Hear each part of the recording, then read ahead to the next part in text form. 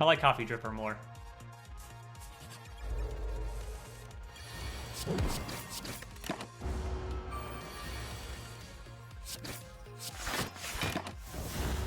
Do not like this Coffee Dripper with this draw order. Oh, yikes. We should be okay.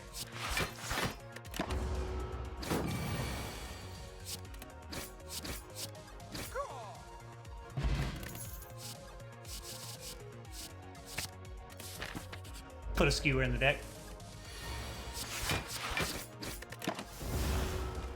Coffee Dripper is great.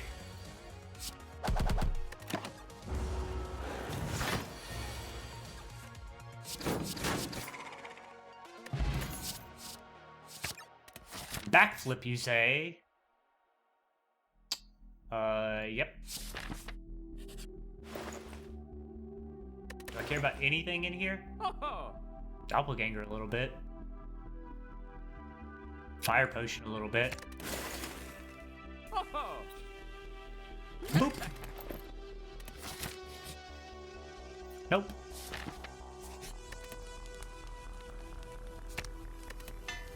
Hey, Duchess, what's up? How did your next defect run go, Duchess?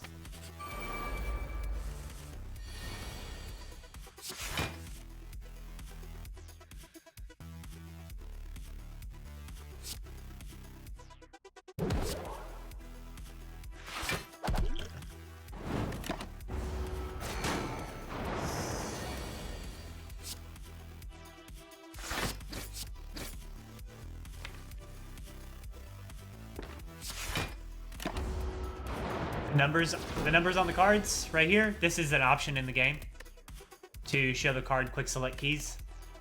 Or you mean the numbers like this one? That's Slay Eye. That's Slay Eye. Survive Act 1 with 1 HP. Nice. That's what I'm talking about. All right, we'll just take a bunch of damage next turn.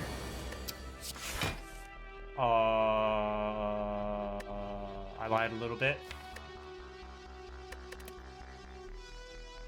I think I like strike here, double skewer here.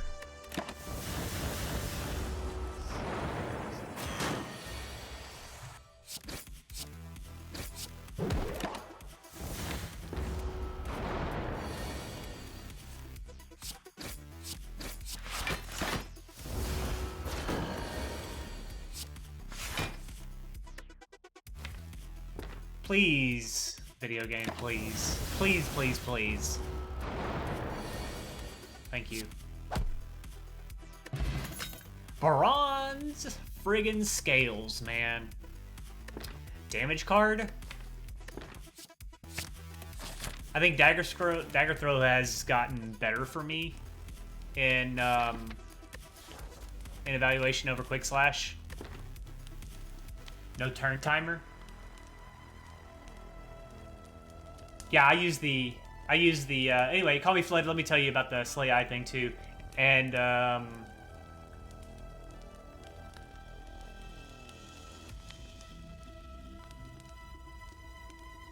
no turn timer. Yeah, no turn timer is good about this game. It's really good. Good luck with the rest of your defect run later, Duchess. If you have any more questions, be sure to come drop them by. Drop them by. So yeah, Dagger Throw I think has gone up for me in evaluation over Quick Slash. I used to like Quick Slash more because it was plus hand size, or like plus cards, plus hand size on top of the draw, but or neutral hand size, whatever you want to say, because you play the card but you draw a card. But I think we should value the fact that this allows you to do some discard stuff. I think we should evaluate that a lot higher, because this also upgrades to 12. So like 12, 12 either way, but this one allows you to do discard stuff, and I think that's pretty valuable. And we probably need this help more than we need a Dagger Throw help with the Skewer Plus and Warp Tongs. Kaboom, boom, boom. Mercury Hourglass. Digging it.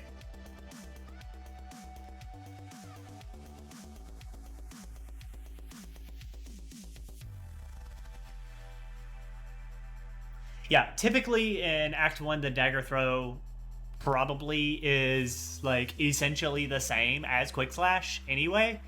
The only benefit to Quick Slash is if you have a lot of zero cost stuff in the deck that you're going to be trying to play, so you can just use Quick Slash to draw into it. But most of the time, what you're doing with Quick Slash is you're just drawing a card that you don't have the energy to play. I have 4 energy instead of 3 energy, so it's a little bit different, but I don't see the value of the Quick Slash upgrade being that much better than the value of the Dagger Throw upgrade, so kind of over it. So how much do we care about events now and upgrades? We have Warp Tongs. Our upgrades are like, they're still good, but they're not the best. And we have to figure out how to beat Gremlin Knob and Lagavulin right now with no potions, which is very hard, which means I probably want to go see a potion here. Is that correct? Try to look for a potion right there instead of this stuff. Dead Adventurer. Like, we're only like roughly okay at the Sentries fight. We're pretty bad overall. And with Coffee Dripper, I don't want to take 1,000 damage to a bad draw order in Sentries and then go into a Knob or like a Lagavulin fight that I'm not equipped to handle. So, like, it's weird. Oh, Dagger Throw is bad in Sentries as well, but over Quick Slash. Quick Slash is better in Sentries than Dagger Throw, but, you know, whatever. I forgot to go about the Slay Eye thing. Call me Fled. Just stick around. We'll look at the next card before screen. I totally forgot.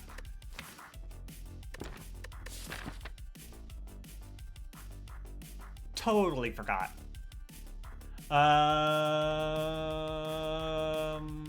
I really want to see another potion.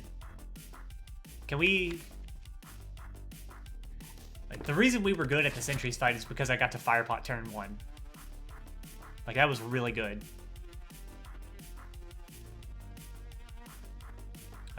This is more likely to be potions than an event.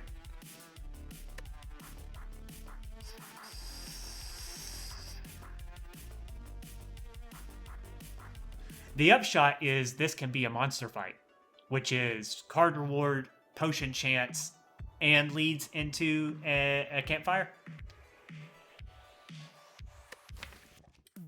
How much do we favor campfires right now with Warp Tongs, though? Over more card rewards.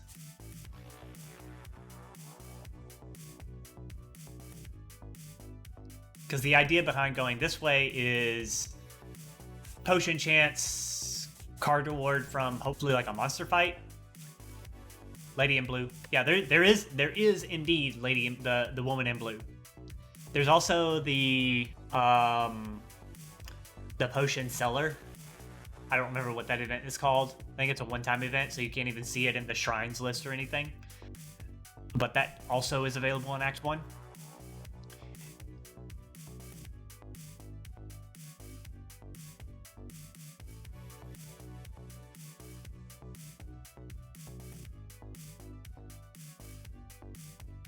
And we're also short on gold to look at 3 potions, so I don't love that either. Oh, I mean, we'll just look at 2 potions and take them both anyway. But I want to look at 3 potions, and I don't have the gold for it, unfortunately. But, like, our relic quality is pretty solid here. We're pretty good at the Guardian fight, just having a backflip in the deck. Like, that alone, plus Warp Tongs, is already usually winning. Like, Bronze Scales, Warp Tongs, backflip is already usually winning the Guardian fight. And, like, this helps. But who cares? That won't come out too much. We stole the Neutralize upgrade. But, I don't know. Skewer Plus is pretty good at Knob. Especially if we get a turn 1 Skewer Plus. We might even do, like, if we could get, like, turn 1 Skewer Plus backflip, we might even do, like, backflip just to draw a bunch of cards and shuffle the deck 1 turn faster. And then Skewer, like, try to find Skewer a second time on turn 3.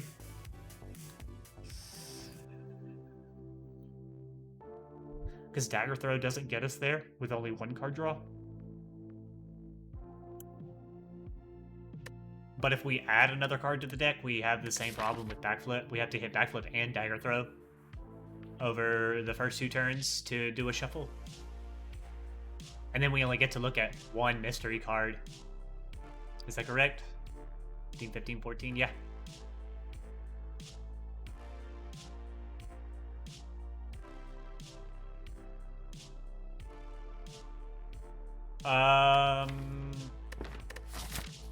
Risk it for the biscuit? Are we good enough at Guardian that we just, like... We are not prepared for Act 2 this way. And the start of Act 2 with a Coffee Dripper is kind of sad. But I really want... Card rewards? How much damage do I take in hallway fights? We are on hard pool now, right? 1, 2, and didn't we get a 3rd fight here? I believe that is correct. Skewer, backflip, dagger throw, warp tongs.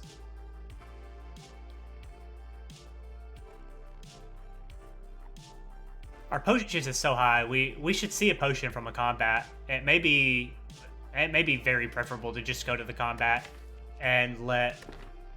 Ah, it was Serpent event. That's right. Where did So dagger throw came here. Okay, yeah, dagger throw came from the sentries. That's right. That's right. Good catch, Shuffler. Good catch. I could have counted that out by my potion chance too. I've been offered 0 potions. I really want to see a potion for this fight. Do we ever go here, see what it is, and skip this campfire entirely? And if we don't get good value out of this, we go this way? Because warp tongs? What about that idea?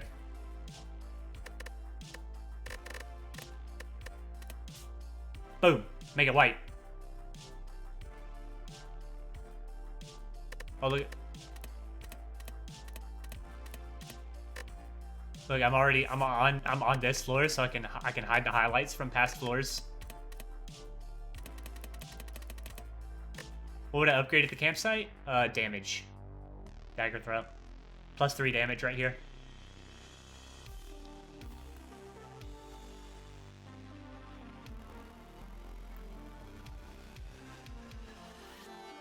Because we're hard up. We're hard up for the damage in Lagavulin. We're probably okay for damage in Knob, but our Lagavulin damage is very sorely lacking. We're going to be like, play backflip when we see it to find Skewer in extra time, and then just face tank to get Skewer for as much energy as possible every time we see it. That's how you fight Lagavulin right now. Mercury Hourglass, Bronze Scales, and Warp Tongs with Dagger Throw Plus is probably a turn 3 Knob kill, but only sometimes. With some Warp Tongs hits on our strikes and stuff. I'm not gonna count out the actual math, but I think we have a good odds on a Knob turn 3 right now. We just can't have a completely dead turn 2 or turn 1. If we have a good Skewer on turn 1 or 2, we could come back around to it. The knob fight is kind of dependent on getting Skewer with no other important damage in our hand, like a Dagger Throw Plus. But I guess you just play Dagger Throw Plus, but like whatever. Split the slime at 15. With what class? Sounds like you're playing on the beta branch, Praetoria. With that new purple character.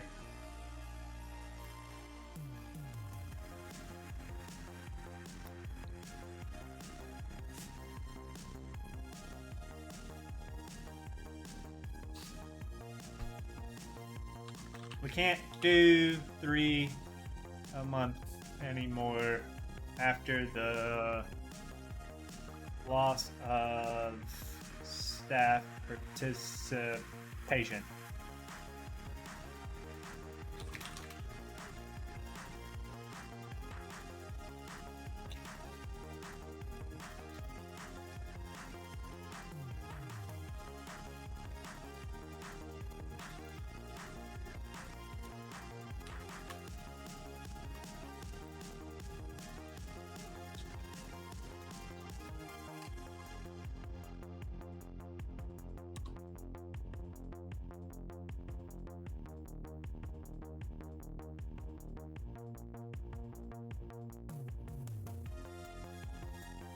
You know me. So what do you think, guys? Like, I need to get to another card reward screen for Flood as well. Call Me Flood was curious about Slay Eye. I want to explain it to him because it's such a cool project. It doesn't even register in my brain that Slay Eye is even here.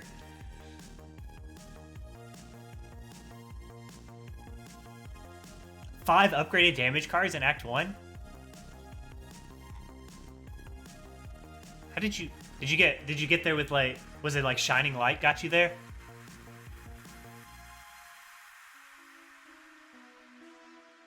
What do you guys think? Are we trying to go? Maybe it is correct to just do this.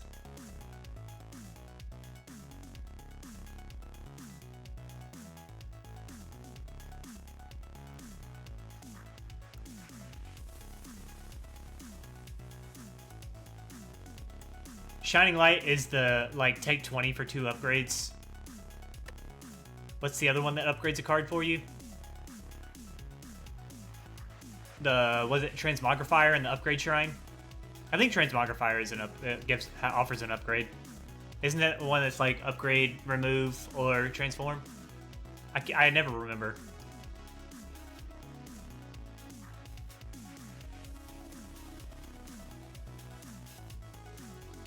Okay, so you didn't do Shining Light. So you probably did Upgrade Shrine where you pray for an upgrade, and then I assume Transmogrifier. Shining Light. Shining Light is not Scrap Ooze. Shining Light is the one where you get 2 upgraded cards for taking damage, or you leave. Scrap Ooze is the one where you click until it gives you a relic, or you die.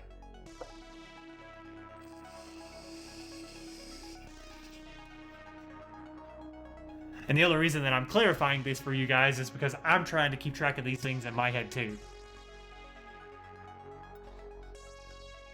Because I always forget which one's which. Man, I gotta trim my mustache again. I'm getting curlies. Take 40 damage and get a relic. I usually click it once, and if I feel really high on HP, I'll click it twice. And if I don't get the relic yet, I'm just like, okay, it's too much. It depends on the class I am too.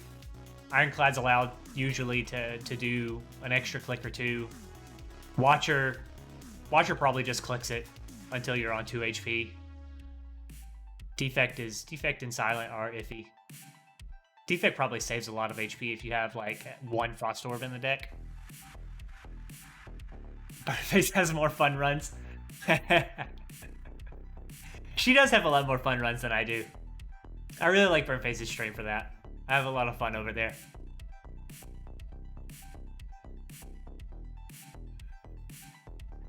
I gotta find a better way to present myself in text, though. Catch myself before I sound like I'm just trying to be overbearing and domineering with people. I keep trying to look at this like there's something for me to do here, but they didn't give me a potion! Are you guys ready for some Terror 80s in the chat? In honor of Terrence's raid? Wait, you guys aren't telling me, are we going to this event or are we going to the campfire? Give ourselves the branch right here, or just commit to this? I know Buffalo said go through the fights here, and I'm inclined to do that. It's pretty good. Like this is pretty good.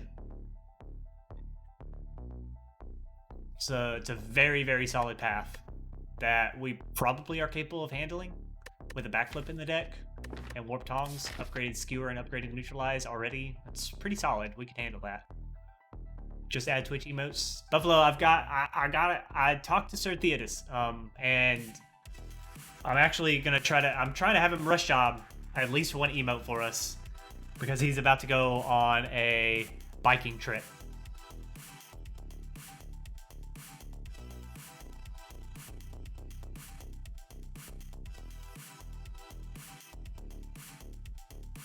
You guys want to go to the event? It's a really hard decision. If we're super tryharding here, like we sit right here on this floor and we think about this for like another 20 minutes. and we break down the value of every one of these events. Oh. I don't know which emotes to use though either. I'm not good at emotes.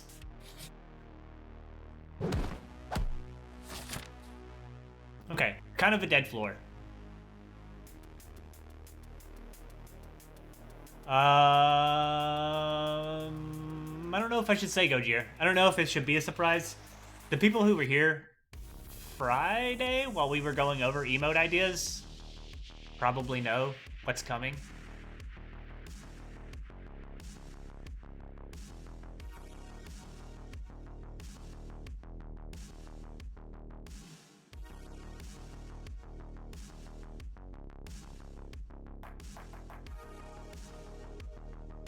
Now, I don't know what to do. I'm going to the fights.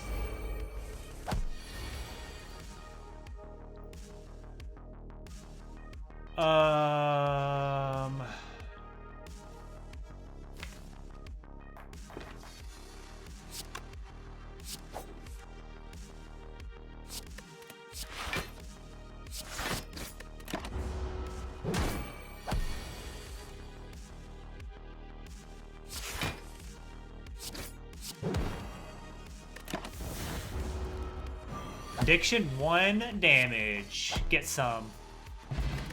Alright, here you go. Call me Flood.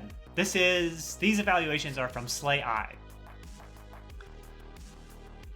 So what we see here is the numbers, they're categorized for this act and next act. They're ratings of like how much HP you save or lose on average per combat by picking these cards and having them in the deck.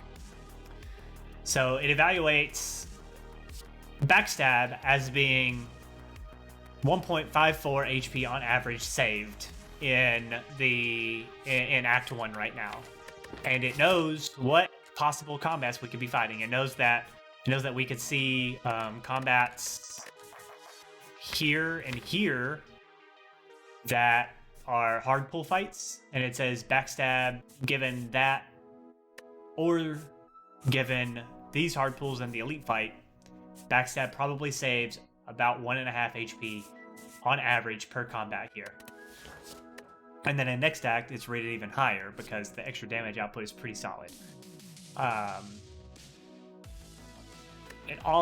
But here it also has this percentile, and what this percentile means is that this card is better than 87% of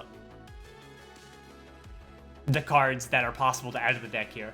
It doesn't just mean versus these two cards, it means every potential card that we could have seen here, this is better than 87% of them, according to the Slay Eye evaluation. It's a machine learning algorithm that is trained on data from Spire logs, so run histories from people who've uploaded their data to Spire logs has been analyzed and turned into this evaluation. It takes into account your potions, your relic bar, your current deck, and all of this, how good these cards are for your deck, your relic bar, and all of this stuff, given the fact that you might fight, a Knob or Lagavulin here, 2 hard pull fights, or just 2 hard pull fights with a campfire here that it doesn't care about. And also it knows that the Guardian is coming. So the reason I bet that this is rated so high, Dane, is because Knob and Guardian love turn 1 damage so much. That's probably where the average evaluation gets so high. That's what I would suspect here.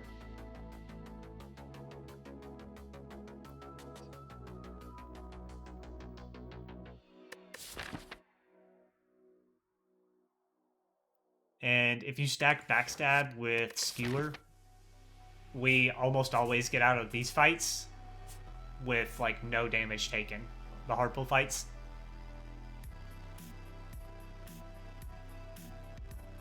It does feel meh a lot of the time, but I don't know. Silent's weird. Silent should probably have boot sequence, and Defect should have backstab, right?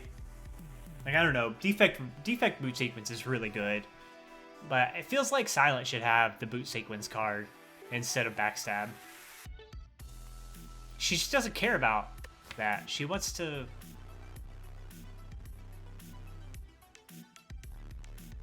She doesn't have energy-free ways of blocking the way that Defect does.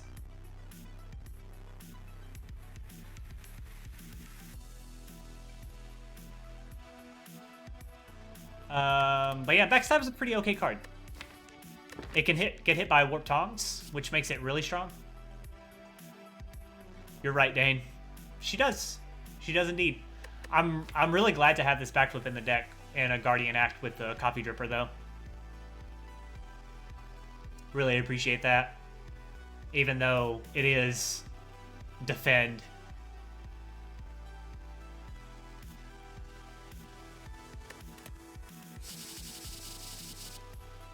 This is a hard choice.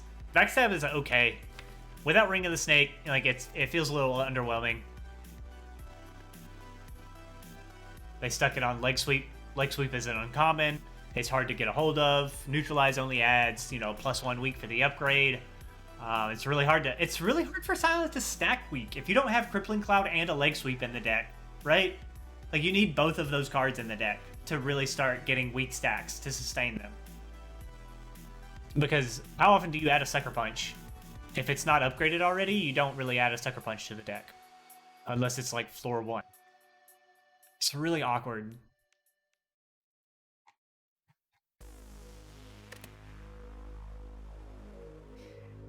Weaken is like mitigation sustain. I think Sucker Punches I think Sucker Punch is underrated. No, Malaise isn't good for weak stacks. Like, it is. It helps sustain weak stacks, but like you still need like Crippling Cloud and Leg Sweep if you're gonna, because Malaise just doesn't do it, because you end up spending energy on that turn on things other than Malaise, so then you add like 1 strength down and 1 weaken or something. So like Malaise is great. It's an awesome card, but it's kind of sucky at typically getting you to weak stacks. Yeah, Reaper and Feed on Ironclad. You can't overlook Feed. Genetic Algorithm is amazing. Watcher with Lesson Learned, amazing. And we do have Alchemize, and Alchemize is very, very good.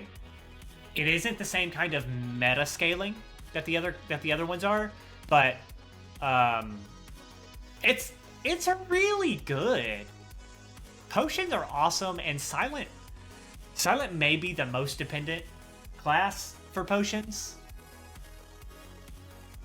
It's just weird that like your kind of meta progression with Alchemize is you get potions that get spent immediately instead of building a resource that continues stacking.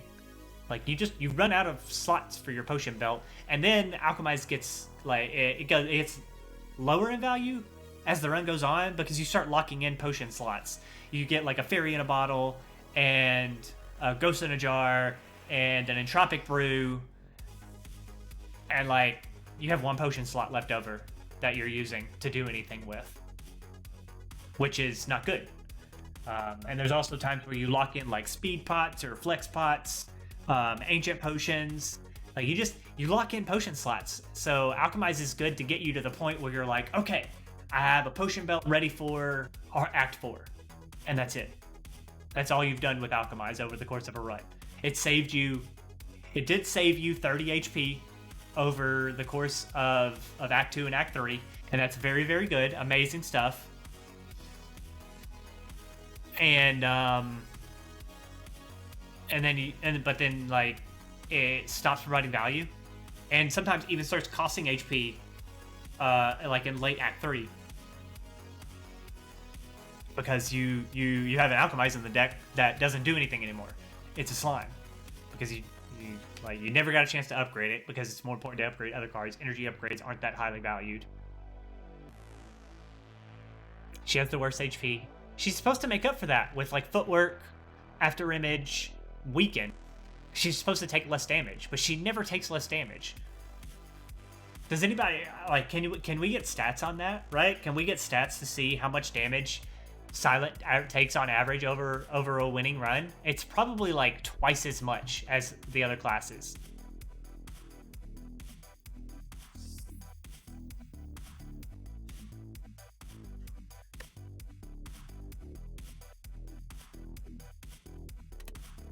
Man, I don't know what to do with these cards, man. The backstab is... It's interesting to go right here with.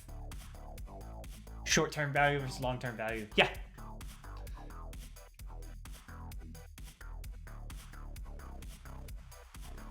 Yeah, lesson learned. Lesson learned has upsides all over the place. Lesson learned makes energy better. It makes Fusion Hammer have essentially no downside. So like it makes Peace Pipe better. It makes, I don't know. It makes everything too much better. Lesson learned is kind of game breaking, to be totally honest, because Watcher's base cards are already balanced for Ascension 20 heart runs. You don't need upgrades as the Watcher. They're already good enough to get there. It's harder than the upgraded version by a long shot, but like it's just like the upgraded versions are already like they're too strong. They're too strong. How hard is it to lose a run with a fully upgraded Watcher deck? It's so difficult. It's so hard to lose that run. Where's Merle? Merle will tell you. Terrence will tell you. Blur will tell you. Jorbs will tell you. Life Coach will tell you. Like, it's so hard to lose a fully upgraded deck with Watcher. But then again, the only class that's like really hard to lose a fully upgraded deck with is Silent. Because she still doesn't have the card quality a lot of times. The upgraded cards just put her on average, like on par with Ascension 20. It still takes a pretty complicated, play and optimizations to get there with Silent, even with a pretty fully upgraded deck. Like, imagine Bottled Apotheosis with Ancient T-Set, so that, you get to play it, and, like, you didn't boss swap, so you have a 7-draw turn 1, and you get to just, like, put Apotheosis in play for essentially free. Yeah, we just talked about that, Dane. In fact, that Alchemize basically trades short-term value for long-term value.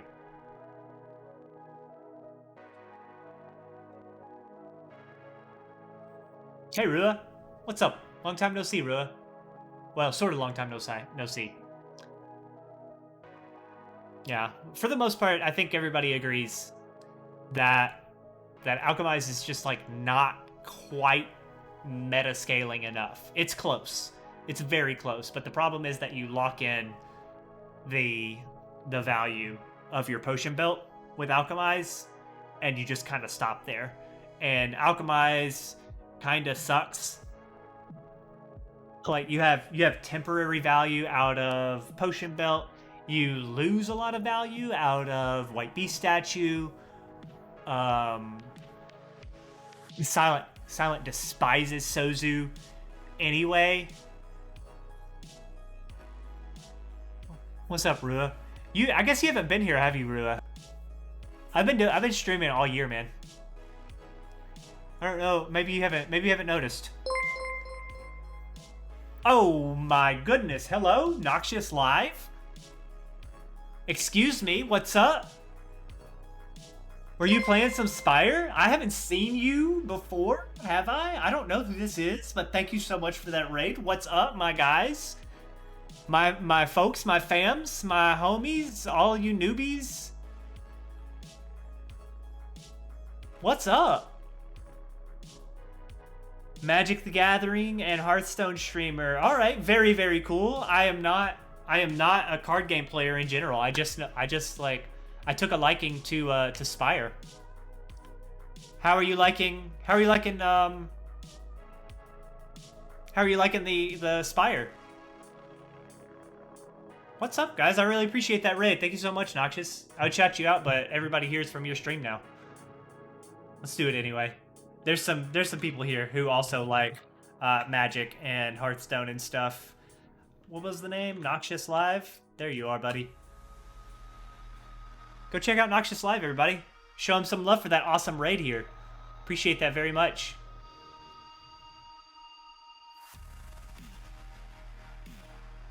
I'm glad you guys appreciate the beard. It's awesome over here. Thank you for the follows, Rua and Bulgy Milk. Thank you, Noxious. Hope you have a good time with the rest of your day. Appreciate that very much. Thanks so much for the raid. Silent Flint Irreg. There's like something irregular. I don't know. Thank you for that follow as well. Thanks for coming by, everybody. Hope you're having a good time today. Hope you enjoyed the stream over with Noxious. Checking out some Slay the Spire action. We have to play the game. I don't know what you mean, Dane. I've seen you do this before. I've seen you do this before. You accept a 400-person raid from Baylor, and you just sit around going, guess what, guys? I clicked on Niao. Here we are on floor 1. Anyway, so Discord's looking pretty juicy. Let's go do a Steam browse. How's everybody doing? How'd you guys enjoy the stream over at Noxious? This run's actually looking pretty cool so far. Boss swapped into a coffee dripper. Oh yeah, we're going for the elite. Check out the deck, guys. We have boss swapped into a coffee dripper. Still have I taken 0 damage? I took like what, 2 damage in the fight with the sentries or something? No, or 2 damage in Jawworm? I have no idea. I've very much not been taking damage so far. Warp Tongs on like floor 2, floor 3, right here. Warp Tongs was awesome. Got ourselves some bronze scales. It's gonna be pretty sweet in the Guardian fight. Mercury Hourglass for some more passive damage. And Golden Idol showed up right here. Pretty disappointing, but we like it. We like it. I'm pretty happy to have a Golden Idol, but later. No potion drops in the entire act. Pretty disappointing. The deck is Warp Tongs. The deck pretty much right now. We got a Skewer that we upgraded very quickly.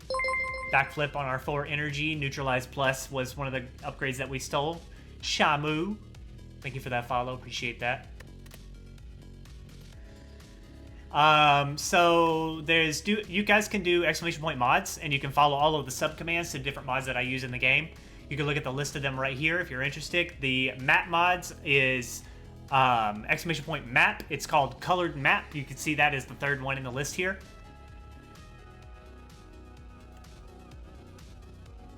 And it lets you set colors for all of the map nodes. I like it a lot. It helps me differentiate between what they all are. And I also use a brand new mod from a homie, a viewer of a couple of cool Spire streams that let me do different highlight colors and even like mark off paths that I don't want to see, don't want to go to. Really cool stuff there, and like can see the past floors that were highlighted or clear that out. It's a good upgrade to the old highlight maps mod. Unfortunately, yes, PC exclusive, but consoles are starting to get mod support in like general terms. Not for Spire yet, but didn't like Elder Scrolls or something start getting mod support on Xbox or something like that? Or they were working on it, but they were like paid mods or something. I don't really remember, but I'm pretty sure that mod support is starting to come to consoles. So keep your eyes peeled, guys. As far as this goes, Rua, I really don't know. We're trying. We didn't care about trying hard here, and then like my headache cleared up, and we've been here in Act 1 for over an hour for some reason. Been chatting a little too much. Everybody here from the Noxious Raid, appreciate you all joining in and hanging out here. I'm playing on Ascension 20. I don't know where Noxious is located on the Spire, and what kind of things he's done I should turn on tier 80. Let me go get that as well. Just.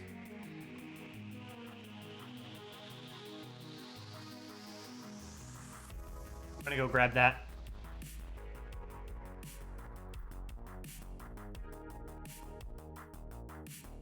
Just because that one's such a cool one. Don't even have to request it. 30 minutes in, finished Act 2. Nice. Skyrim Special Edition for Xbox has mod support. Yeah, exactly. Yeah, stuff is coming. It's coming. It's just taking its sweet time.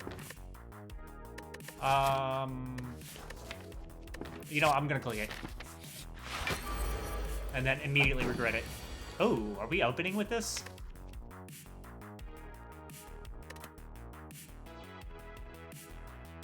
Ascension 8? Congratulations, John. Way to go. Captain Falcon is absolutely correct. If you guys have questions, if you are not experienced in the game, or you want to get, you want to learn more, ask me anything. I have over 1,000 hours of experience with this game, and not only do I have that, we have a collective probably 10,000 hours of experience in the chat here between myself, Terrence, Dane, and a lot of the viewers who are not streamers as well. Hive mind hours. There's a lot of people in here who are very, very good at this game. A lot of people who have learned a lot about this game. There are also people who have a lot of hours and don't think that they're good yet. Rua, you're probably a lot better at this game than you think you are. Twitch partner first, Dane? Yeah, maybe. Yeah, maybe. Yeah, maybe. Anyway, this is a curious turn. Thank you, GS Vieira, for that follow. Appreciate it very much. Hope you're having a good time. We're looking at some Warp Tongs value by waiting, but look at this, 61 damage open. With no potions, and we got one of the defense upgraded on this turn. He just talks about it. It's true. It's absolutely true. There is a backflip in the deck. There's a neutralize plus. I think we open here, right, guys?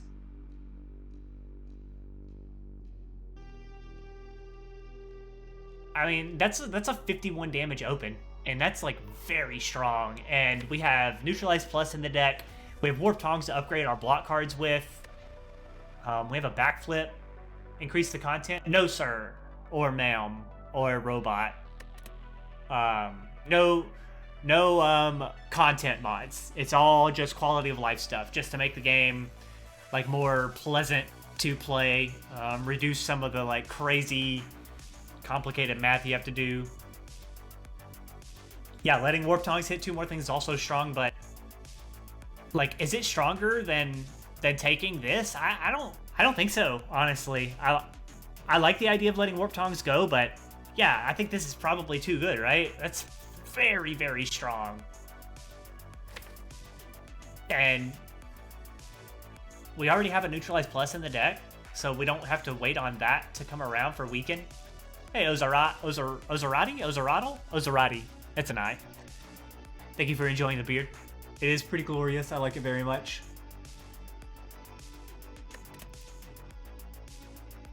Yeah, this is such a good open right now. And I really don't think I want to draw Backstab again at this point.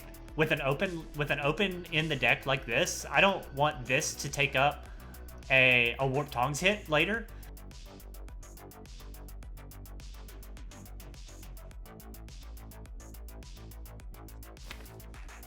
Yeah, and we are allowed to face tank a little bit. We don't want to face tank a lot, because the Guardian can still be a problem for us when we have we have a very pitifully weak deck. We could be looking at not splitting. We should always get the turn 2 split, but we could be looking at the next cycle. Actually, I would say the 60 damage split cycle. We could be looking at that and going, we're about to look at 36 in the face here. So I want to preserve as much HP as possible right now. And I think opening with this much damage also means that there are good odds on us actually letting Warp Tongs keep our power level kind of on average here instead of the debuffs really taking us down, because we're gonna get some upgrades on our defense and strikes as well. I think we open with this, and we can even slow play this through 2 cycles maybe. We're taking it. No potions. Hold on a second, guys. Also, well, you guys keep chatting over here, but I can't see you over here now. And we're back. Tier 80. Get ready to spam some tier 80s in the chat just a minute. That's not a turn that I appreciate. Let's look here. Okay. I want to redraw this. Versus 15 damage. Twitch plays Slay the Spire. No, sir. Mozared. Mozared? Mozard?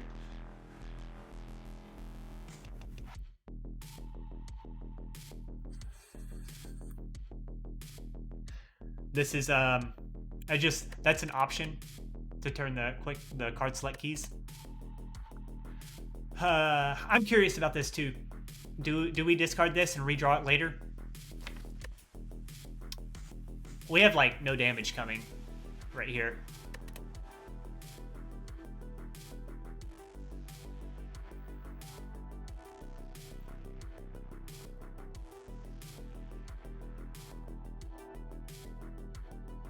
That's a weird Moazared?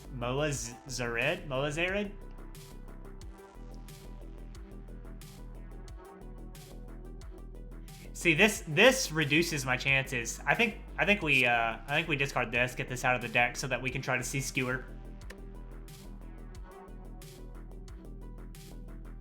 Yeah. There is, in fact, guys, you guys know about Telnet the Spire? Go check it out sometime. You can play along with other members of the chat. Mozared.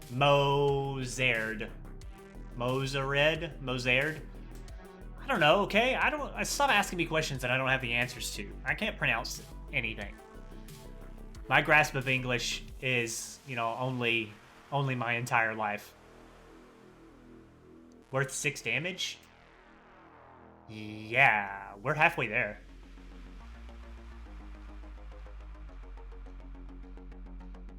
Yeah, we're halfway there right now.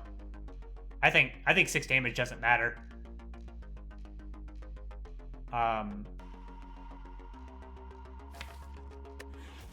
With this jump coming around. And we want to try to draw into Skewer again very fast and hit him with it. There is the argument. Nope, there is no argument for that. I was gonna say there's an argument for keeping the strikes so that we can strike here and put him under 40 HP, but we always get him under 40 HP next turn, right? Because either we draw this 5 and we do neutralize strike if we have to. No, we do neutralize and then block, or we draw backflip and we always get full block next turn, and we always get him under 40 by using this strike plus, which means that when we come back around to Skewer, we get the kill unless we backflip into Skewer immediately, in which case we're a little bit worried. But it's okay. I think we're doing this.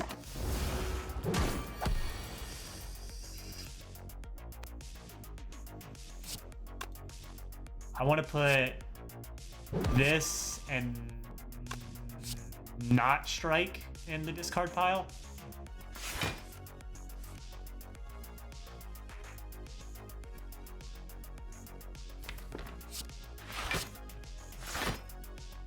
And we want to make sure we don't draw Skewer here.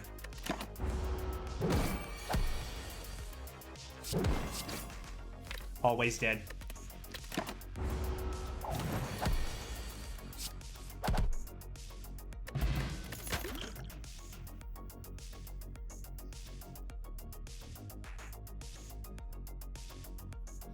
Took 12. I don't like taking that 12, but we got a Horn Cleat for it. Horn Cleat makes our turn 2 a lot better against Guardian. We wish the backstab wasn't in the deck now, because the backstab also did not assist us at all in this fight, because we had a perfect skewer draw.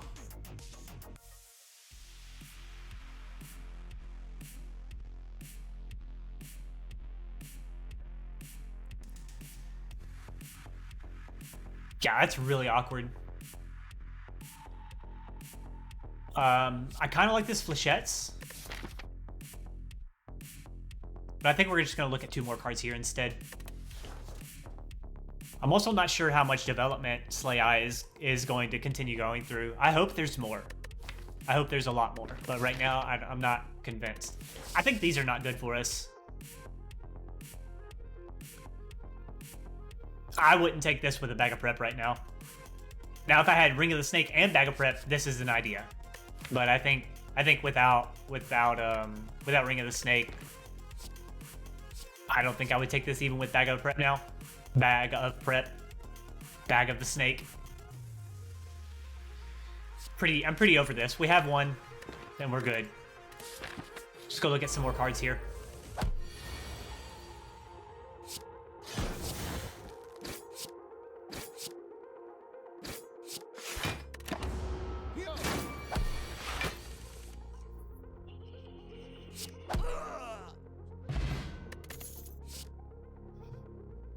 Okay. This much patience in the game. I do have a lot of patience in this game. I play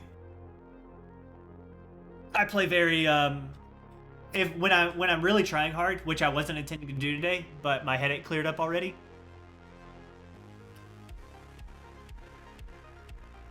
But yeah, I'm very methodical about this game because that's kind of the community that I built here. We really highly value methodical gameplay, and I share viewers with a lot of other very methodical streamers. Oh, Vegetable Bread went offline. Let's get out of here. Go check out. Nope. Sorry guys, I need to find somebody to lurk in my background. Need Baylor, of course. Hey, Onson's online. I'm gonna put that lurk on. How's Onson doing? Just getting started. Whoops. 3 hours into his day. Good luck to Onson. Really, you should have some patience and try.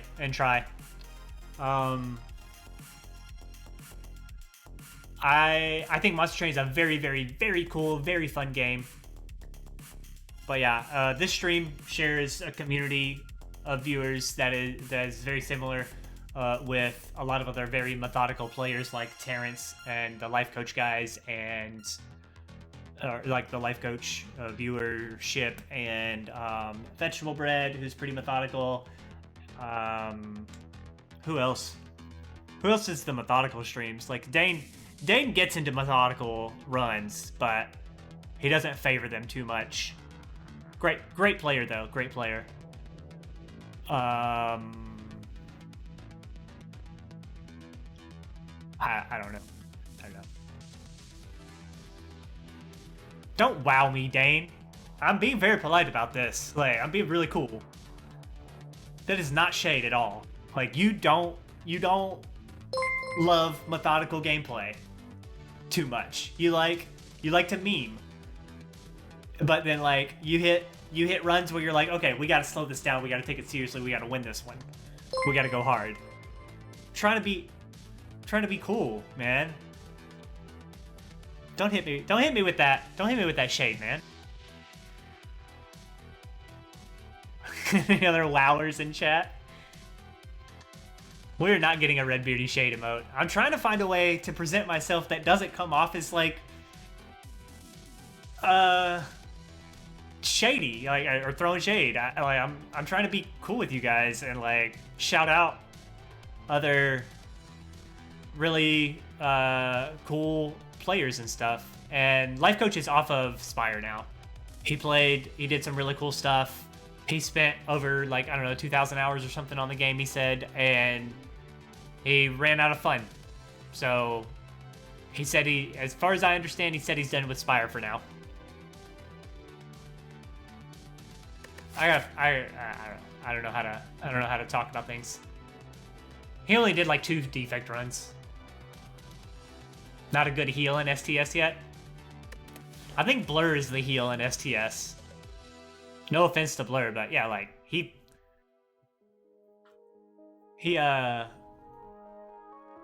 got the heal like ego kind of thing going for him. Yeah, exactly. Methodical and speedrunning are styles. Do it how you want to play the game. It's not important to pick one or the other. It's not important to be one way or the other. It's not important to enjoy one way or the other. Just whatever makes you have a good time.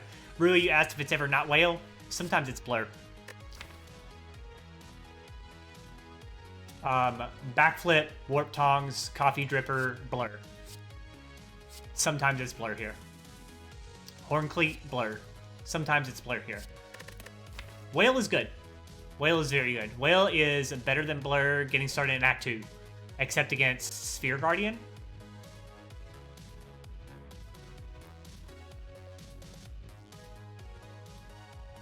Woe is me.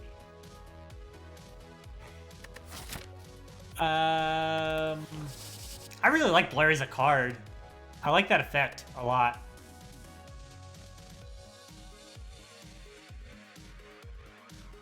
Let's change the playlist too. Let's get super hype in here with some EDM. Back to the silent. Chloroform, what's up, man? How you doing today? Oh, also, thank you 2 minutes ago to the follows from Noxy3 and Perogius. Appreciate those follows, everybody. Thank you for coming by and enjoying yourselves today.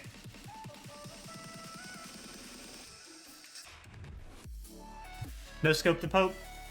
He stopped by here a little bit, and a few days ago, and he stopped by. I remember seeing him in Dane's chat for his.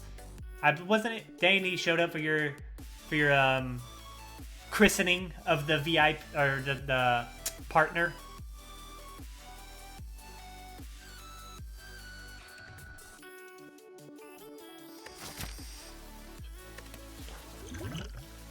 No tear 80s.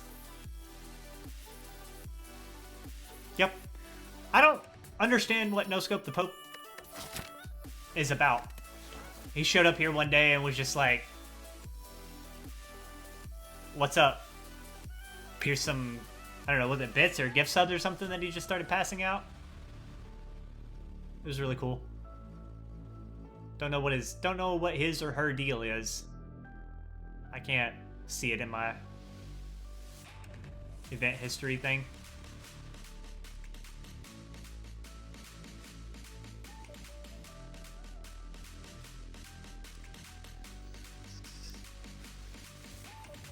Yep. He did do some gift subs or something like that. Shows up, gifts 20 subs, and just boop, out of here.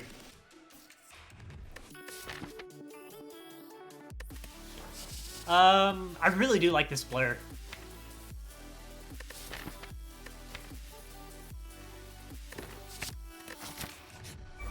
Boom.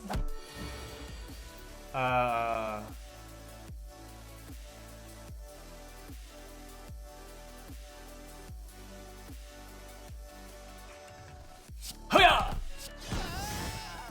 This is why Backstab is rated highly, even with Coffee Dripper. By Slay Eye. Oh my goodness. We got 2 potions. And a Noxious Fumes. Yeah, this is it, Paparazzo. What's up, friend?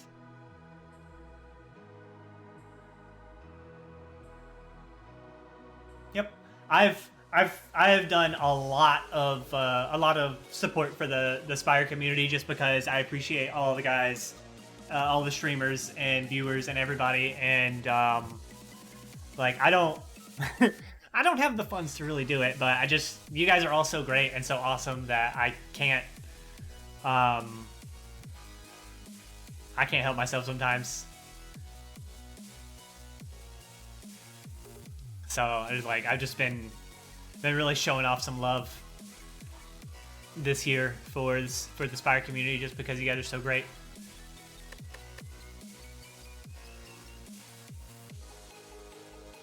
LC skewer dance. I don't know what Life Coach does. Do you have a clip of it? I know it goes wapa pa skewer boss. I don't know, man.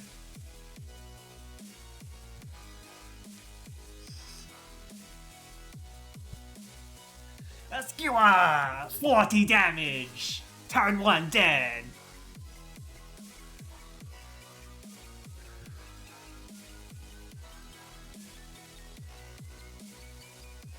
I don't know what he does for skewer. Bomb, bomb, bomb, bomb. 4 hits. 4 hits. Kill.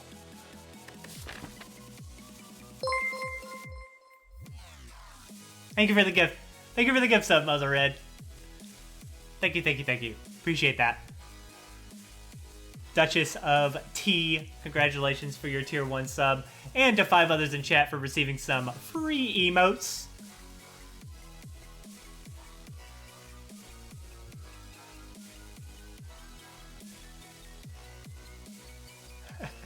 Poison. I'm gonna miss Life Coach. He's really great.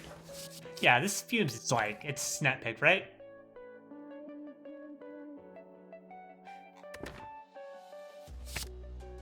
And it's upgrade. Because we want to make sure that this is upgraded instead of relying on Warp Tongs to do it, and everything else is like, Warp Tongs can just hit this other stuff and it's fine, but this one, we want to make sure that it gets in play even if Warp Tongs doesn't hit it, and we want max value.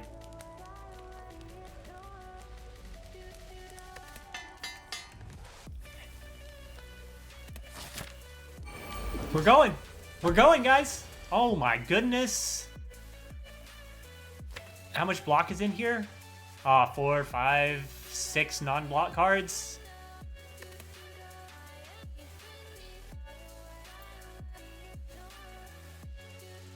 Uh-oh. We do not save Backstab. We get rid of this. We don't want Warp Tongs to hit it. We want Warp Tongs to hit our other cards. The question here is, are we skewering for full, or are we backflipping here to try to draw out strikes? Maybe even backflip to try and hit Noxious Fumes this turn?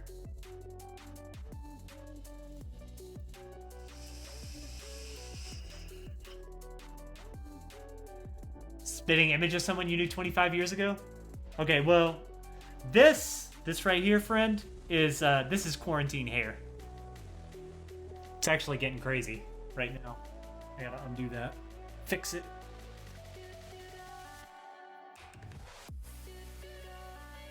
This is quarantine hair, though. I haven't been able to get a haircut because I'm afraid to go to the hairdressers. The beard, though, this is daily maintenance. Speaking of which, we should think about this turn, and we should do some oiling, some beard oil.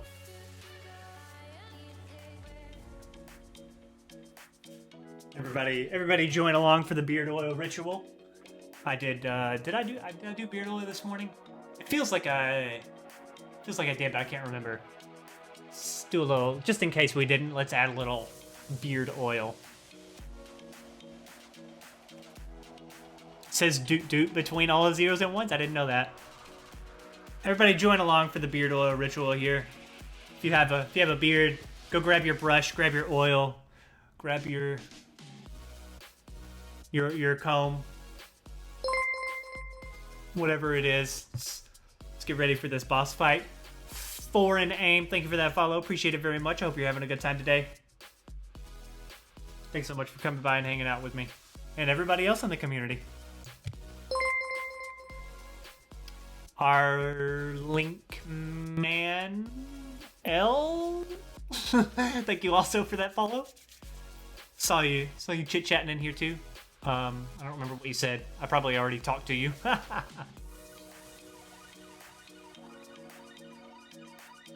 Red Beardy were a Spire character and Beard form were a card, what would it do? One day I aspire to be so popular in the Spire community that somebody makes a Red Beard mod.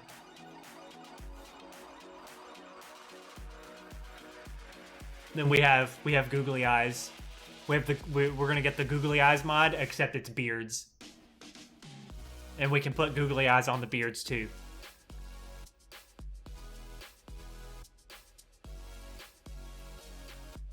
Aspire, okay. Okay, Butts McGee. That's a pun redemption if I ever saw one.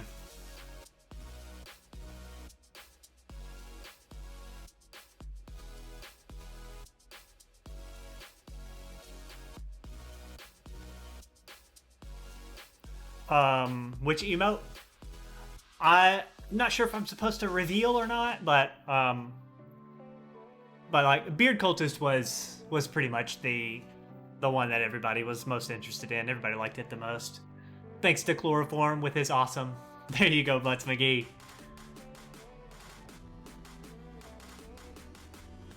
Get this oil all worked in.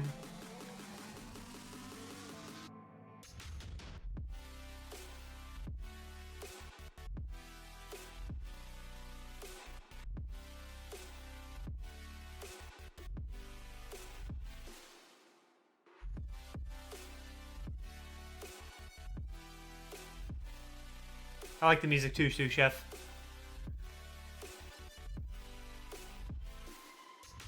Sous Chef, what's this wrench next to your name? It says staff. No, I don't remember seeing that next to your name before. What is that about?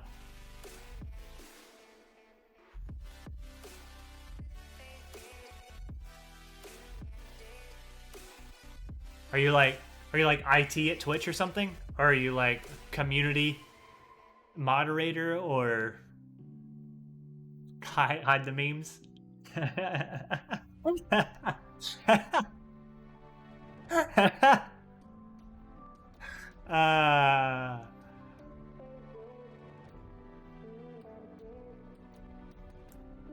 Engineer? That's very cool.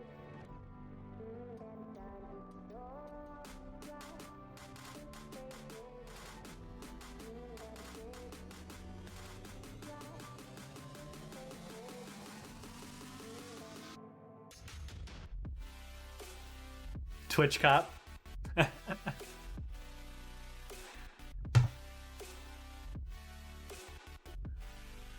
Okay, where were we here? What are we thinking about? First of all, we're holding these potions for the whole fight, right?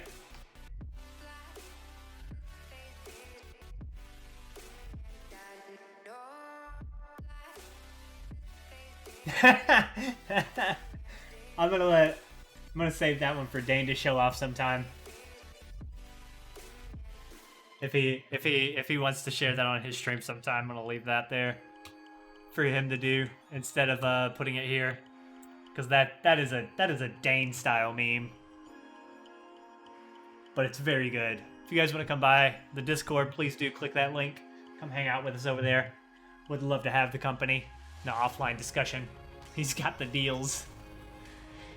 So yeah, we're always saving our potions here, even though they're not like great potions. Dono art. Oh, that's a good one, Dane. That's a good one. Backstab, I want this out of the deck. I don't want to redraw this. I don't want Warp Tongs to hit this later. I want to get that out of here. Now the question is, are we just taking full damage right now, or are we looking for fumes, try to draw strikes out? I think I want to look for fumes and draw strikes out. Okay, well, I didn't want to draw a defend out too, but that's okay. Matter of fact,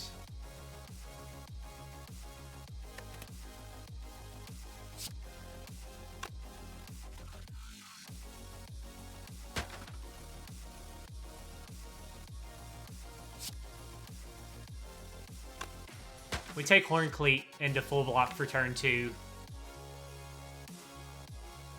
and try to get here, pretty much, here and here.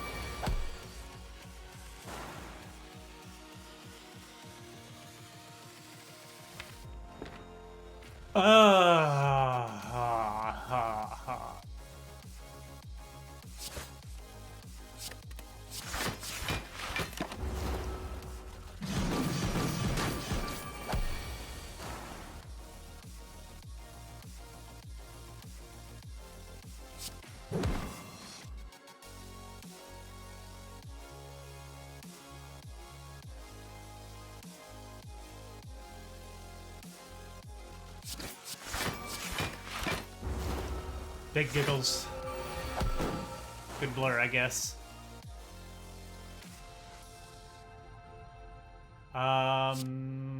Let's shuffle those out. Oh no. It's fine.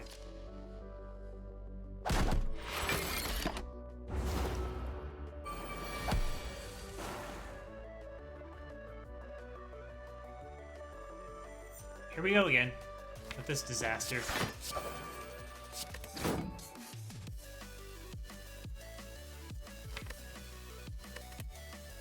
Three block cards in here. We have full block for next turn, so we shouldn't bother with weaken and take an extra 4 damage. Well, take 4, but subtract 3. It still takes more damage that we don't need to take here.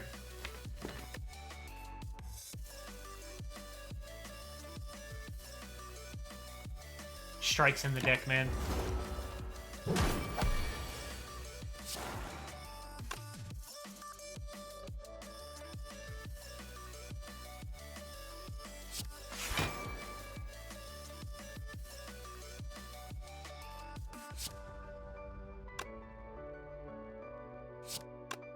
This is lethal for next turn. This is a cool setup.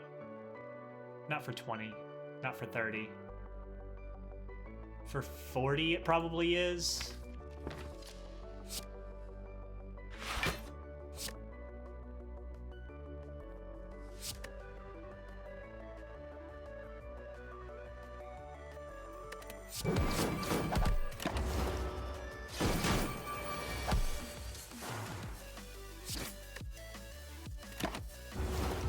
It's fine. Bad, really bad strikes. Burst, hello? Those were really terrible strikes. Drew them every time I didn't want them.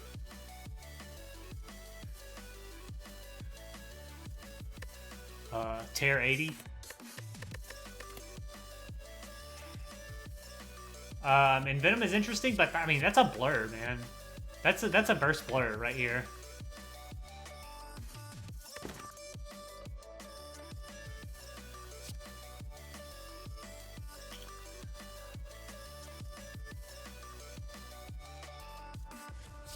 I see burst blur in my future.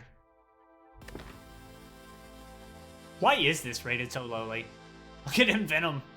This is better than absolutely no card, period. Never click this, apparently.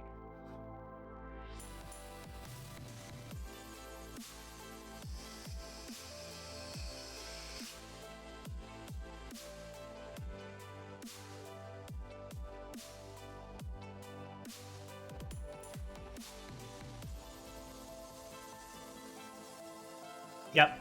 I would say, what's up, Jobel Rock? Hello, friend. How are you doing? Good to see you today. And Venom is... I'm taking Burst because we're going to get Pyramid. I lied. We're not getting Pyramid.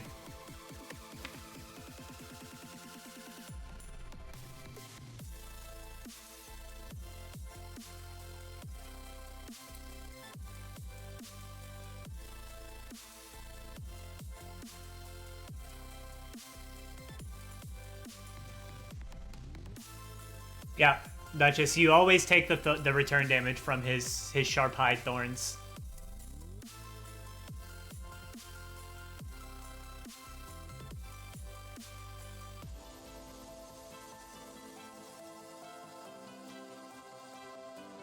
Chilling with a lady drink. Worst character to take Snecko on? No. There's some really good Snecko stuff that you can do here. Watcher's probably the worst Snecko. There are some really good Watcher Snecko things that you can do as well, like Omniscience and Ragnarok and Vault. But, Watcher is just such a super consistent character that Snecko isn't that amazing on. Snecko's really good on Silent, but this deck with Snecko doesn't love it. The reason that you would pick Snecko right now is because you're going to highly prioritize strike removes, and you're going to grab like Wraith Forms, Nightmares, Leg Sweeps, Crippling Cloud. Like, what are your snap picks right now? Anyway, Wraith Form, Leg Sweep, Crippling Cloud. What else are we snap picking right now? Bouncing Flask, probably.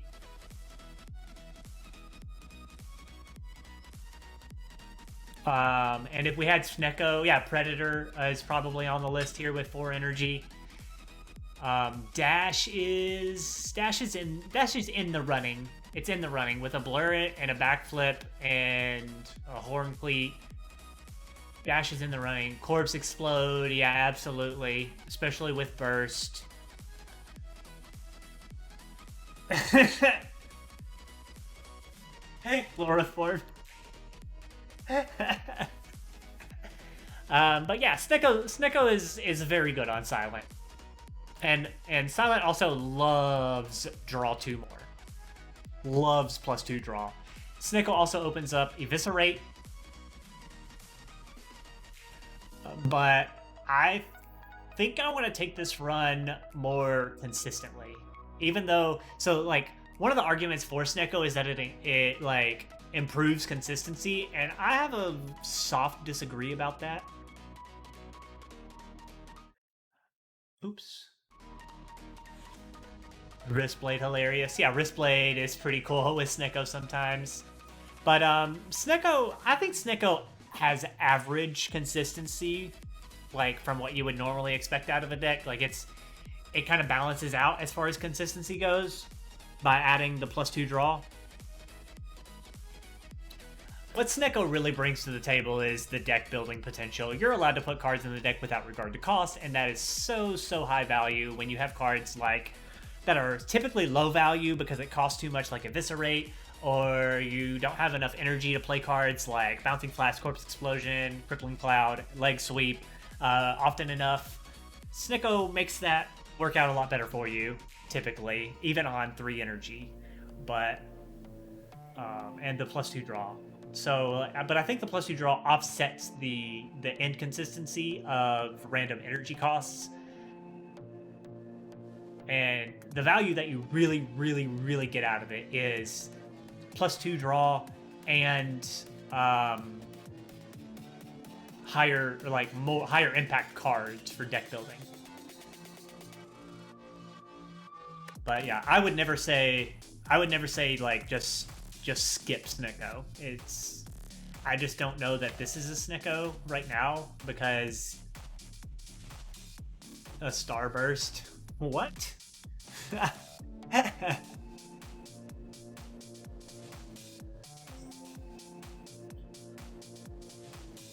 Praetoria, thanks to Jorbs, the consensus on Snecko is that the impact is actually in the card draw.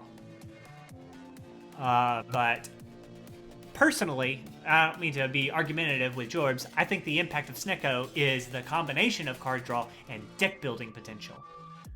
I think that's the best.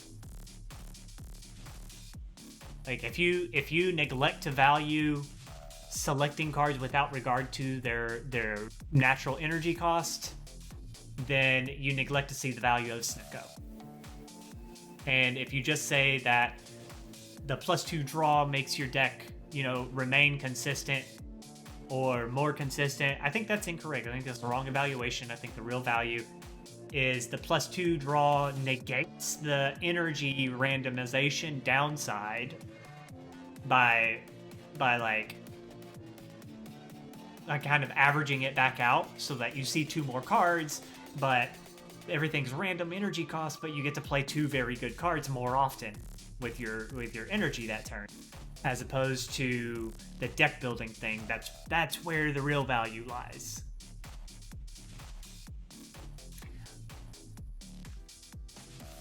But yeah, Jorbs did a lot to help people realize that the +2 draw really is impactful. It's just not, I think, not as impactful as the value of the deck building potential. That's so good. No, Chloroform, that is not a good way to evaluate your deck in terms of grabbing Snecko. Or evaluating Snecko in general. It's just not, in my opinion, it's flat out incorrect. It's flat out wrong, in my opinion. Other people are like definitely disagree with what I'm saying here, but I think looking at your average deck cost and saying that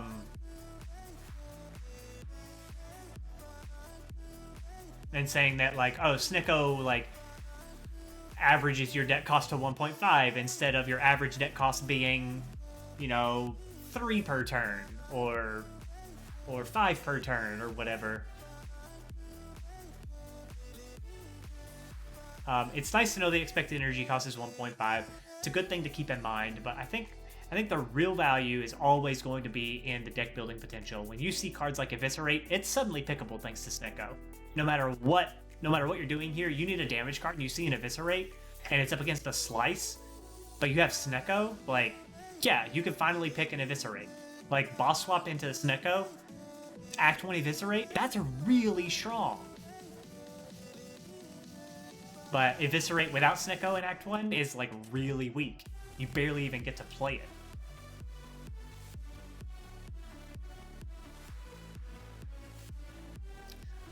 The +2 draw is what makes the average card cost.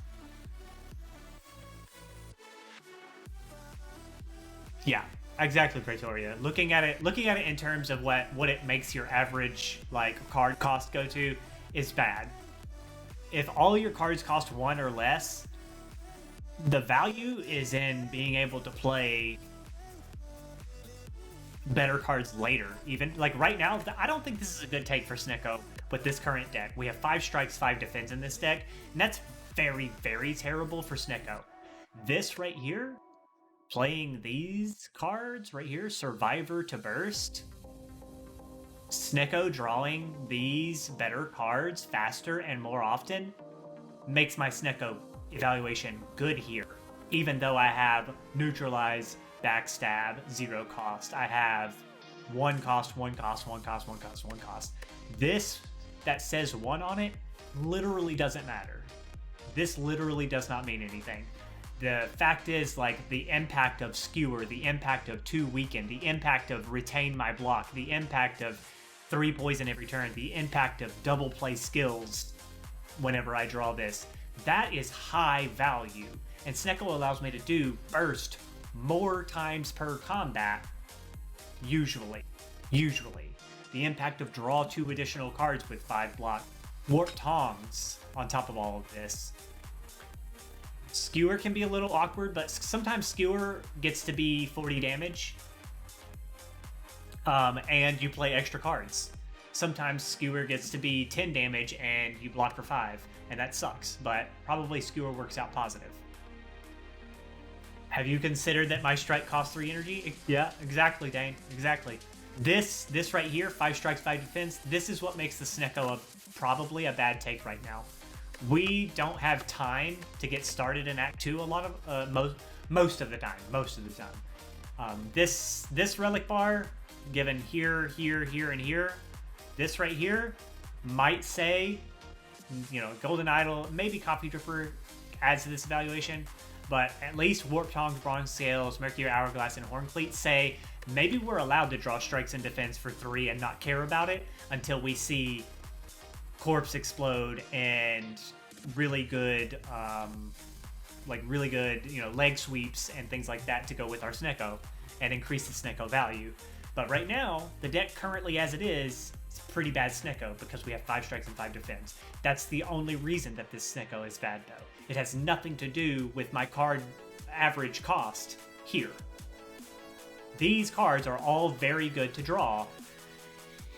These cards are all very good to draw. These cards are all very good to play. These cards, I don't want to play these for 1 energy. They suck. I want all of these out of the deck. If my deck was just these 9 cards, it would be a better deck than having all of these in here. And it would be an easy Snecko choice just to draw all of these cards and play my best ones every turn. But yeah, we have a pretty bare deck. We were easy pull all the way back here. It wasn't here until we got the extra hard pull fights, and they didn't provide much value. We got a blur and a fumes out of it. Our damage is pretty lacking. This is going to be pretty helpful, but it's not helpful enough yet.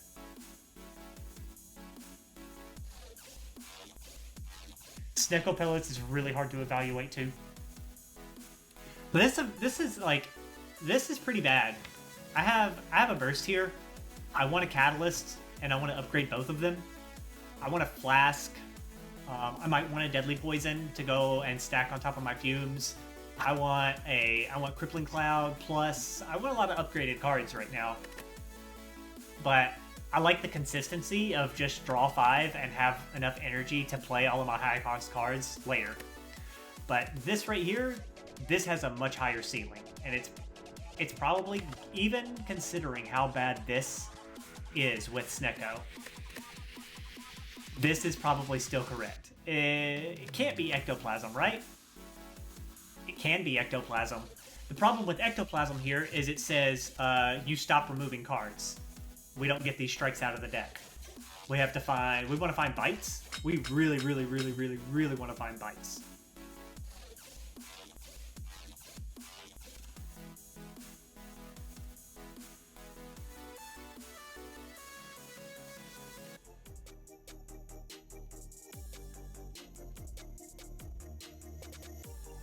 I want bites so badly right now. With Warp Tongs, Coffee Dripper, and bites. Bites would just probably take this deck into the stratosphere. Honestly, going 5 energy right now and holding out for a potential pyramid instead of taking Snecko here is also probably better for us. Silent likes well-laid plans and pyramids so much more than she likes Snecko. And given Coffee Dripper, I'm very hesitant to click this Snecko Eye, even though it's probably correct right now. I'm very hesitant to click this Snecko Eye because I want to see well-laid plans and be able to get it into play consistently. I want to see acrobatics and backflips and get those into play consistently. I want to see pyramid at the next boss relic, and Snecko Eye means never pyramid because you can't click it, so it just turns off the idea of one of my boss relics if it's potentially pyramid. Ectoplasm means not enough strike removes, but I would settle for that. I probably just don't remove a strike at the first shot that I see until I look at more events for bites. I just don't remove a card at all.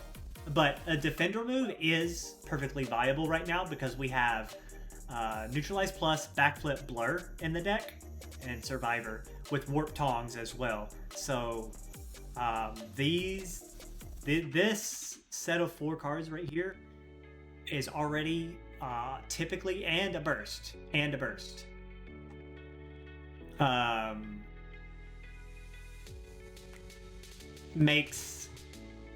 Makes defender move perfectly viable to start with.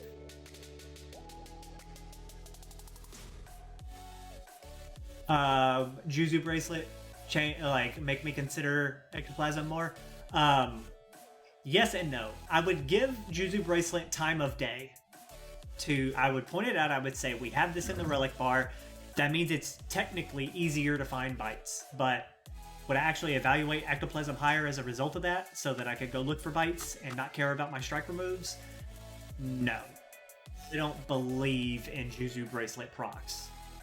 But technically, yes, I would at least give it the time of day to evaluate the fact that Juzu Bracelet is up here and has an effect on the evaluation. Would I actually care about it? In my heart of hearts, no. So, I need a bottle of water, guys. Getting a little parch mouthed. Parch mouthed. Mostly always key Juzu. I have a run recently where I actually debated in Act 1 taking Juzu Bracelet over the key. And we thought about it for 15 minutes, and we decided to go ahead and take the Juju Bracelet, and then it literally procced 0 times over the course of the entire run. I think we still won the run. I'm pretty sure we won that run, but I don't remember.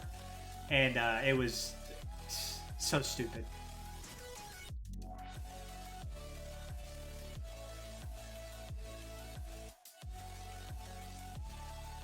Yeah, it always prevents monster fights, but Juju Bracelet only actually procs if the event you click was going to be a monster fight, and you may never run across one that's a monster fight.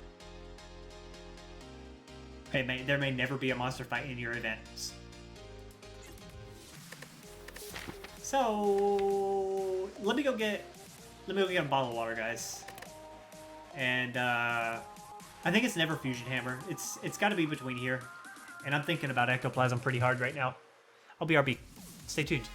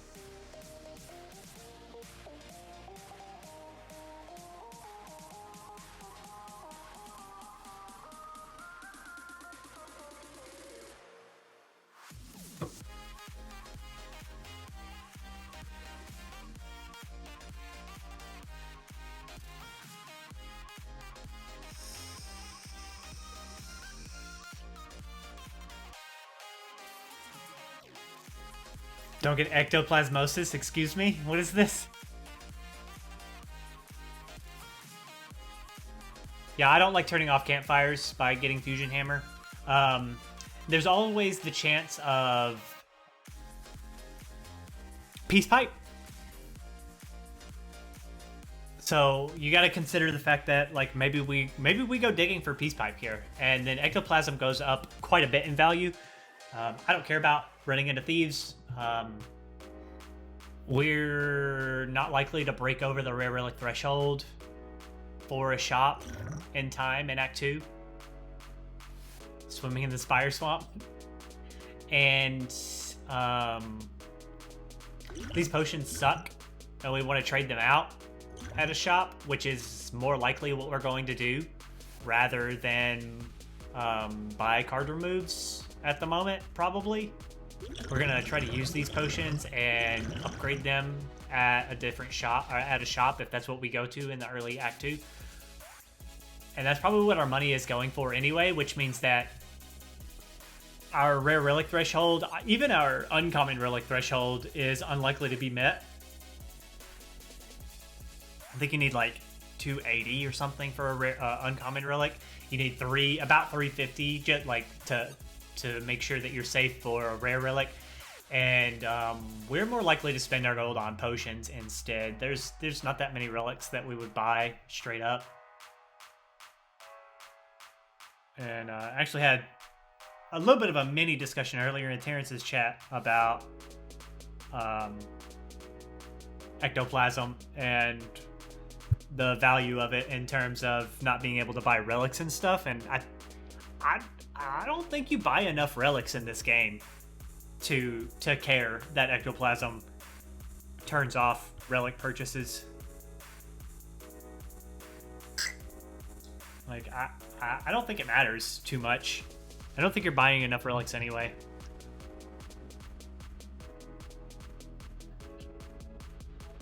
So there's other problems with ectoplasm is that we have golden idol. And golden idol ectoplasm means that we don't get to trade this up for bloody idol either, because ectoplasm eats the gold before bloody idol procs, which really sucks. With Coffee Dripper, we love bloody idol a lot, and we really hate the idea of losing upgrades at campfires though. But we can never rest as it is, so we don't care too much about this because we want bites very badly. We much prefer bites over everything else at this moment as far as the deck goes. We also want other good cards for our deck, some poison stuff to make burst pop, but we probably would even accept and just another blur as a burst target. Just have 2 blurs in the deck as well would be okay-ish. I also don't think that I want Snecko for cards like Adrenaline and Alchemize and stuff. I want to get a Toxic Egg in a shop. I would really like Toxic Egg, but it's still not good enough, I think. We still want to be able... See, with Warp Tongs, it makes Fusion Hammer more pickable, but not being able to target my upgrades, I think, is worse than not being able to get the strikes out of the deck when we have a chance of going for bites. And we can also do Strike Transforms. There are multiple remove events that we'd be happy to click on.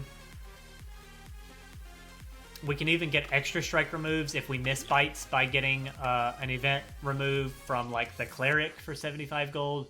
There's the Designer Inspire allows you to remove a card for cheap.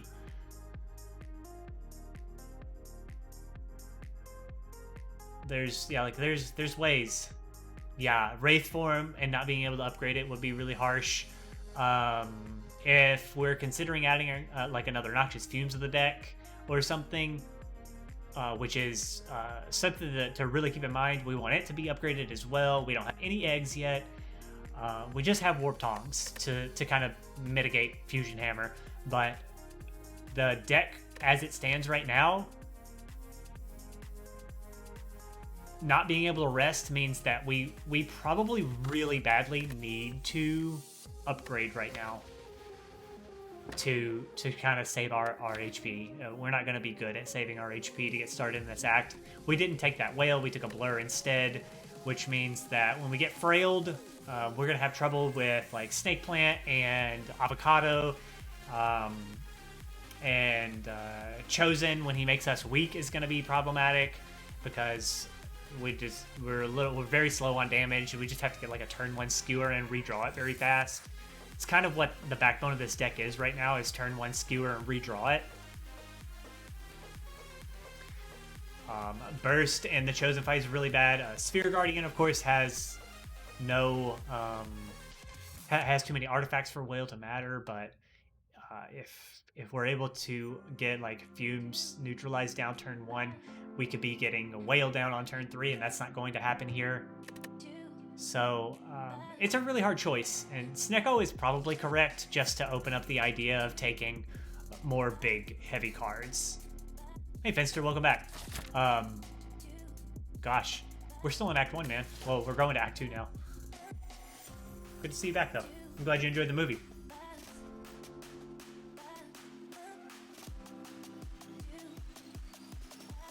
There's just so much to think about in this stupid video game. And I wasn't planning on trying hard. I just wanted to spam some runs. But that's what happens when you guys all show up and start like theory crafting the game with me. My brain gets whisked away into the parallel universe. How can you only have half a card play? You either play the whole card or you don't play the card at all.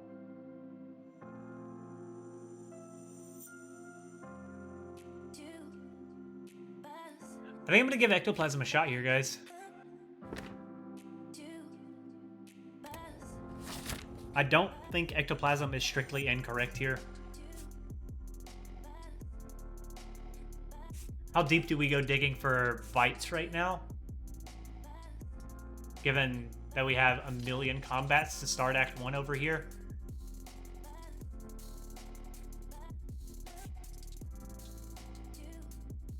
Right here, maybe? Start highlighting some stuff. Path that we think is good right here, maybe?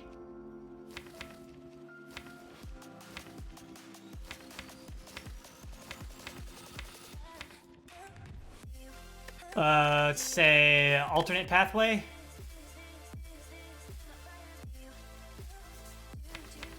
Like that, somewhere.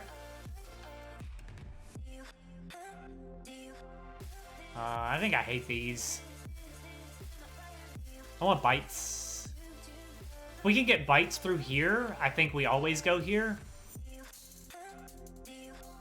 What about apparitions?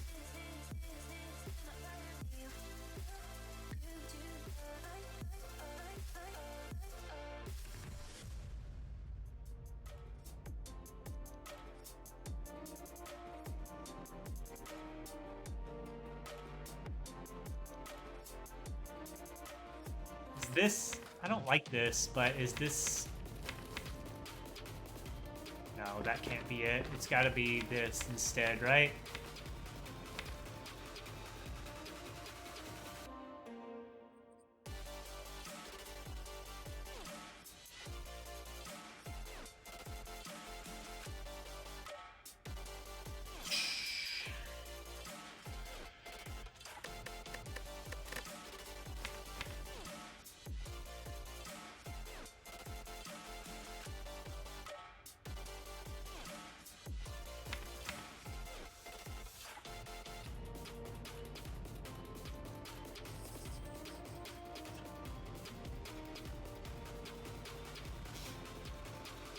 I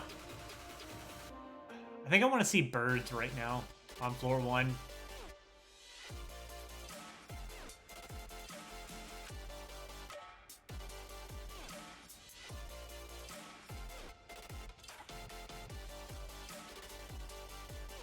And I'm not convinced by that at all, but I think I want to see birds right now. I will accept a chosen fight.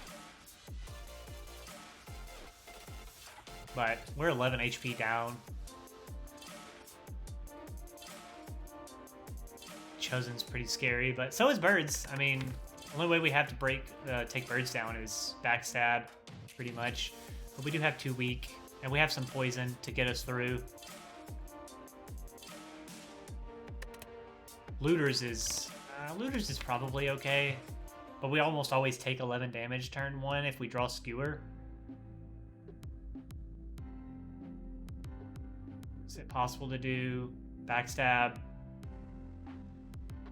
block, neutralize, and Skewer? Maybe.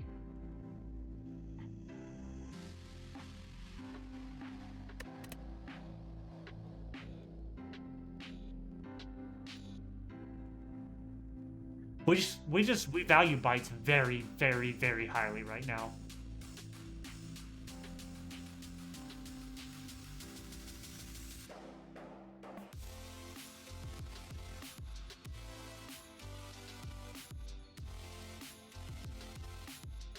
I think we do always start here, right? It doesn't connect here, unfortunately. We want to be able to go this way sometimes. Probably one hard pull fight into a campfire.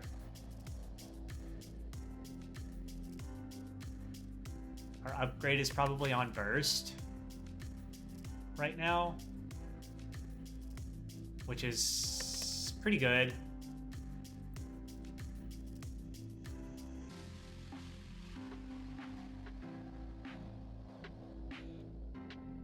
I think we do always start here. Let's go. Birds.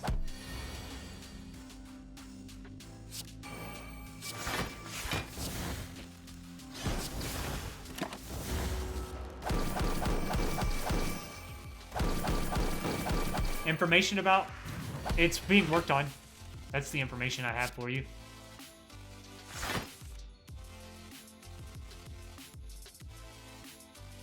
You die.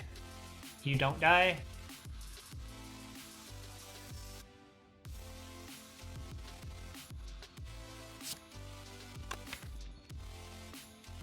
You die. Need to block this. Do I just full block here? I lose one block for this guy and he dies.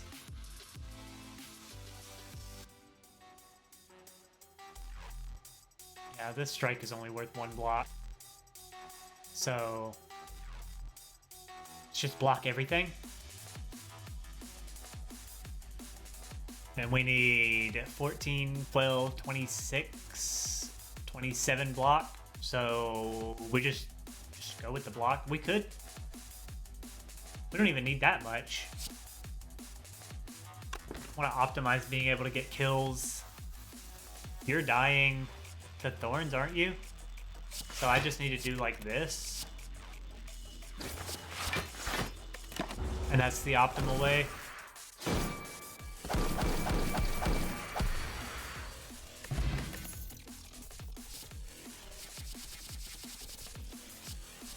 All three of these are picks right here.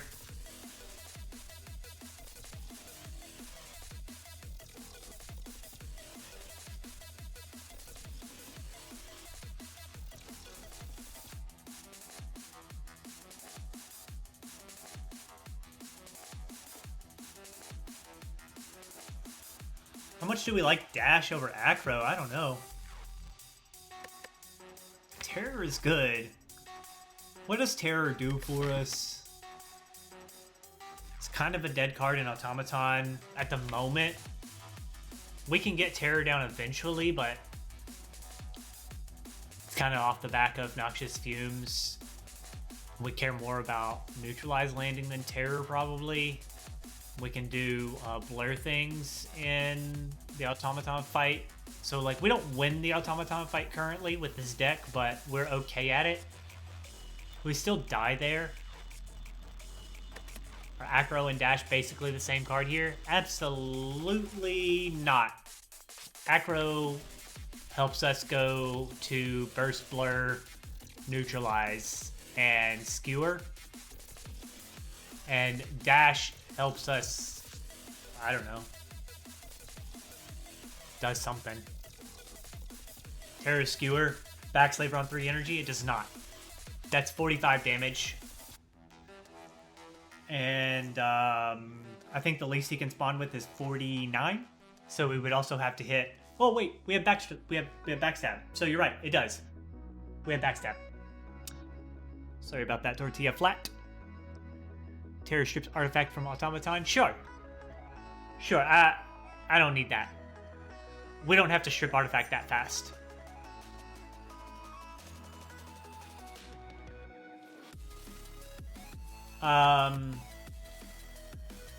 So Dash is probably better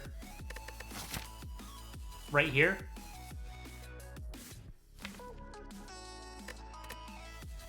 Dash is probably better right here.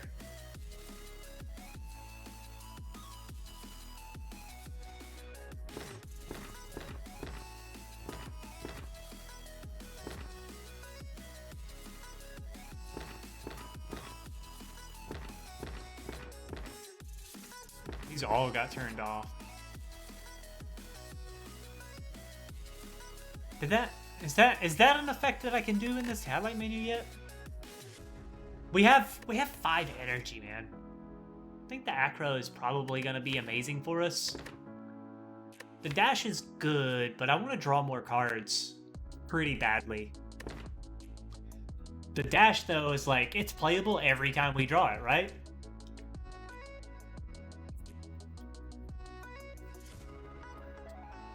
So, like, it's fine.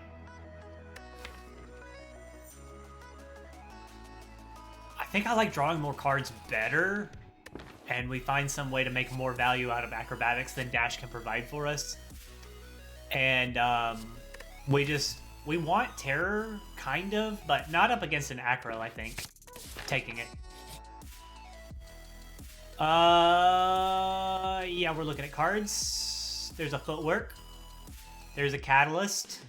There's another chance at dash. There's a crippling cloud.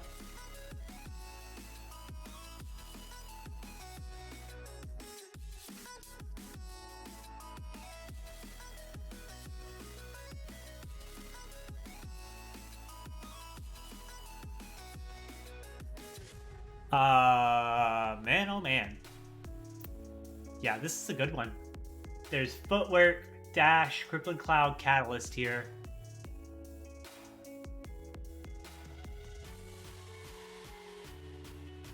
Value so low. People probably just don't play it well.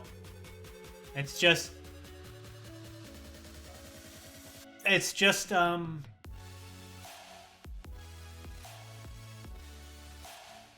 people don't play it well. Spiralog's data is dirty. It's dirty data. It's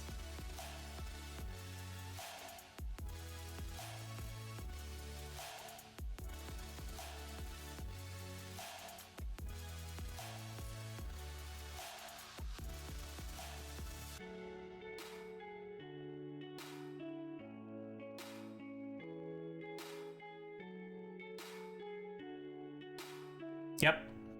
This is a really good upgrade. I mean, this is the best upgrade on the screen, right? But this is pretty good. I like Burst Cloud, but like we have Burst Catalyst potential here. But we also have Burst Blur potential here.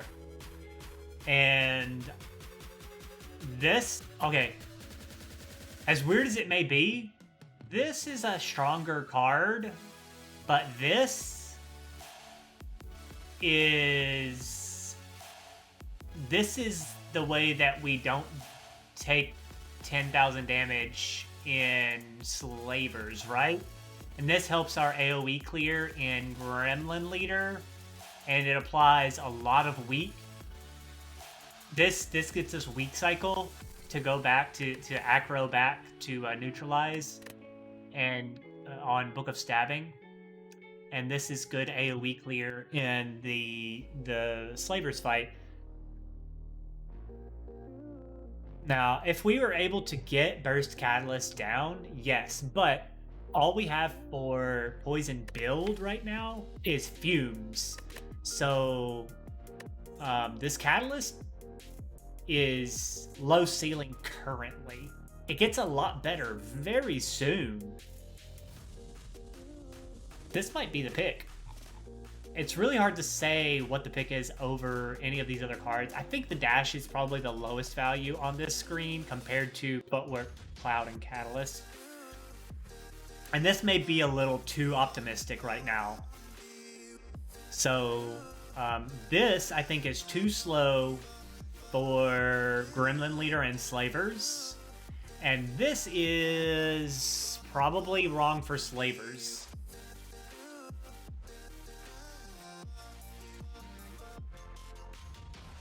So this is probably the best pick overall. Just unfortunately, we're a little bit dependent on getting a good burst draw.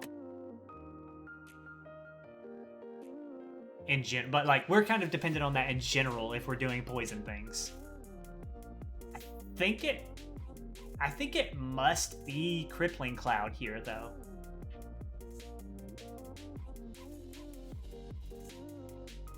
Right? It must be Crippling Cloud.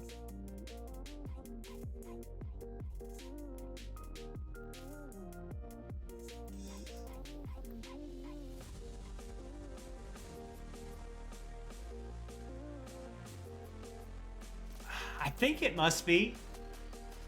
Right? It's gotta be. What about our hallway fights?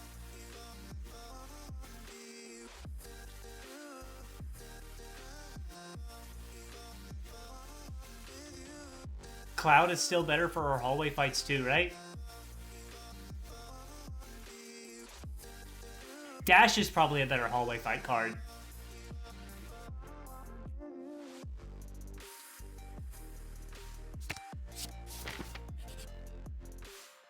Oh, okay.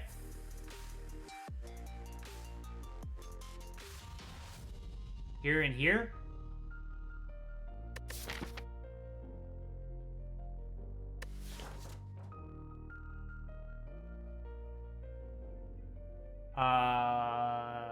This one? This one seems correct. It's a really good event for us. More AoE block as well, yeah. Our weakest point right now is AoE in general. And I think this one... I think this one's our card. Clicking it. We get a strike transform here.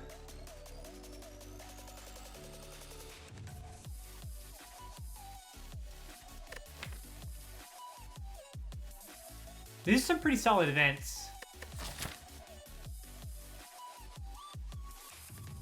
Does strike transform convince me to go here if it's good? Caution. No setup, please. Yeah. We'll figure out setup.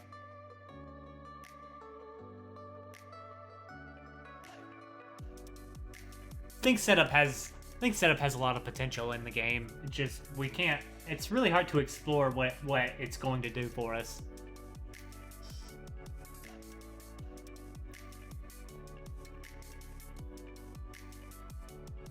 Reflex is okay. Too bad it won't automatically be plus.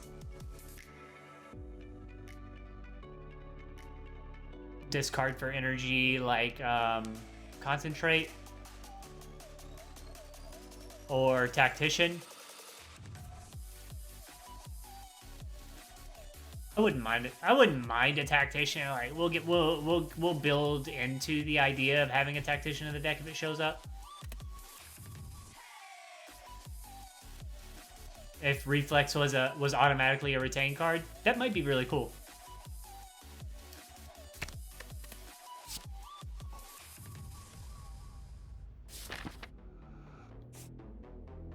That's a good one.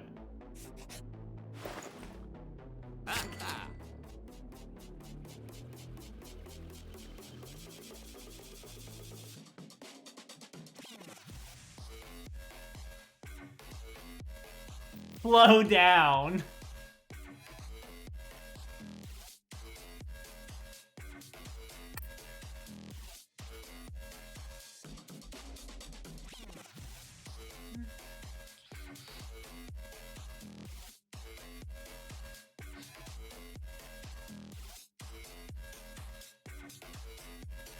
Cat jams in the chat.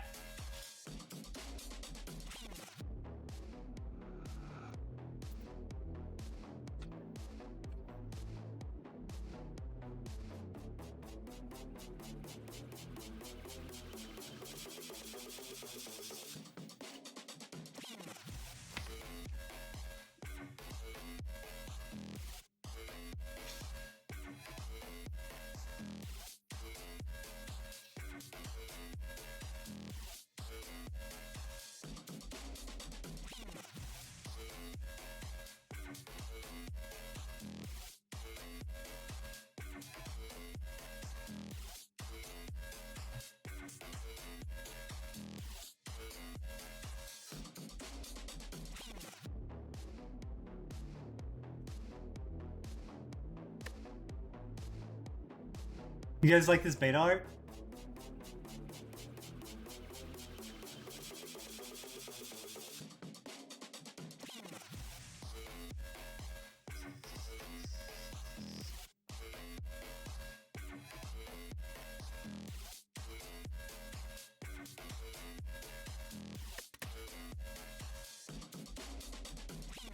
I don't understand this one.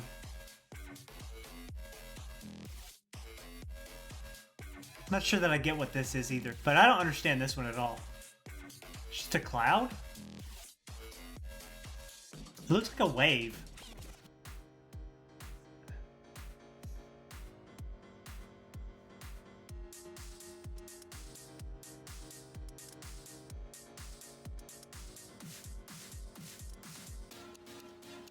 I get this one a little better.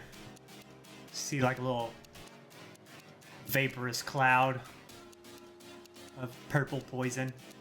See, you know that this card is strong because it's very purple, right? Look at how purple this is.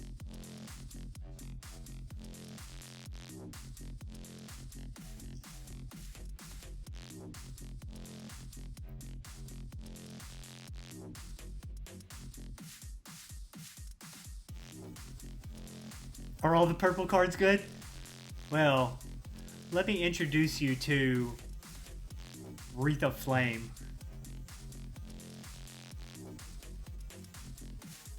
A literal weaken symbol? Sorry, what? Blasphemy?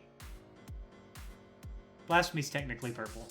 Blasphemy's purple around the border right here, the edge.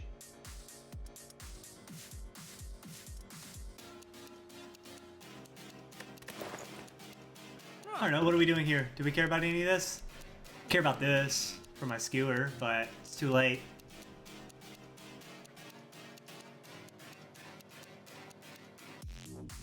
Broken sword? Is that what that is? Ah, yeah. Cards were animated a little bit. Oh, maybe you would like Monster Train. Do I save this gold for a 75 gold card remove from an event? Or Designer Inspire? Or 40 gold for 3 potions?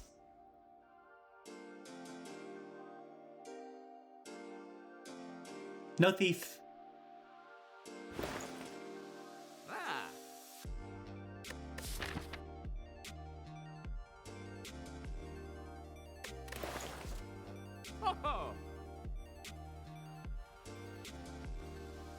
Could also just get some value out of this regen potion. Like, it's pretty much full value. The next fight, we take some damage in, right? Next fight could be thief, yes. Could be double thief next.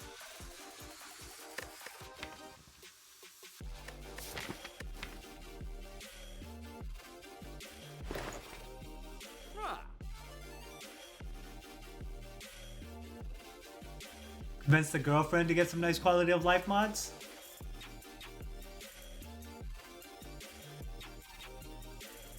I'm not sure about using the gold here.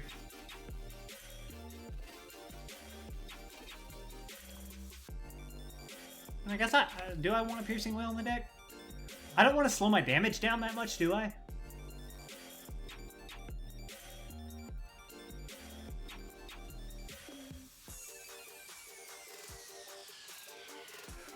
Or are we doing that kind of thing now? Are we on that level where we're just like slow? Ah. I'm worried about right here. How good is whale right there? It's really good, isn't it? Alright, we'll take it.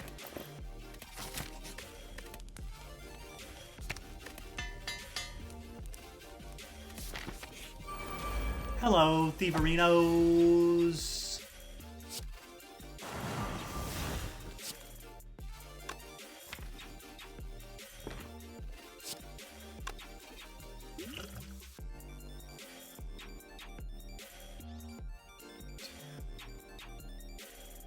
50% potion chance.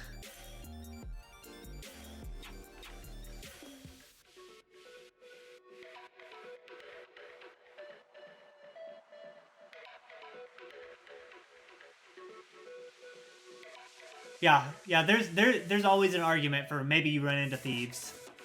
So just spend your gold. Can I kill this one though? I want to kill this one. Do I care about? I don't care about killing this one, do I? I do care about killing him. But Skewer always gets us there.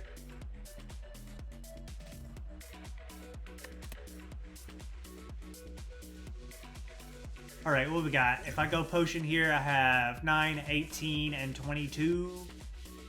40 damage. Yeah.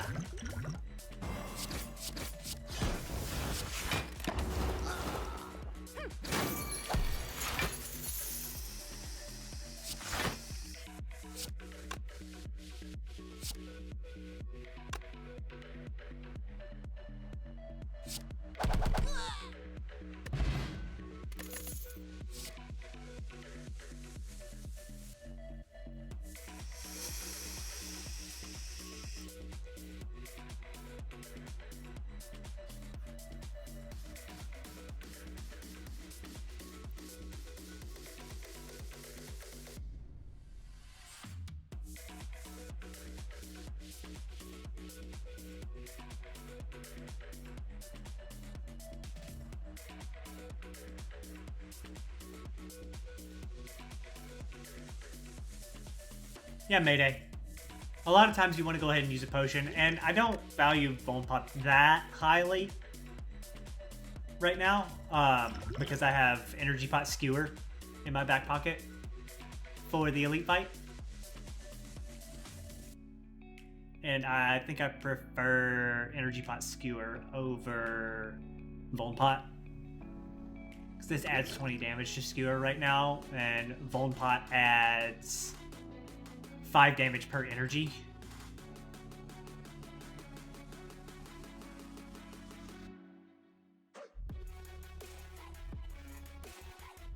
I like a raw 20 damage at value here over up to 20 damage, 25 damage if I full skewer. I don't think I want these cards either.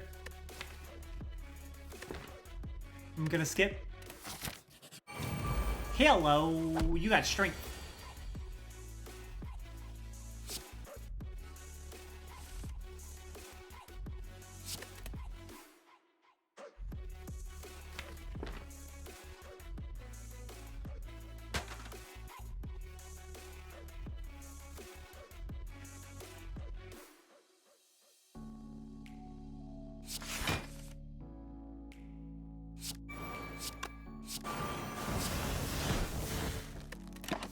That's what I was looking for!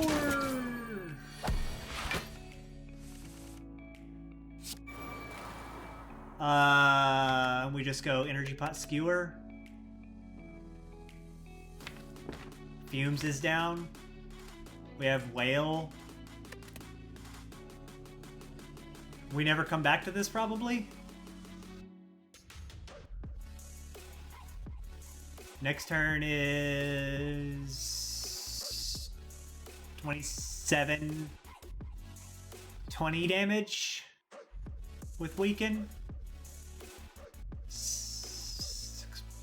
Yeah. 20 damage with Weak. We have a lot of block coming. More Weaken. But I want to be able to just full commit Energy Pot Skewer in this fight, don't I? Do I need to?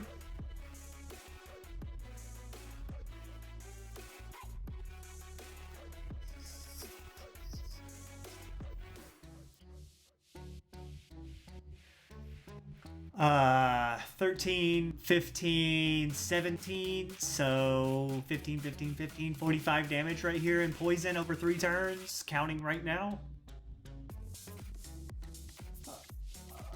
No more ways to add poison, so I don't have to think about that. 45 damage, 131, 45, 130, 131, and 40, 91. 86 damage I have to come up with. 50 damage here. 60 damage here.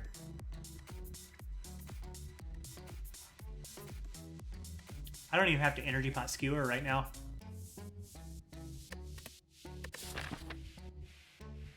Can save this potion. Yeah, Thorns as well.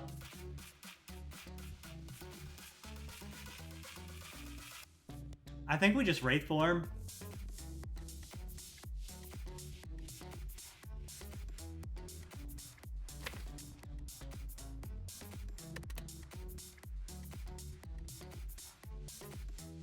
And with the extra thorns damage, we're also allowed to block when we find skewer.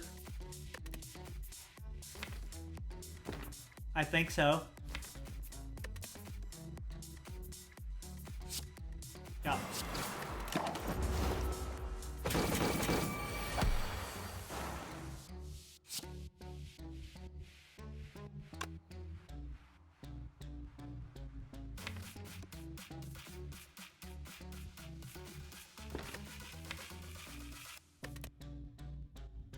I have an acro and a backflip and a burst. 15 and 17, 32.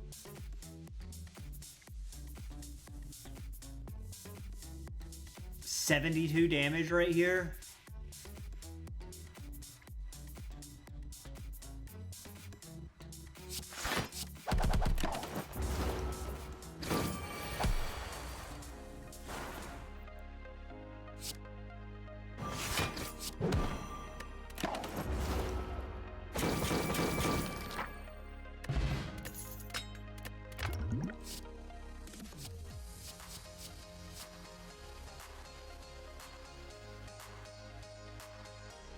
Yeah, I don't have to take that one.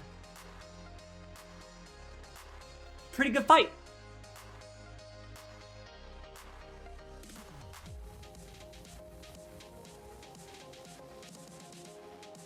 Shoveler, you probably neglected to like actually math in the thorns.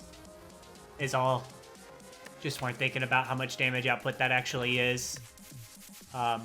It was 15. That's a lot of damage. Oh, my boy! What's up? Sunmaster, how you doing, man? You coming back to any Spire action soon, my guy?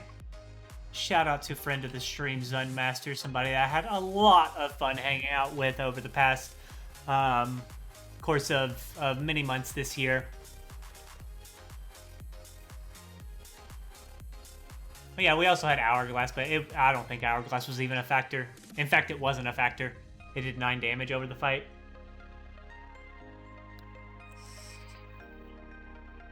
And that 9 damage was completely canceled out by Burst Cloud turn 1. Thank you for the 100 bits, Zunmaster. If you guys don't know about Zunmaster, he's a very, very good very good streamer. Lots of great interaction, really fun chat. Playing a lot of Fall Guys right now, getting a lot of crowns in Fall Guys. Variety streamer overall. Lots of fun stuff for you to do there in his channel. So if you don't know him already, go check him out. And I'm sure he'll be back to some Spire action sooner or later. And he plays Spire very in-depth with the chat more than rather than being, you know, intensely optimal the way that we tend to play here. He likes to hang out with his chat a lot. You can earn scrap on his channel and redeem it for a lot of really interesting things and have a lot of fun with his webcam backgrounds and all kinds of interesting stuff that you can do there. So if you don't know about Zunmaster, go shoot him a follow and hang out with him sometime soon. I suspect you'll be online in a little bit, Zunmaster.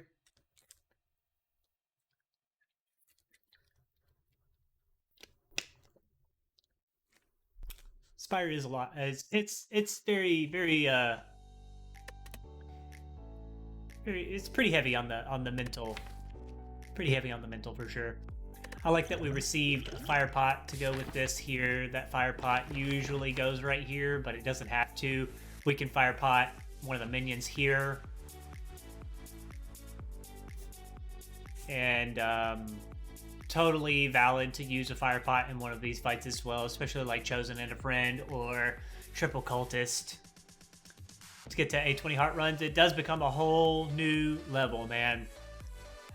But I'm sure you kind of understood that from before, just because I talked about it a lot. But you do have to experience it for yourself before you realize like what kind of commitment it is to really get good at Ascension 20 heart.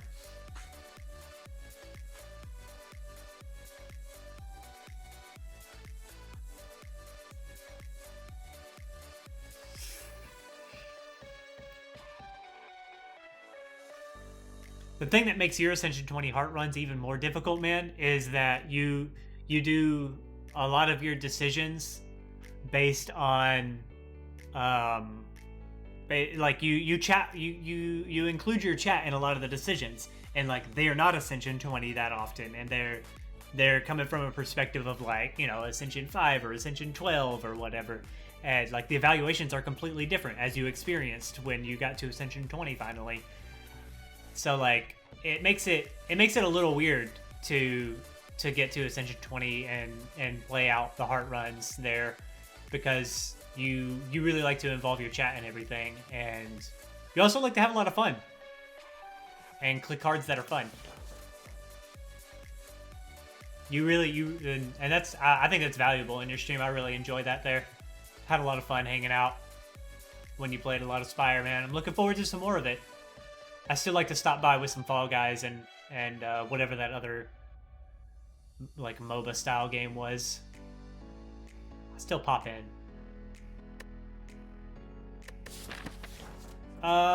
This is a hard screen. I like the poison. I like the dodge and roll.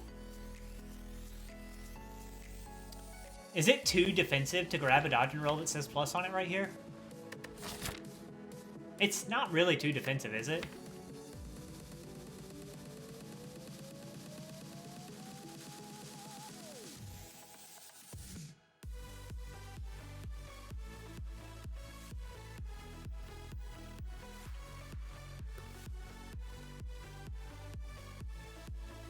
Yep, it's something else to burst. We have really good cycle with this acrobatics and backflip in the deck. The dagger throw, if we ever play it again, is pretty decent for cycling.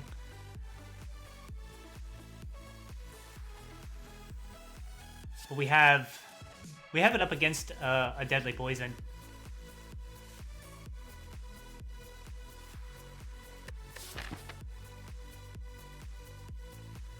Which is a tough place to be. Guys, we are halfway through Act 2 at 3 hours. I was not intending to try hard today.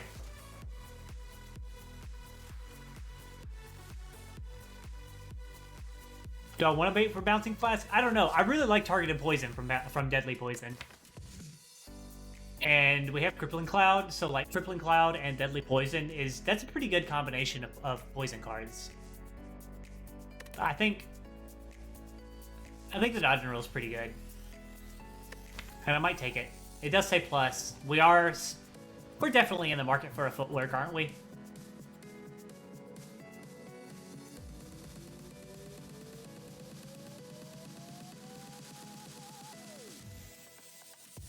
Yeah, I think this cloud was a really, really good pickup though, Shoveler. I think it was really good.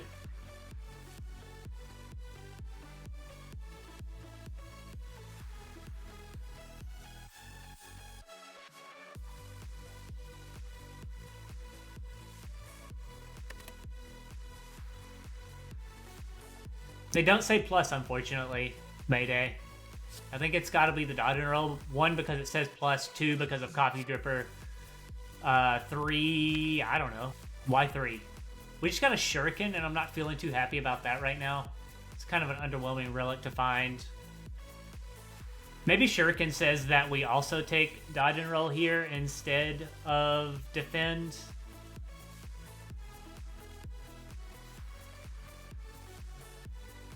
We get free Shuriken procs sometimes out of Skewer. We have 5 energy to Shuriken proc as well with. Are we supposed to take more attacks now? Or are we supposed to keep leaning on burst here?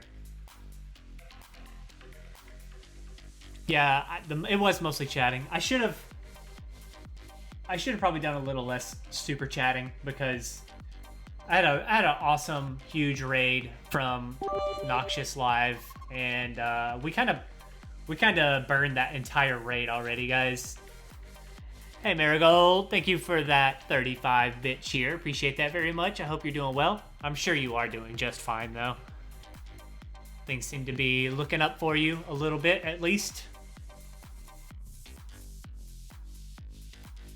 Did the same thing with LC raid a few days back. Yeah, I kind of burned the really huge raids. I kind of burned them because I chat a little too much, but I was really more focused on hanging out with our emote ideas than I was about you know, super playing the runs.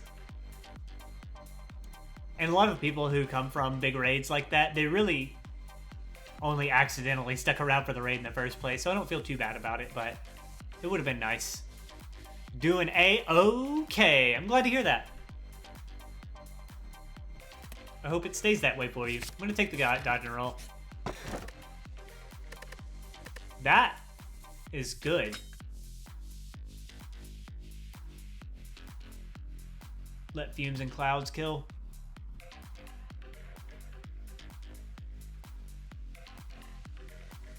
Except a few streams here and there generally growing. Absolutely true. Absolutely true. We're moving up, man. We're moving up, Shoveler. It's going really, really well here. Hey, Tippereth. One of the OGs of the channel. Tippereth here. Good to see you.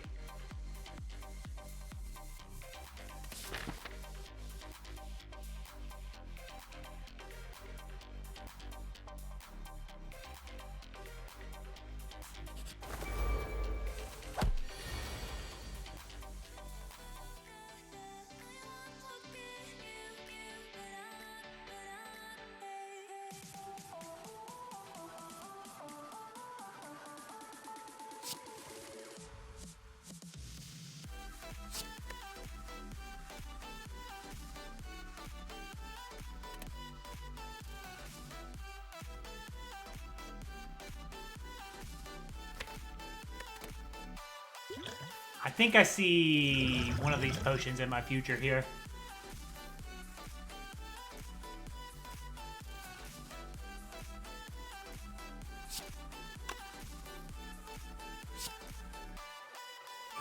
Fumes, the second Fumes got a lot better, you right.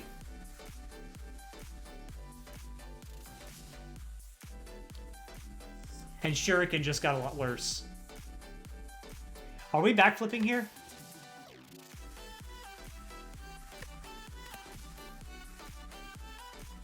Maybe backflip for burst blur.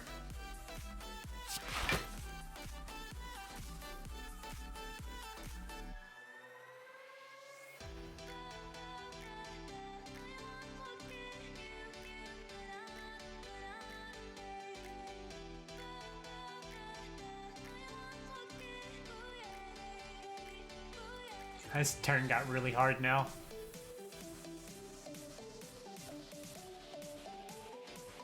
I think Fumes and Hourglass and Bronze Scales means we never attack this guy. Do we neutralize him?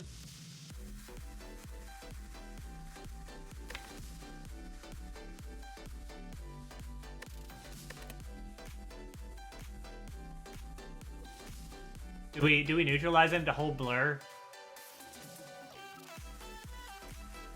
He's taking 15 plus 3, taking 18 damage right now.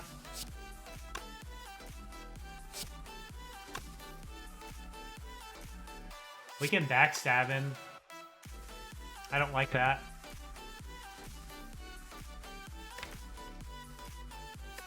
I think we have to blur here.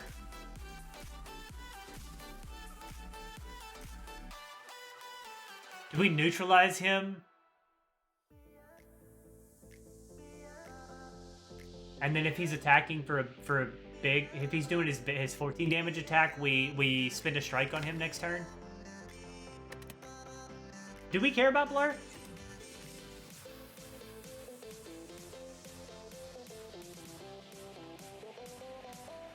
Okay, backstab goes here.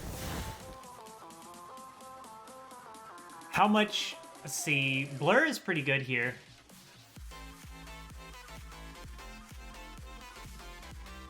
Yeah, how much do we value saving 6 block here, though? 5 block. Saving 6 block if we blur. Hey, Roka. What's up, my friend? Good to see you, too.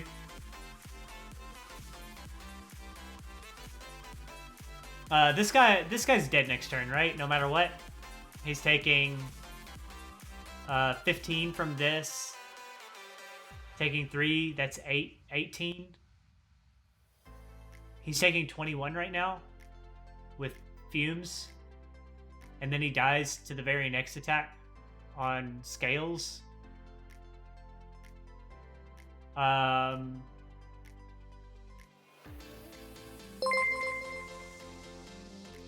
Oh my goodness, it's on Zone with the raid. How was the run, man? I had you lurked in my background. Now I'm lurking myself.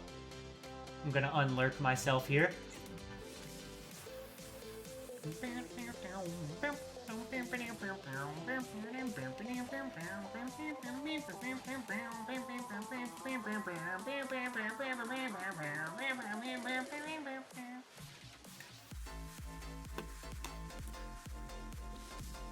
I'm just gonna stick to my Baylor lurk back there. Shout out everybody to relatively new affiliate, relatively new Spire streamer, Ascension 20, working on his hard kills, trying to get there, get some consistency. Go check him out, guys. Fun streamer, fun guy to hang out with. Hey, look, Merle's here too. Yeah, I'm feeling better, man. Good to see you, Merle. Yo, can I go ahead and say, you guys like life coach style content? Merle right here has an 11 win streak with the Watcher right now. 11 in a row, Ascension 20 hearts. You guys like life coach style runs, especially with the Watcher, you're going to find it right there with Merle. And a very different perspective and take on a lot of cards and stuff that are actually working out for him. Like I said, he's gone 11 in a row. Very, very good Watcher player.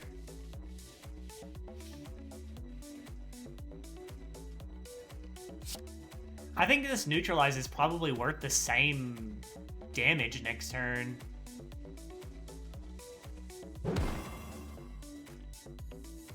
Warship. He likes Warship.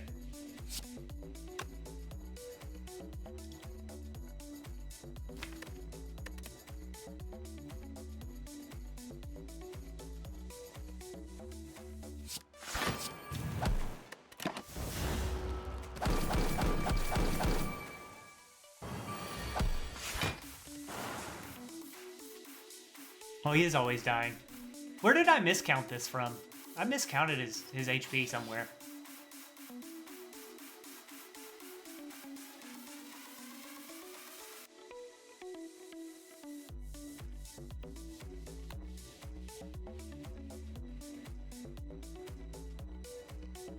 I counted for Hourglass.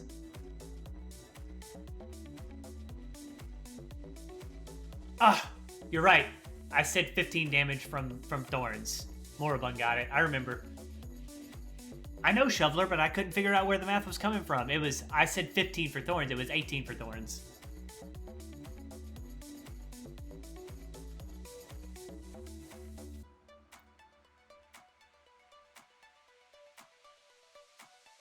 Can we Wraith Form?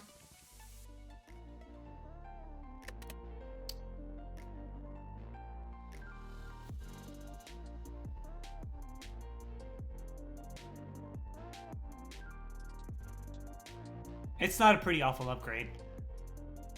Afterimage is a pretty good upgrade, but it's a little lackluster when you do a boss swap. Not enough damage left in the deck. We have to draw into some damage. The thing about Wraith Form is that it allows me to not play more skills later. But it also means that we take, let's see, I don't know, this is enough weaken. So we can go like here and here. Crippling Cloud Wraith Form seems like a good turn. And then we can do like some strength gain right here. And we don't have to play a bunch of skills which are like not coming anyway, but we have the risk. Like right now, he's making us weak. This is the weaken, and he's giving himself 4 strength.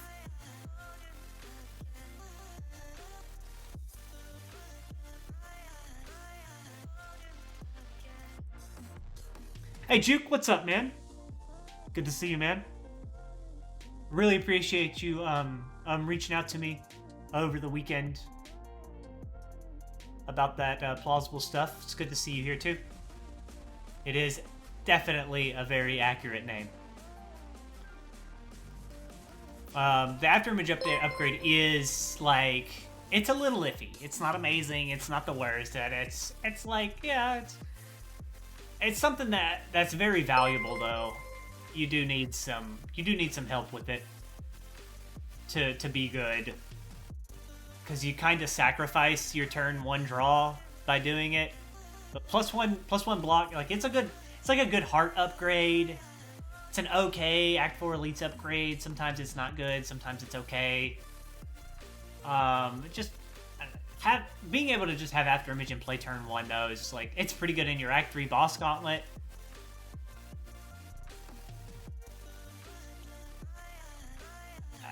Just sacrificing the card draw for it is kind of a problem. Thank you guys, Scotian12 and Jukecast, for those follows. Appreciate you coming by, hanging out, and showing some love in the chat and on the stream.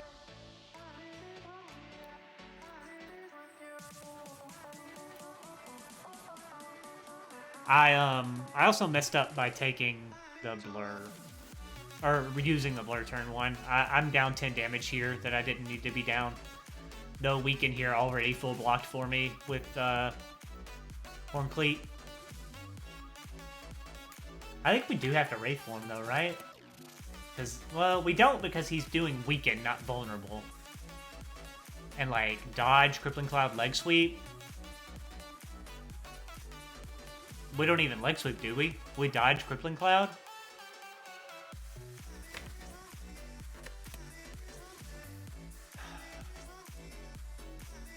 If he vulnerables me next turn... Yeah, if he vulnerables me next turn, it sucks. I'm Wraith forming.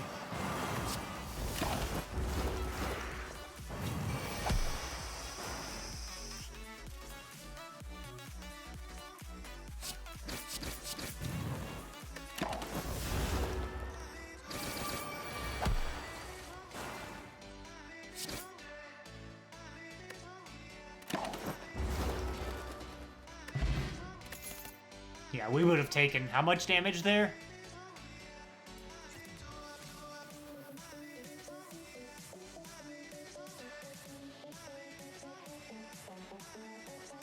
Like 14 or 15 or something? Dash is back again.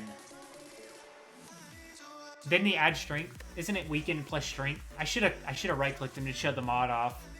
Let's double check the reference here. I think it's weaken plus strength. The Chosen up top here. Chosen is, yeah, strength 3. So it would have been it was multi-attack. So it would have been 9 times 2 and then weakened back to 6 times 2. We would have taken 12 damage.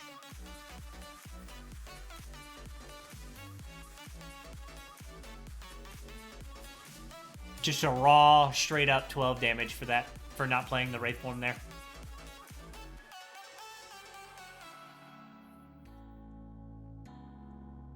How much do we like dash with Shuriken? Does that make it better?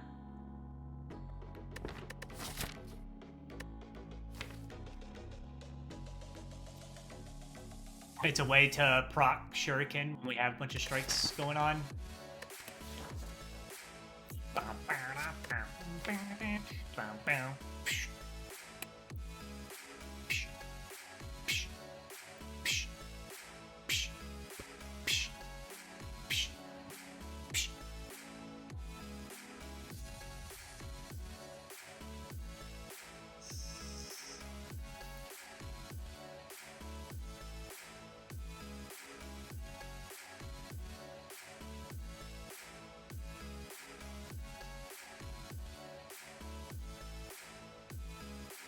Do we want to dash in a 26 card deck right now? If we add dash, we go to 26 cards. Do we want to dash with 26 cards? We do need to improve our card quality here with 4 strikes, 5 defense still in the deck. Plus, it's an okay hit for Warp Tongues. We like it kind of with Blur.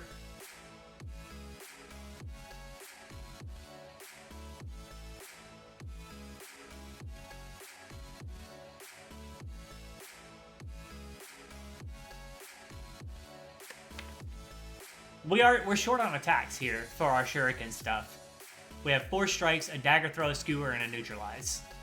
So it usually becomes 10 block, 10 damage base, plus frequently, say, 1 per combat. Dash is also a shuriken proc for us. Yeah, I'm not super excited either.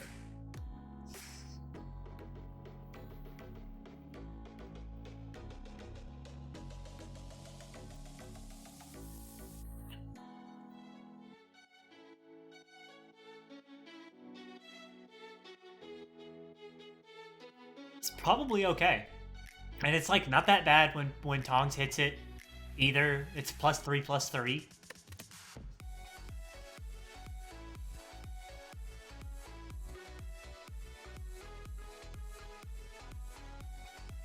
Snecko is gone, Paparato. We skipped Snecko. We took an Ectoplasm, in fact.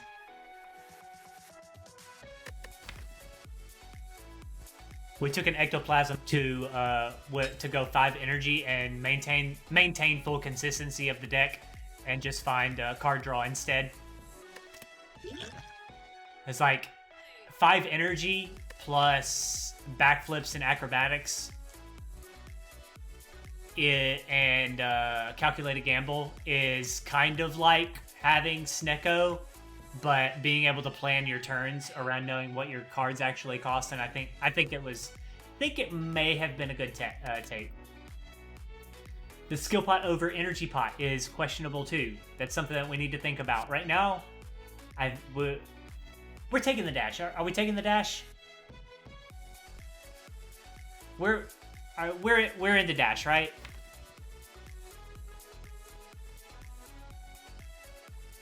I'm pretty sure we're not in love with it, but we're pretty happy to see a dash right now. I'm taking it. So the skill pot is, how much do I like? Do I like energy pot, skewer better than? Because like these are both 20 damage right now if I play them on skewer. Energy pot does more diverse things in terms of getting cards like this in play, and off the back of burst and acrobatics in our hand, it does more diverse things. But like probably energy pot just goes on skewer most of the time. Is that right? How do we feel about a skill pot? Skill pot can be more poison, it can be more weaken, it can be block to go with blur, it can be a burst target.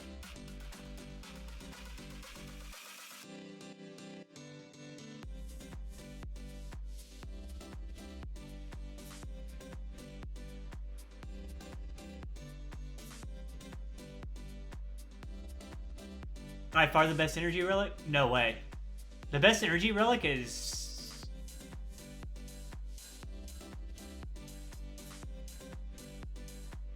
Runic Dome. The best energy relic by like miles is Runic Dome.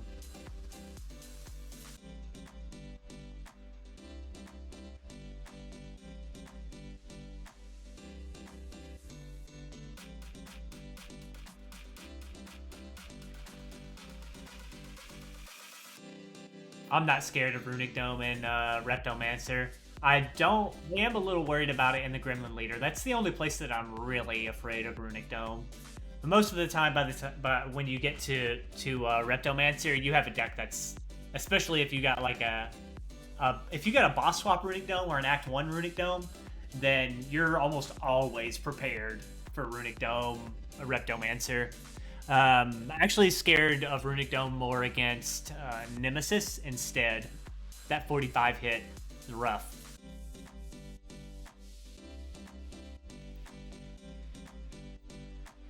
But you always know turn 2 Reptomancer is, if you didn't kill a dagger on turn 1, turn 2 Reptomancer is like always 100 damage. It's a flat hundo. When do I like dodge and roll? When it says plus on it, usually.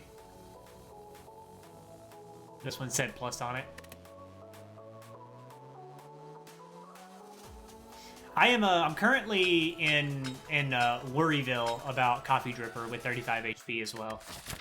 We still have another hard pull fight and an elite, and no healing before Automaton currently.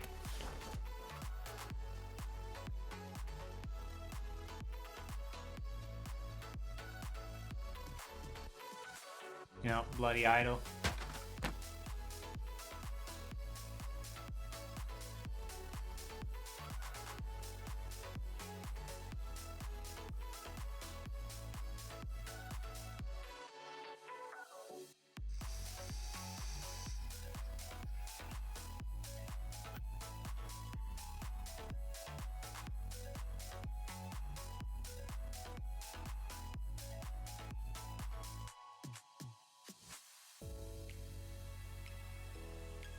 Near perfect enemy of enemy, near perfect knowledge of enemy behavior.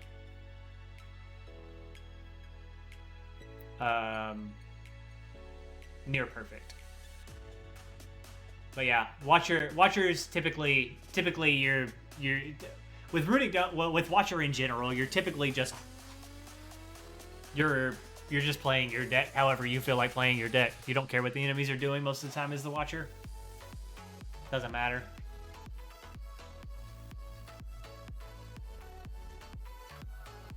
Oh, Philo Crane? That's a combo right there.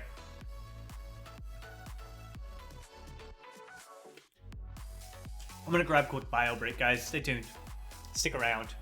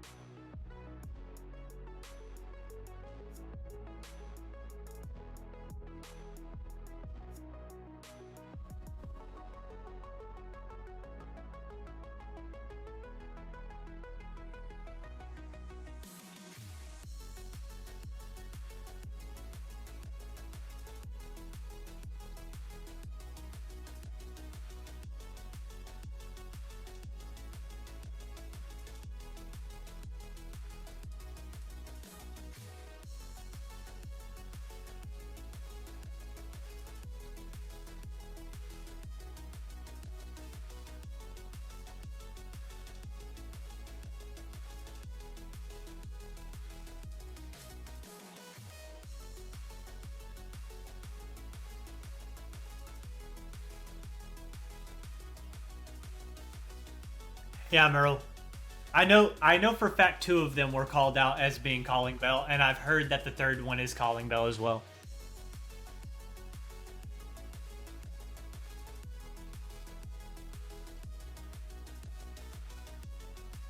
Oh, see you, Shoveler.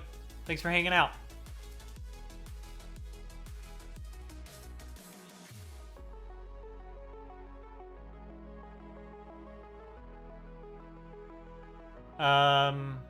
Boss swap is scary. I don't think it's necessarily bad.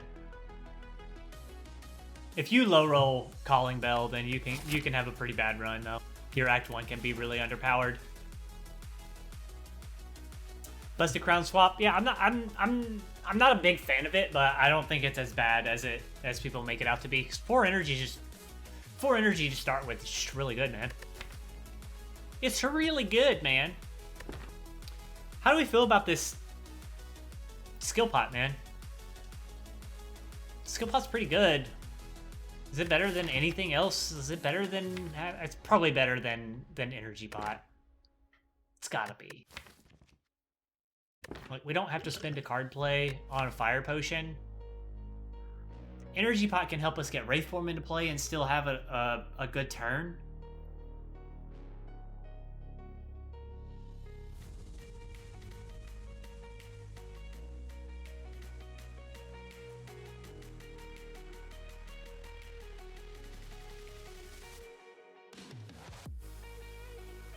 I think Calling Bell. I'm just gonna go out on a limb and say that Calling Bell is probably better than Life Coach's losses made it out to be.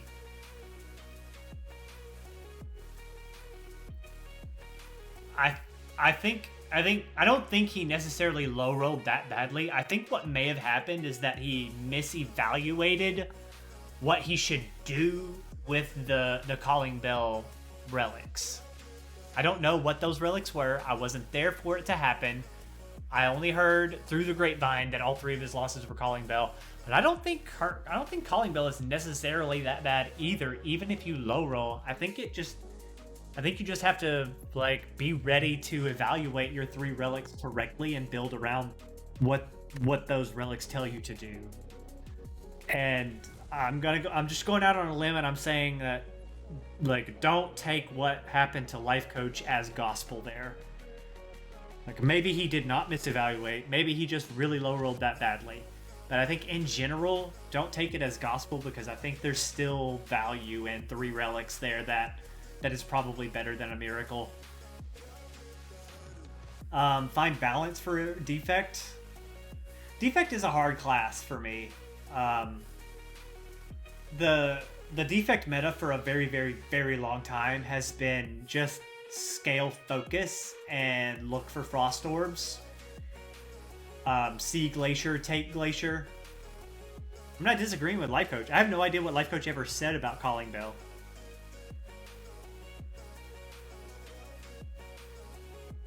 But Kagazura, the defect is a hard class for me to like really evaluate well.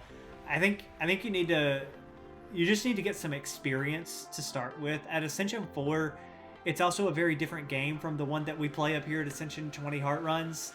So like, I'm not the right person to ask about that one necessarily. I can help, absolutely.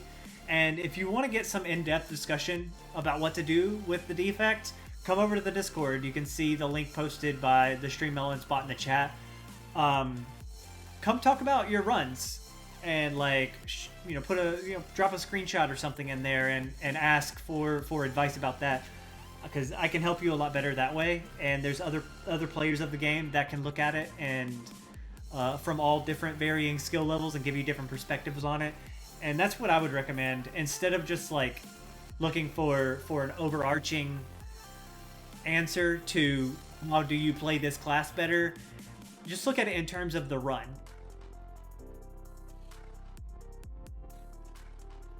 The extra curse is a big factor in the bell swaps, but usually I think 3 relics offsets that pretty heavily.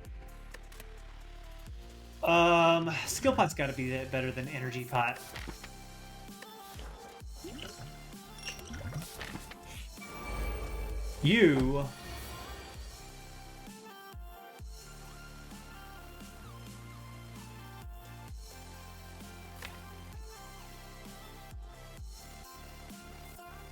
It has to be Wraithform Rush down here, right? Or do we skill pot this guy?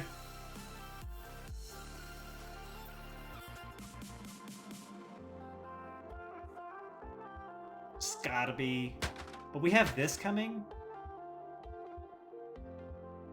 He might not attack next turn, and we have this happening. 5, 10, 16. Take 8 feels real bad though. There's no Shuriken proc in this hand either. We can do burst stuff maybe.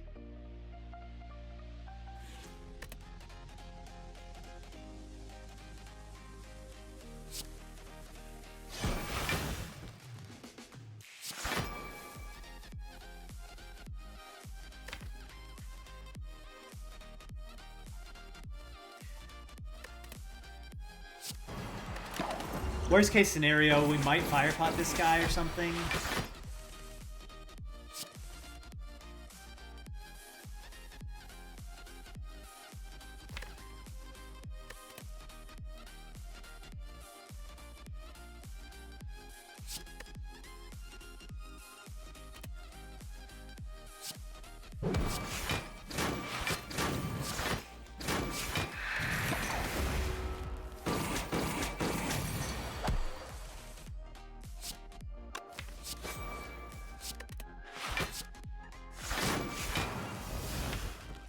I discard a damage card?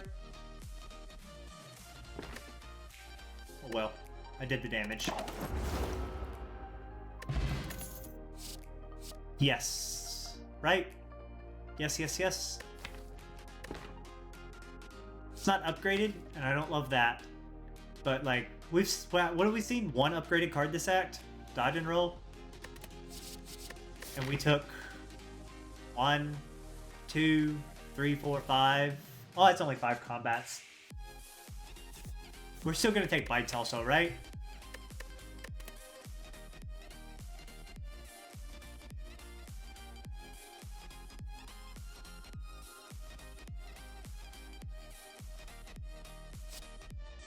Do we want another backflip? We probably really like another backflip, don't we?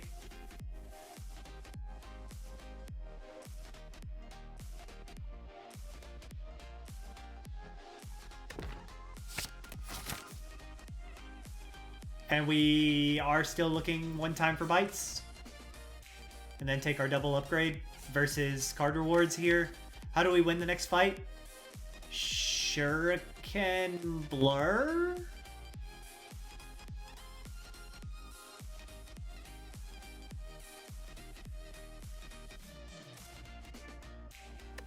Shuriken's a little slow for Bronze Automaton.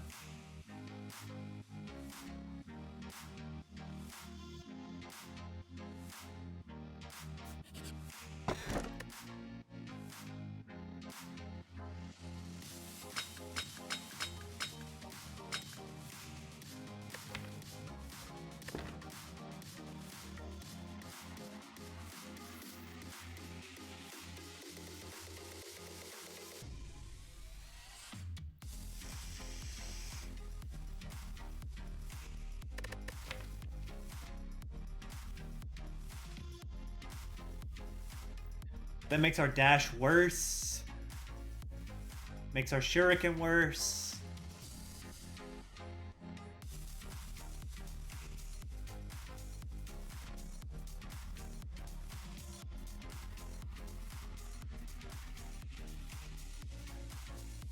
And it makes our turns a lot slower, because now we have to start weighing the balance of Art of War versus Shuriken half of the time. And Shuriken's not that hard to proc with acrobatics and 2 backflips. Plus good weak cycle and dodge and roll and blur, allowing us to already have block stored up.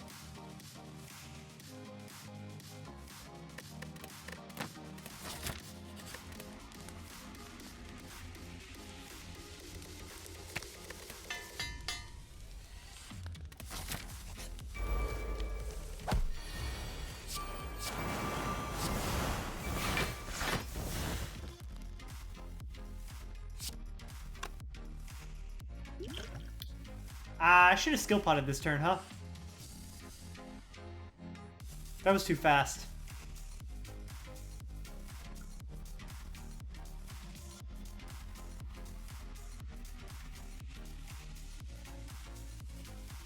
No weak. 14 and 13. Doing 27 right now. We just firepot him next turn. I guess. And then we go into Wraith form?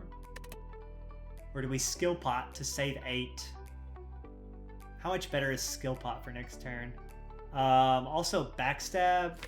5 energy is okay for us. Like if we just draw into Wraith form, we play Wraith form, win the fight.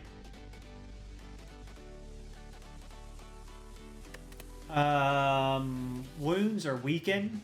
Shuriken says we don't care that much about weaken. Probably want you to die faster.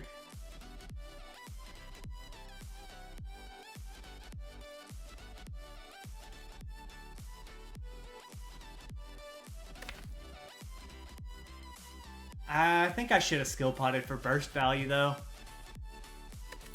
I think skill pot saves 8 this turn sometimes, but it also saves like more than 8 later. Maybe it doesn't because we have Horn Cleat also.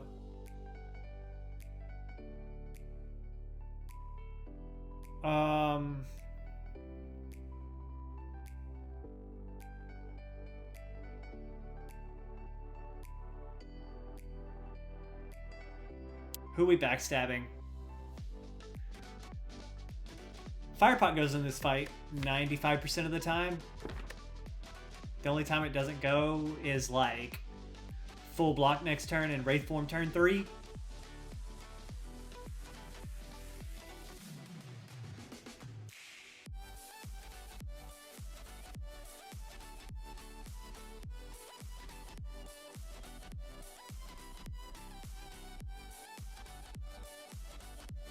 Maybe it isn't correct to use skill pot here anyway. Maybe it's fine to play fast. I should have thought about it though.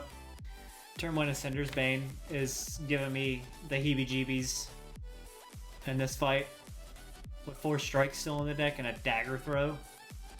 We have Whale, we have Horncleat, Dash, Leg Sweep, Fumes, Wraith Form, Dodge and Roll, Neutralize. Like, I guess we're fine. So who are we backstabbing? We want to prevent Weaken? Do we care about Weaken? Does backstab kill you faster enough? We kill you next turn with backstab sometimes.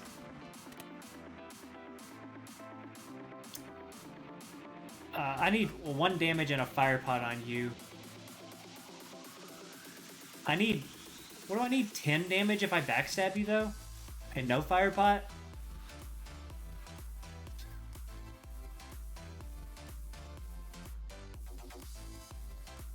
Okay, we hit you. Because we can Firepot you next turn. If that's what it comes to.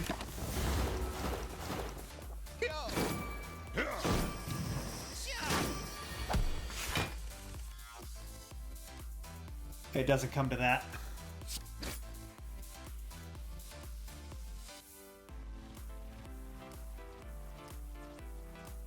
Still not at the boss. Yeah, I play like this all the time, but I wasn't planning on it today. I'm glad you're enjoying it. Who am I killing here? You.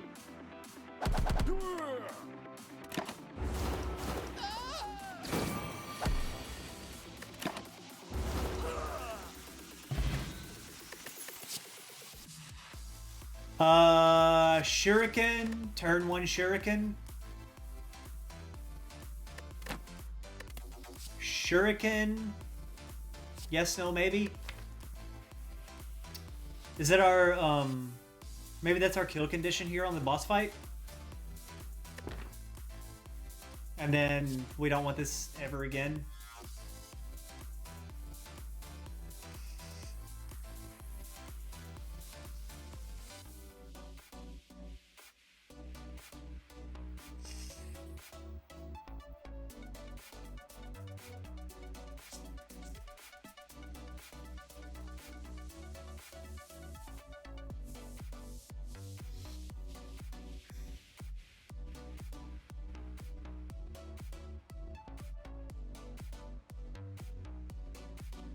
I don't know if Shuriken is something that we're supposed to care about. Like, we definitely don't want an energy relic from the boss now because we got Art of War.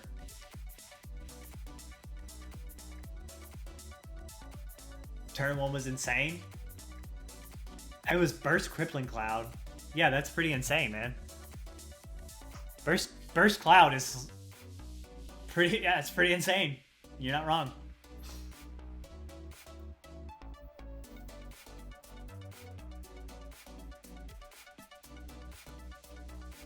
I don't know what there is to talk about, my friend. It's Burst Cloud. It's how good it is.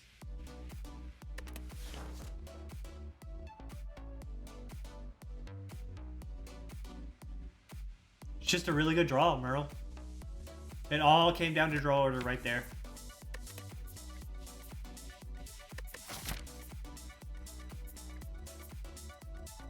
Really pleased that we got the green key out of the way here. We're gonna stop caring about Shuriken right after this boss fight, aren't we? It's all gonna be Art of War.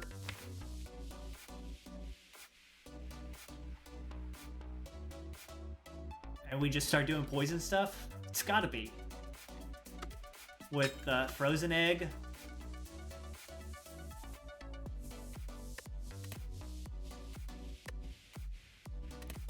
Skipping.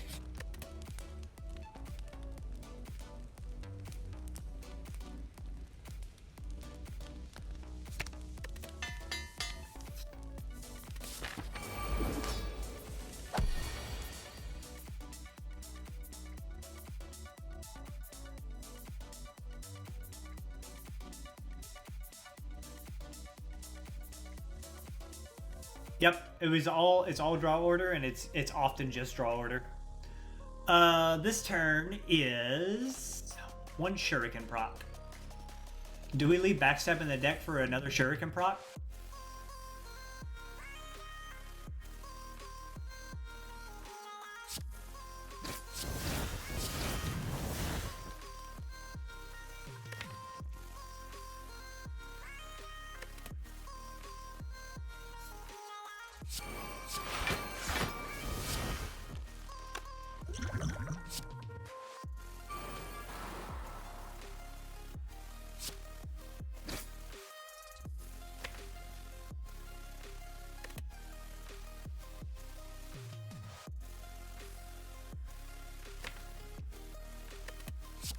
No, I don't think so.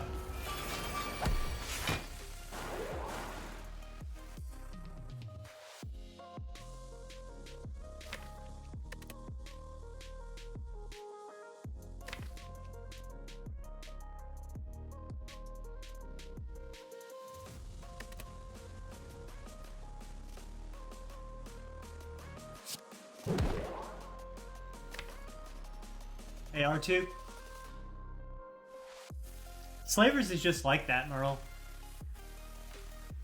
You've witnessed it in your watcher runs too. You get like really good turn 1 draws, or you get kind of dumped.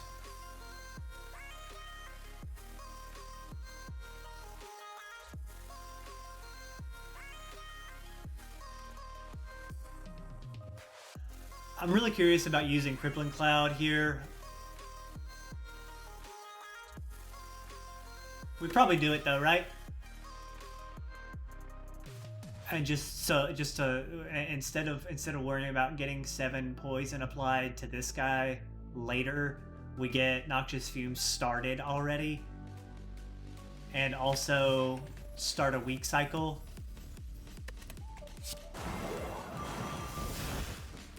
And then Strike applies to your stealing one of these cards.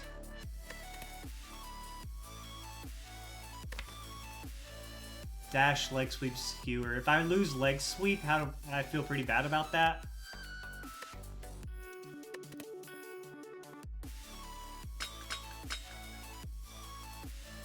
It's really hard to keep track of this right here. You're minus 16 right now.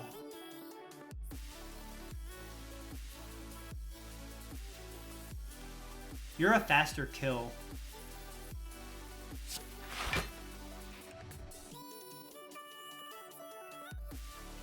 I full block you already next turn with Blur. So maybe we let's focus this one down.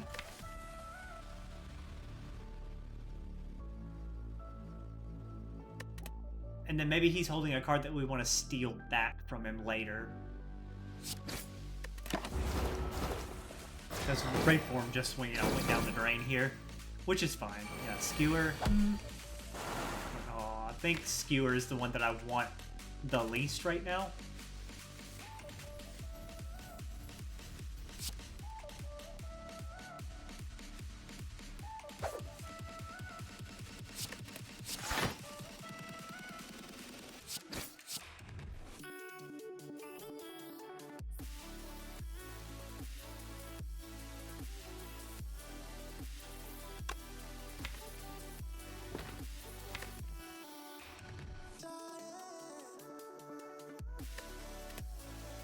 To be able to draw these next turn if they show up. I don't want him to steal it, because I don't have a good way to take it back from him with the strikes both in my hand here.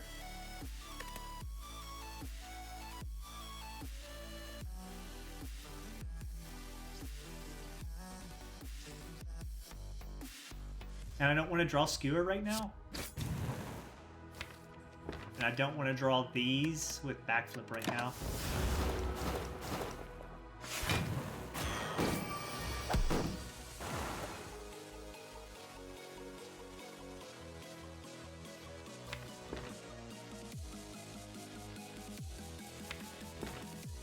I'm actually pretty interested in letting you hold that for another Shuriken proc, so you can keep that for one more turn. 12 weakens to 9. I gotta come up with 18 and 8. Is that correct? 9 times 2.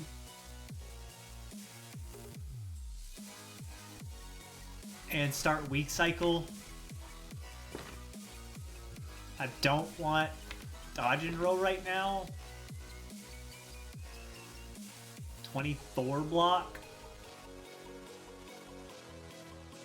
How much do we care about Piercing Wail for later? Don't want to draw these cards out. Go like leg sweep, acro, dash or dodge this turn is pretty good. That's full block, isn't it? 14. Don't want to drop. Do I hit you with dash? Drop the skewer in my hand for next turn? Seems correct. But if I do that, I don't need dodge and roll. I don't need dodge and roll anyway. I like dodge and roll next turn, but I don't like taking 2 damage here, and I probably don't like breaking Art of War. I think I like seeing dash blur next turn if that can show up. Dash blur dodge next turn is pretty solid. Leg sweep always goes here. So we would take 2, and I don't love that. How bad do we want to hold the Piercing Wail? There's potentially 2 more turns that we want to draw Piercing Wail on right now. So we have 250 damage to go through, and that's a lot. But we also have Wraith Form coming back around. And we're usually not allowed to spend it. 58 weakens to, like, what, 40? 43, is that correct?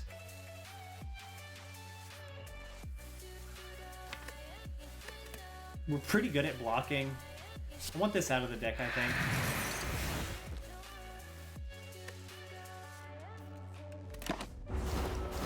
In case we don't see Wraith Form next turn. Or in the next 2 turns. 1, 2, 3, 4, 5, 6.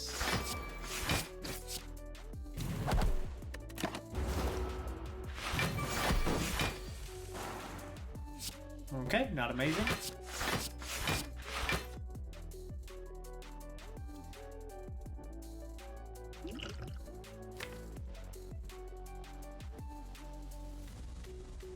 Do we always just Wraith Form next time we see it?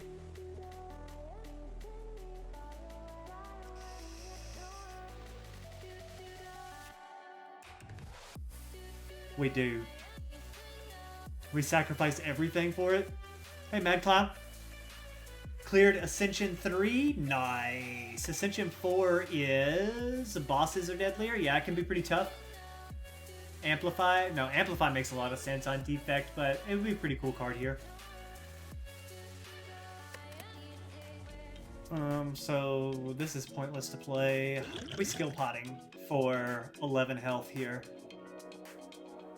Well-laid plans? Like, yeah, I mean, it still makes a lot of sense. A card that lets you play powers twice is really good. I don't think Silent is as, like, power heavy, though. There are times when you go deeper in the powers, but I think in general terms, Defect goes deep in the powers less than Silent does. And but Defect, of course, has Echo Form, which allows you to just, like, go deep on the powers anyway, so it's a toss-up.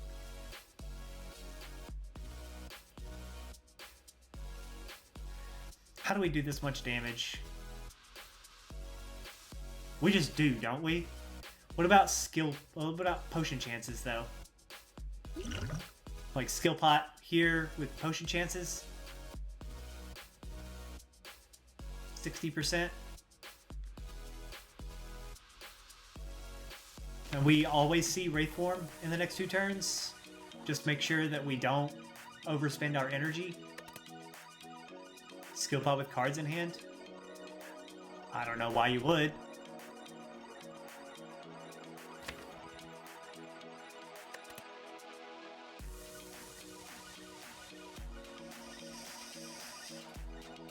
Saving 11 HP here is kind of like saving 3 HP to start next act with.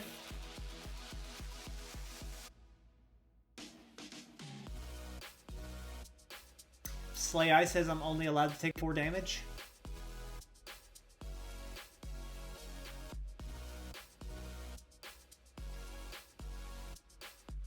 Saving 11 HP. Does that mean that we like always win this fight though? Does not saving up to 11 HP here mean that sometimes we lose this fight? We get Wraith Form. It's perfectly well timed.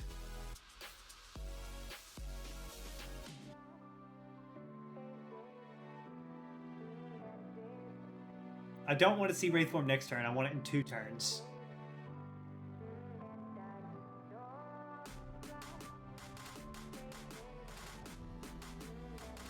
But we always get Wraith Form with backflip, dagger throw, backflip, and acrobatics.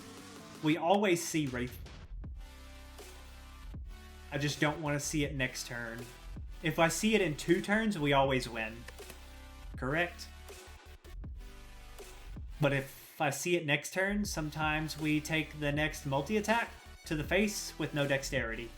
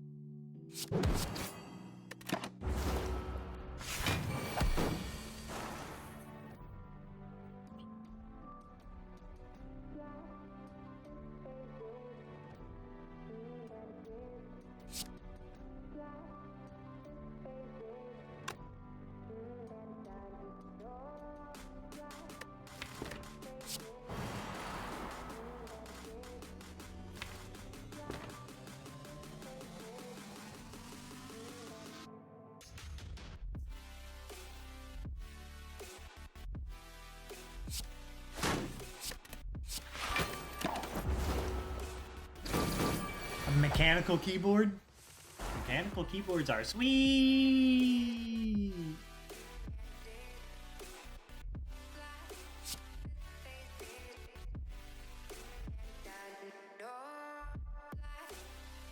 Clackety clack.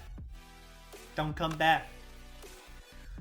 13 times 5 plus 15 and 17. So 32 and 50, 82 and 15. You're just dead, right? It's over. So the Wraith Form worked out too. Either way.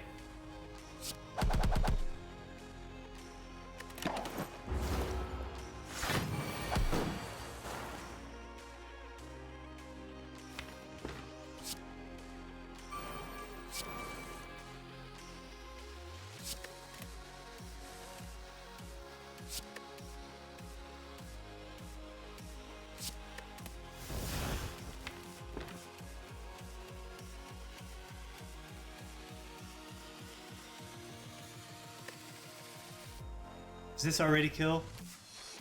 Anybody done the math on this?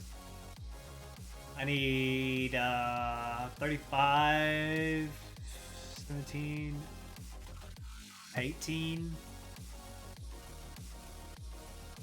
18 and 9, 27 Exacxies.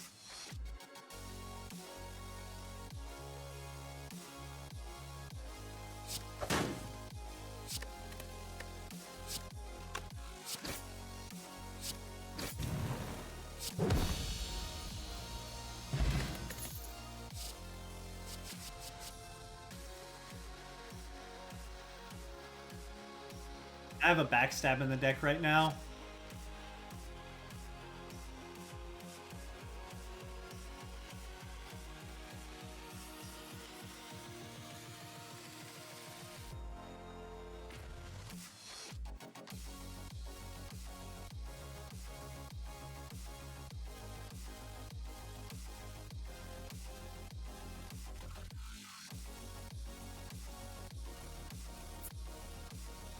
How much do we even like After Image?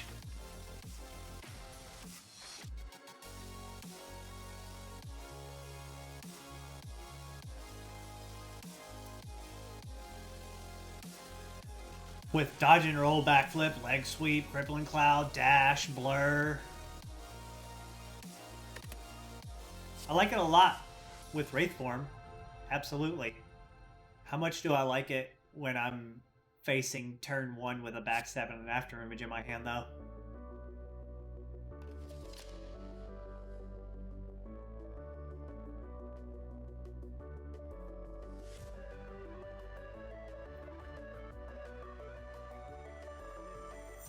I don't think I like turn 1 with an After Image right now.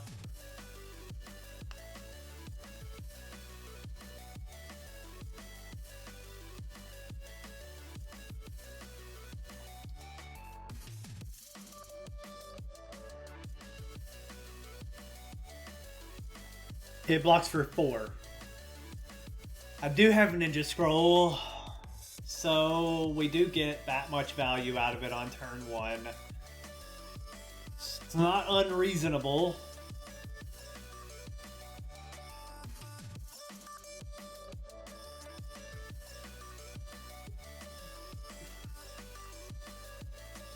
But we're also looking at 5 energy deck. Really good against the heart. Do you take Wristblade? I don't think so. It does add 16 damage to the deck.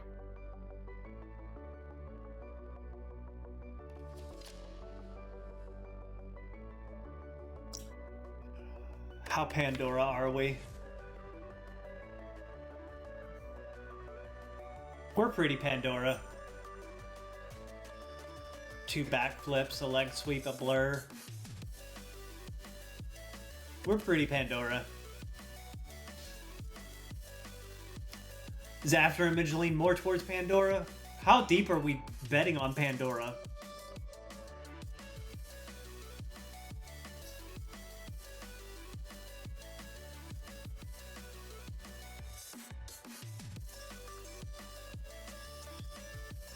After Image is better with Pandora, isn't it? Given Frozen Egg.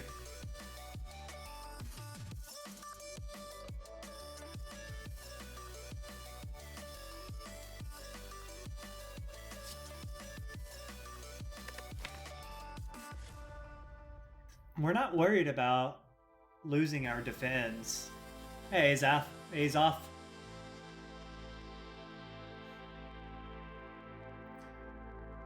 How much of the run have you been here for, man? Because there's a lot to be looking at right now before we click this After Image. But maybe it is just After Image anyway. Given Ninja Scroll, Frozen Egg, Horn Cleat, Hourglass, Scales, Coffee Dripper, Tongs. It's never unload.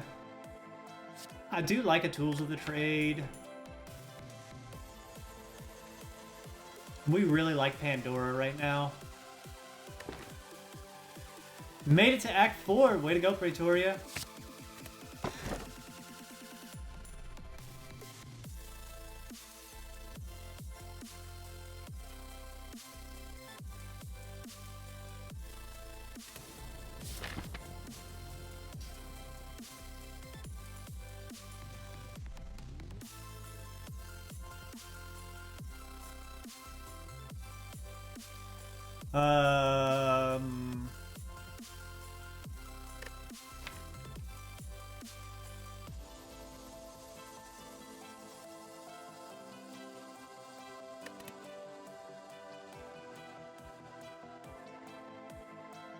We're scared of Giant Head.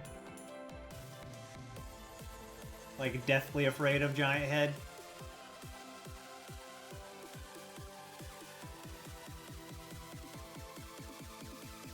We're usually 6 energy anyway right now.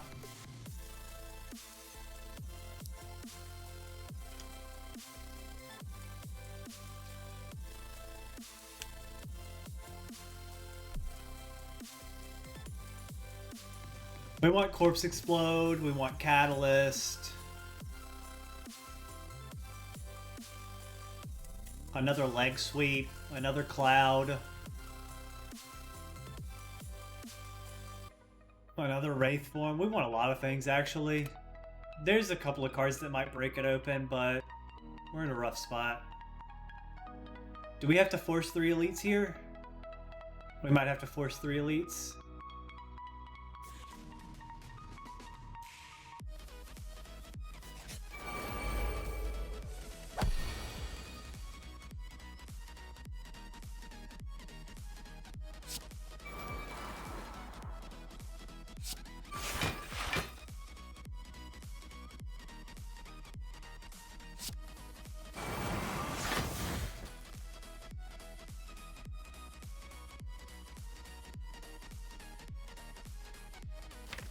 Also want to alchemize.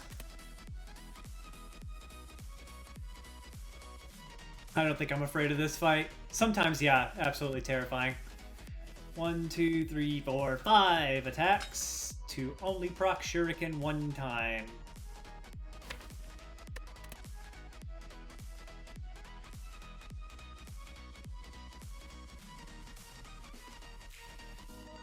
So 12,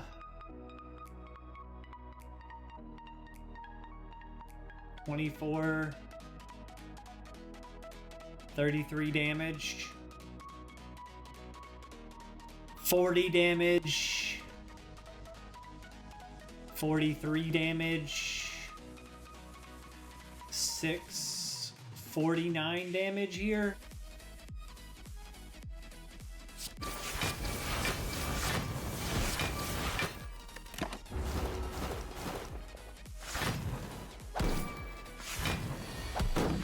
What up, loud bro? Ah, wrong guy. It's no big deal. You're dead.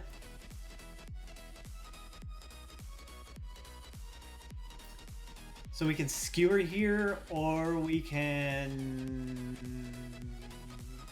I guess we can just do everything here. What's up, my guy? Let's see, I need to do 18 to you.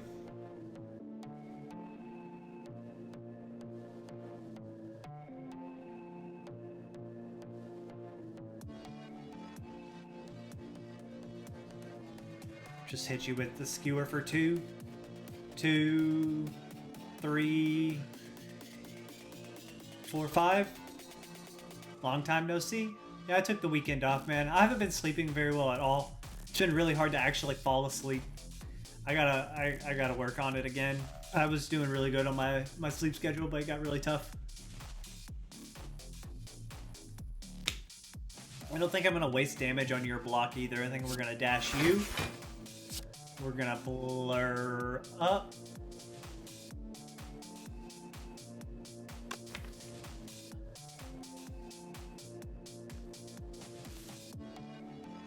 What if we don't skewer for 2? What if we blur whale here? 12, 6, 4, 10, 12, 6, 4, 10, 4, 3, 7,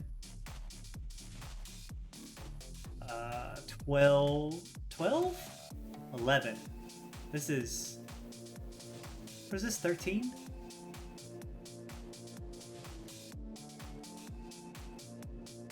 Beat the elites! 1 heart kill coming up, Praetoria. This is not 13. Why does this say 8? Humble brags? Yeah. Humble brag your heart out, R2.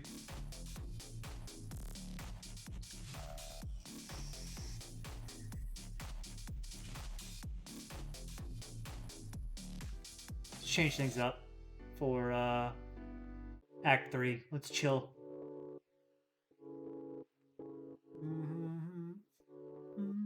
Ascension 12 heart kill on the defects. Let's get some love in the chat for R2 Brew and his defect Ascension 12 heart kill.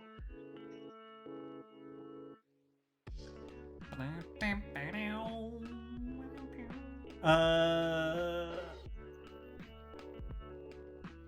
13 goes to 9 also. Why is this 10? Is this 14? Hold on a second. Where's my math at? He's weakened to 10 with 2 strength.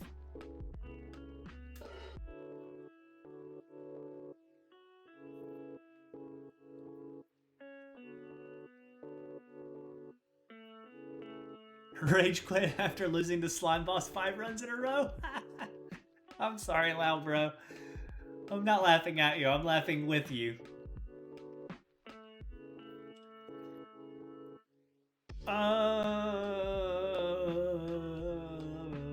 Like, Whale Blur is really good here, right?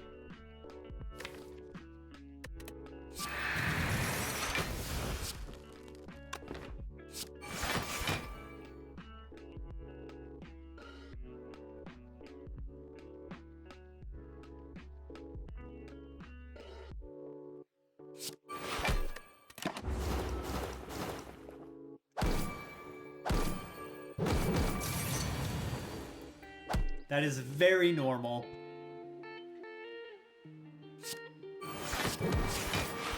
Okay, Whale Blur wasn't that good.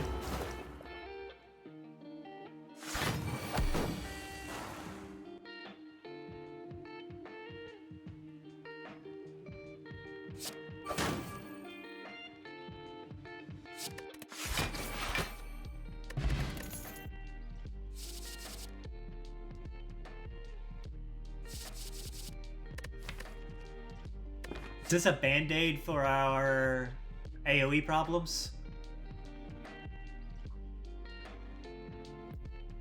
Yeah, Azoth, that's the joke that Merle is making right now. That Slime Boss doesn't exist for the Watcher. It's mostly true.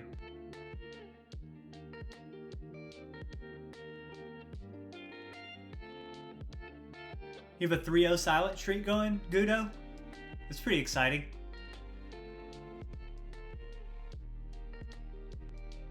I've only done that once.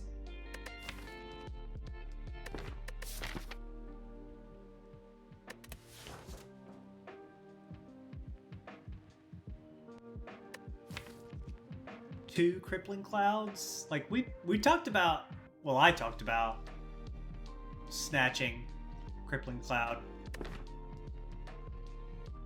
Pretty sure LC's done with the Spire for the time being.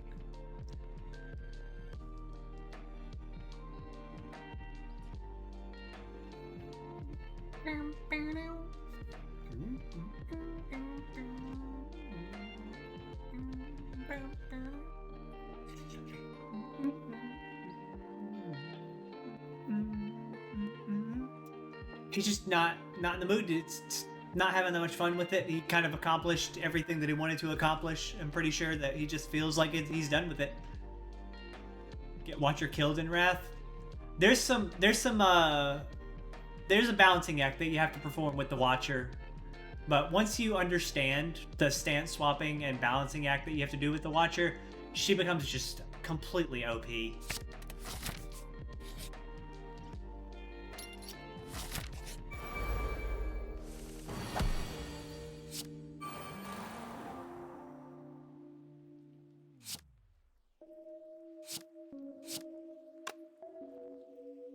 Do I want to draw cards here? Maybe.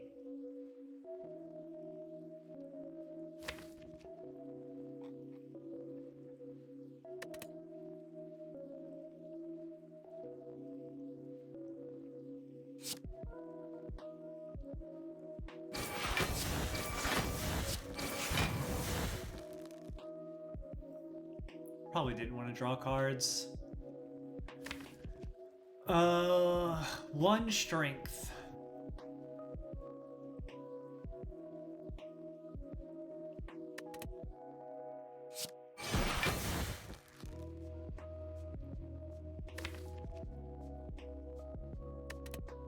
Do we block okay to pass Wraith Form here with Horncleat coming up? I'm gonna say yes. Three days on the Watcher? Yeah, makes sense. You don't think it'd be like that, but it do.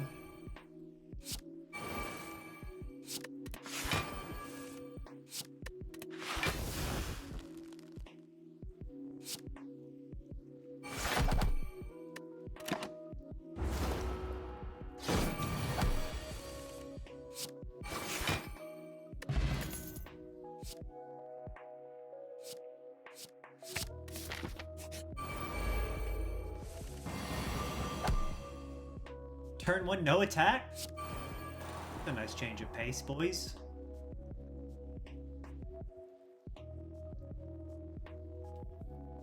Act 1 elites, they're very hard to evaluate, especially for the silent. Very, very tough. Very, very tough. Are we ever using our potions at this point? We have Sacred Bark.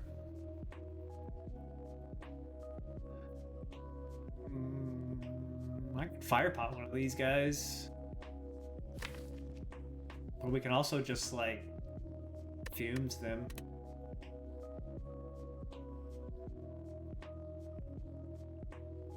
What are we gonna do with our potions? We're just gonna trade them up and never use them. Damage spread here with Hourglass. Let's go. We've got 12.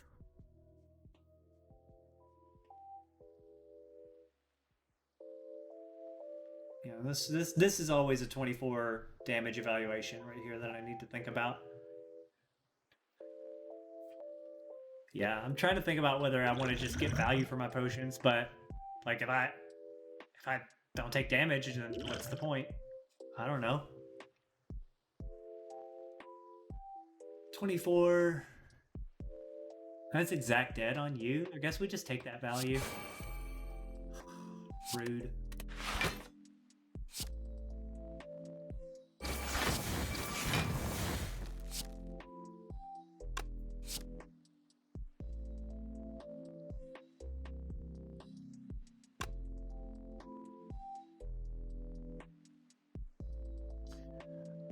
Bet there was a way to go Mercury Hourglass here instead.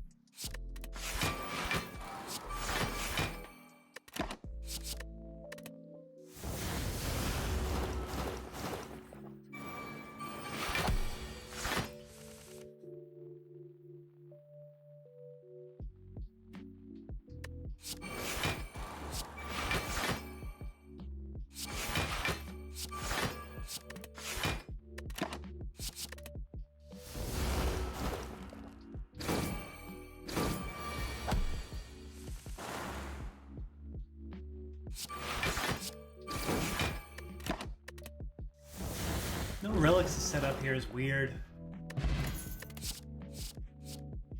Huh. Acro? Blur. It says plus.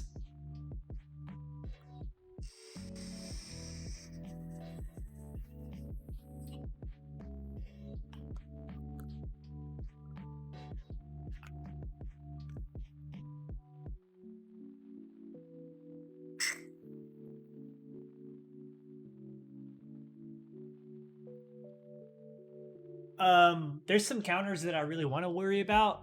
Like, for example, Incense Burner. We have an Acro 2 backflips currently.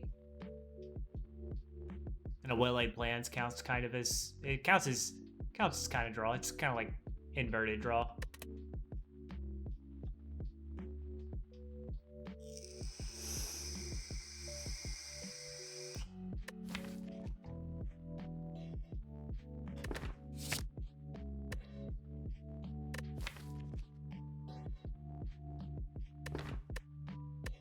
What is this potion versus this dexterity? Skill pot over 4 dexterity. 2 skill cards is pretty good. But 4 dexterity, this is the kind of sacred bark pot that you take to the heart. Are we ready to lock in a potion like that?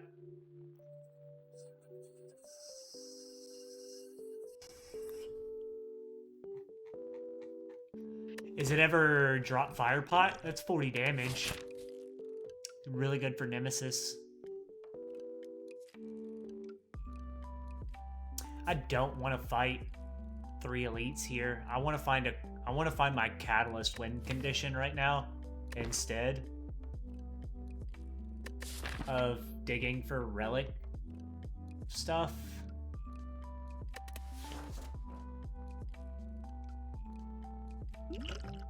I'm gonna keep the skill pot. Rude.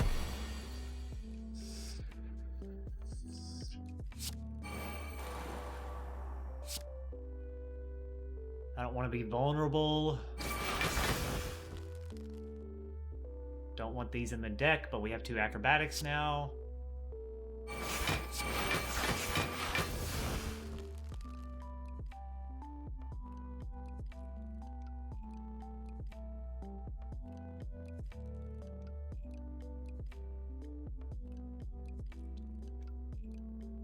Best I can do is come up with 20 block or risk a curse right now.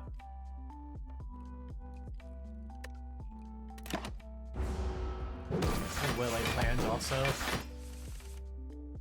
Shoot.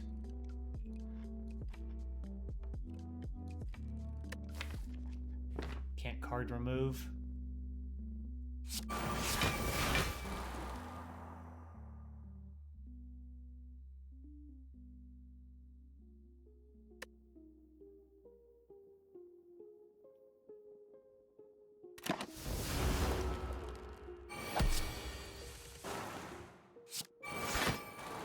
There's not that many attacks to draw to. And one of them is Skewer, which is just as risky.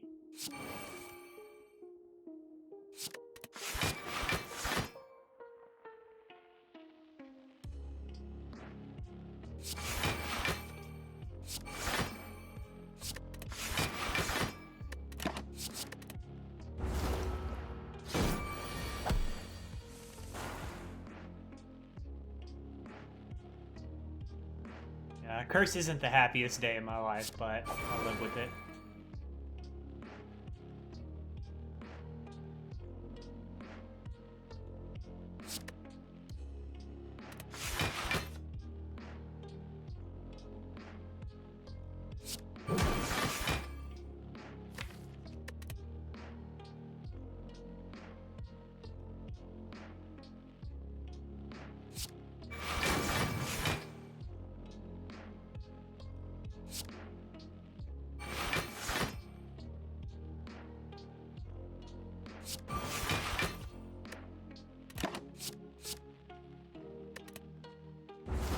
Pretoria, congratulations! You did it.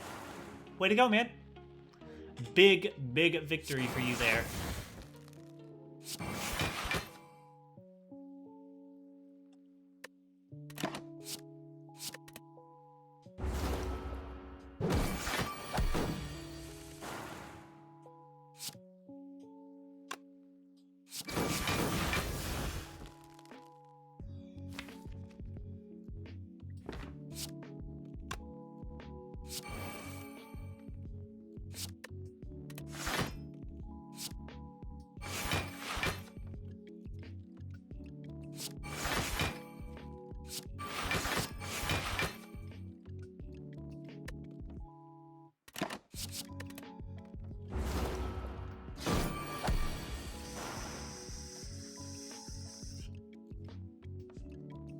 had a big think on turn 1. He took, what did you say, 33 damage turn 2?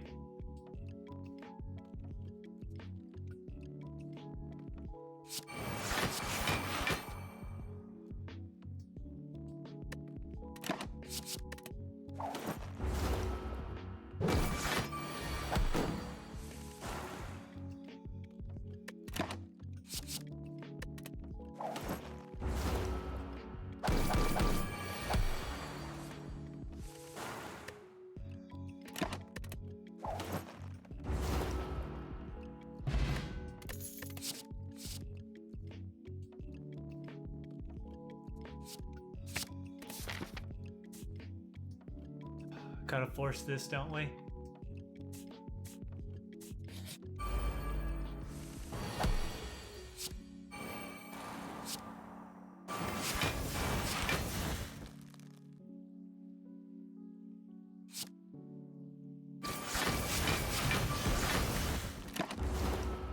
Please don't come at me for 45 here.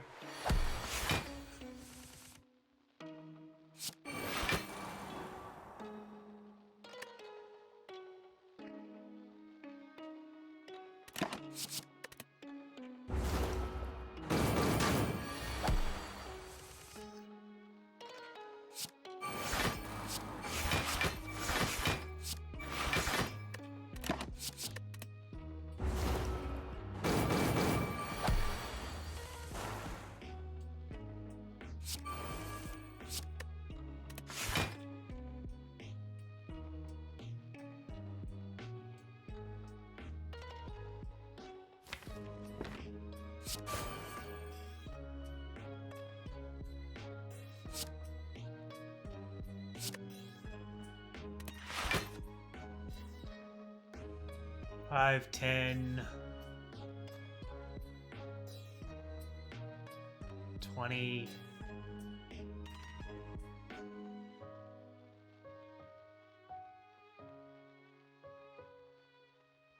Yeah, it turns them intangible like that. It also works on silent. I don't remember which way the intangible mod thing works. Burst catalyst to 140 poison, and then you block for a few turns. That's it, man. That's it. Way to go, Praetoria. Congratulations.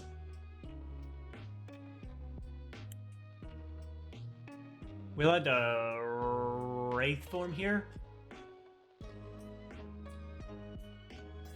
Because we only have, like, was it? 5, 10. 5, 10. So 20. Plus 5 card plays.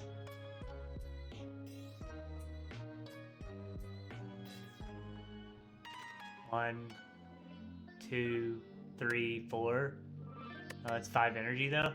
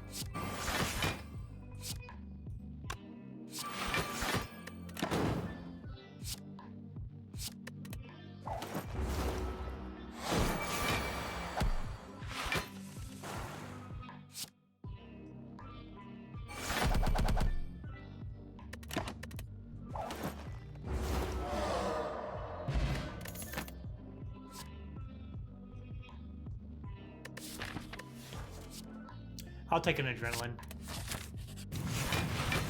I will accept an adrenaline. 9 damage turn 1, huh?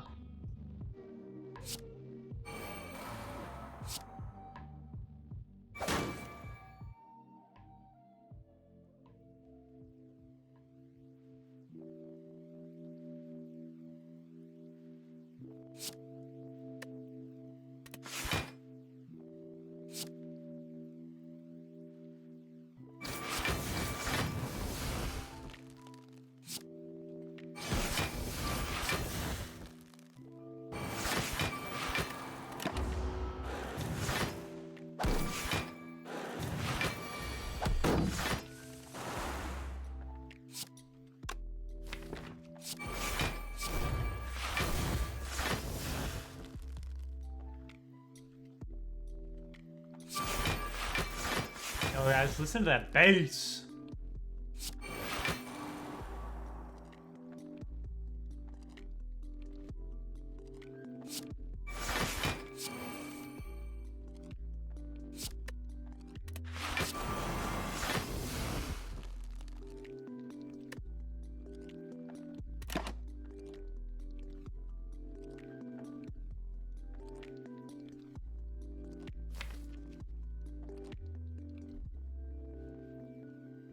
It's pretty much why I took the extra acrobatics over the Blur Plus. So we could start doing some big hits like that on the draw. Need another person to brag to. Go drop a humble brag in the Discord too, man. Oh, big boy Dane getting online. Gotta put my lurk on back there.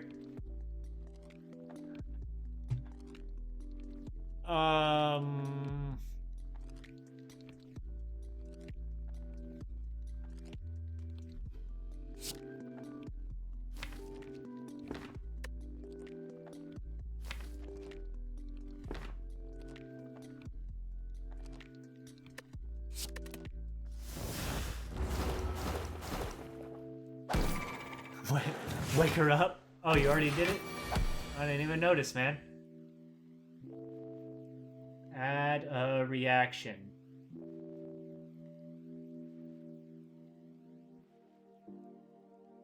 Well, I have too many servers. Can't even use these from all the other servers.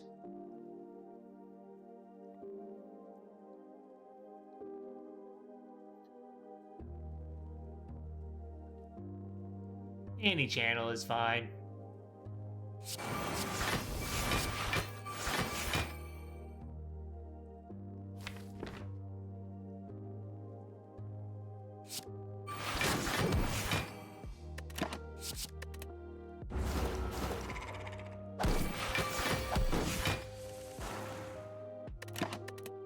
So we're taking 0 damage. Yeah, one more.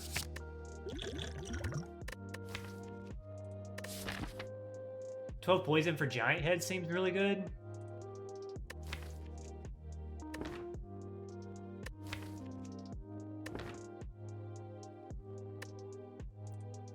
I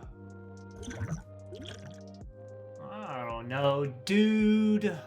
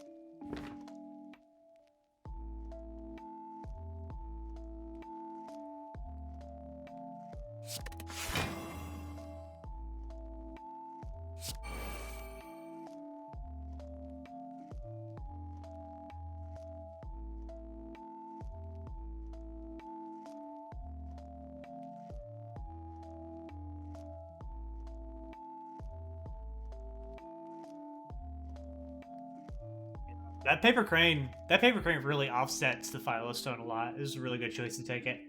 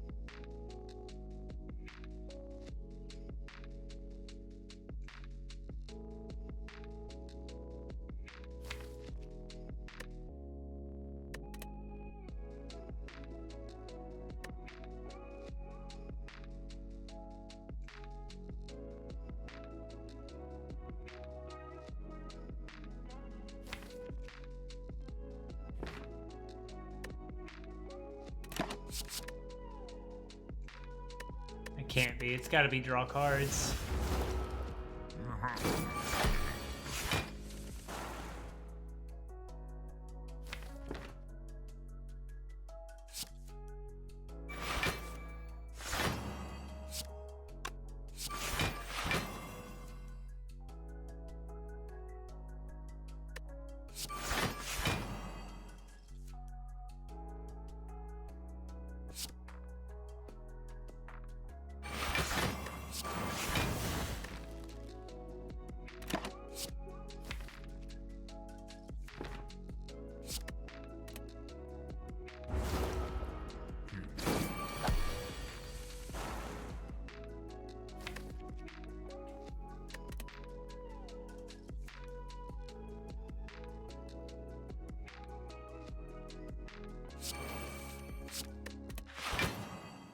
Okay.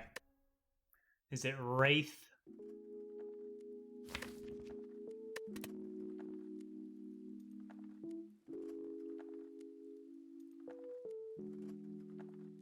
First flask.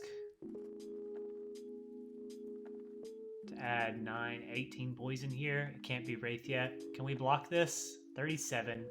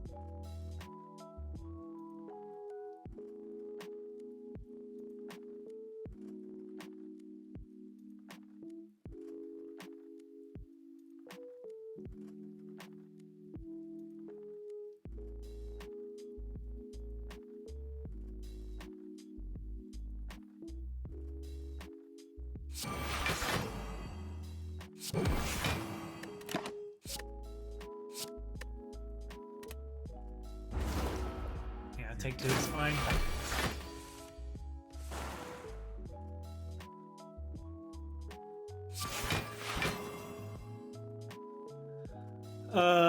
Five, 10, 16, plus 3, 19, plus 6.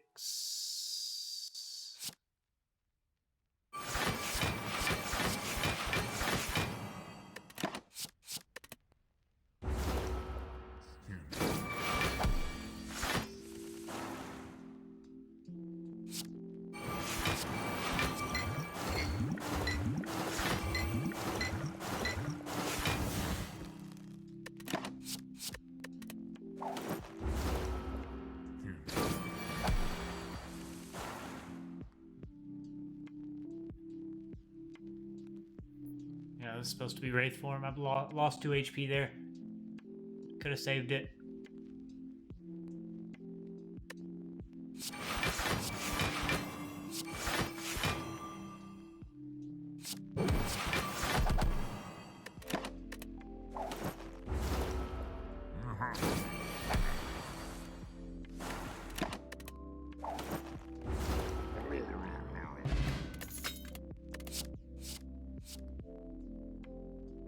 Is this where we're at?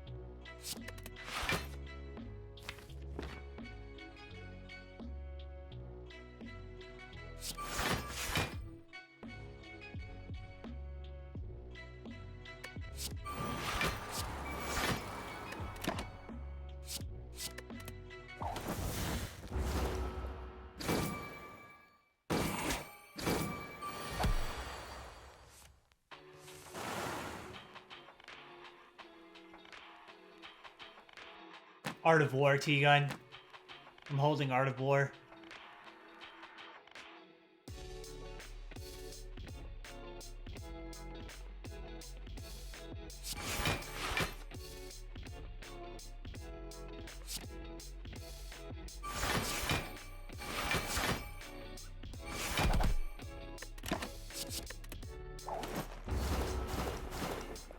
Yeah, no problem.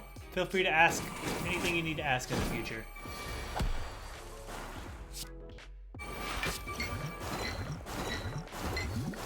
I have a blur stack here, and Wraith Form is running out, so we're doubling this.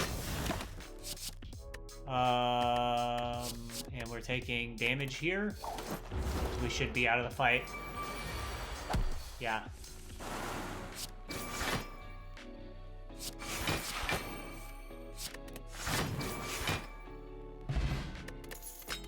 Feel good about the heart? I don't know about that.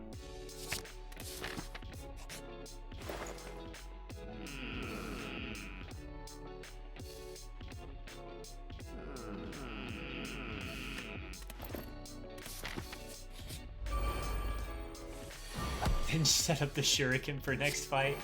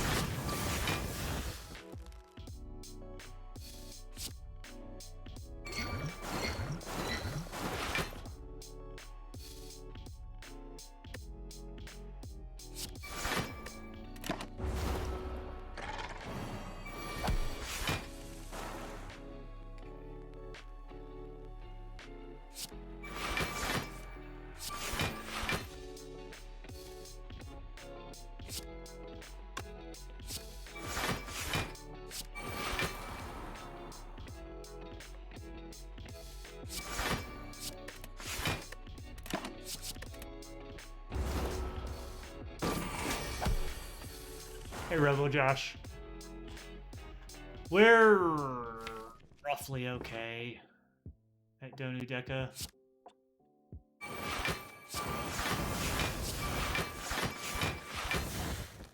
That's not Blur.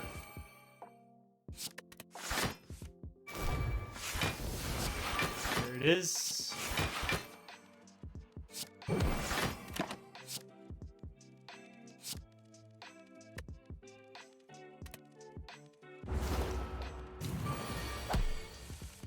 Whale to strip artifact? Yeah, it's pretty important sometimes.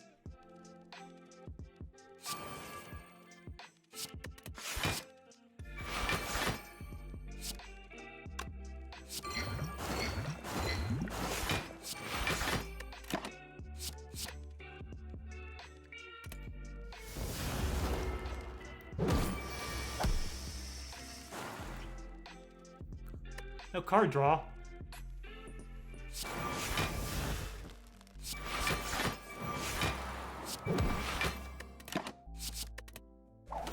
Set up ink bottle and we're out of this fight.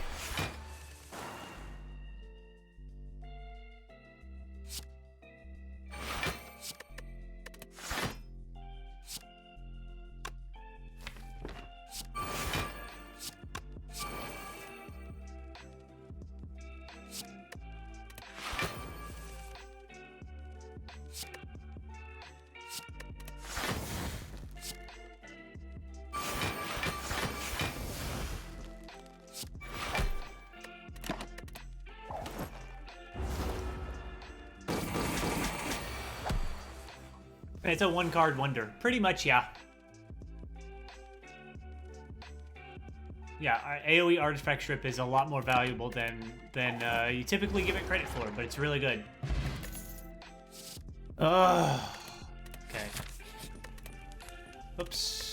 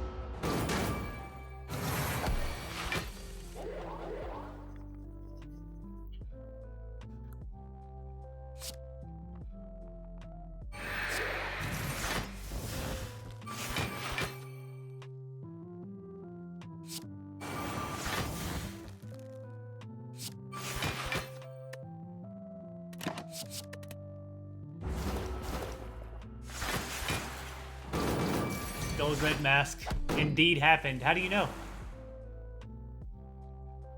How did you remember that, Forgotten Kane? Are you like 30 minutes behind on the stream or something?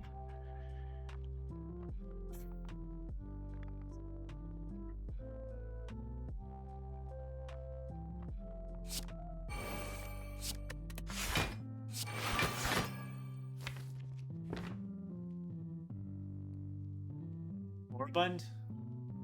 Where did Moribund say that? I didn't even see Moribund say that. Modded characters? Hey, Pingu Mask. Sorry, no, I haven't tried any modded characters. I've heard about your Jester though. I think the modded characters, the content mods are really cool. I'm such an Ascension 20 heart addict right now. I have been for the most of this year, in fact.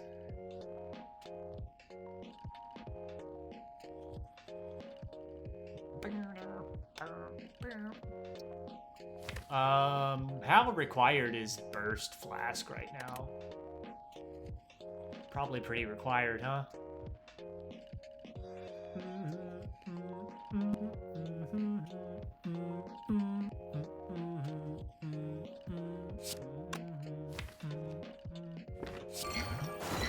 It's not that required. What did you add to the Jester, Pingu?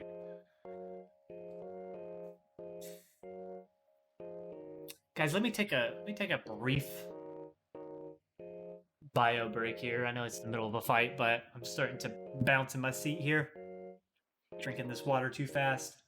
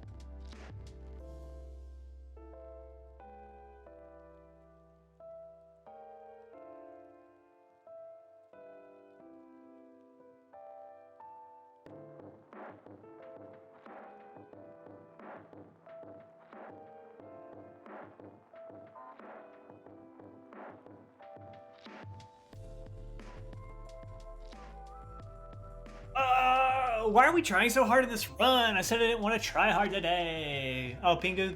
Pingu didn't respond?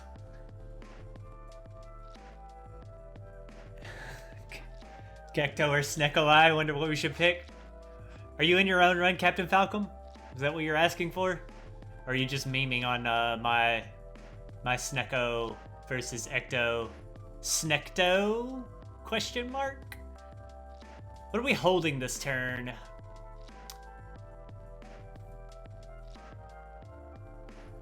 We're passing through Wraith form, aren't we? We're not gonna... Well, it's not gonna lock one of our slots right now. How much block do we have coming? Not a lot. We want to hold, like, leg sweep dash. No blur down. Dodge and roll down. Break Art of War next turn if we have to. Get our auto draw.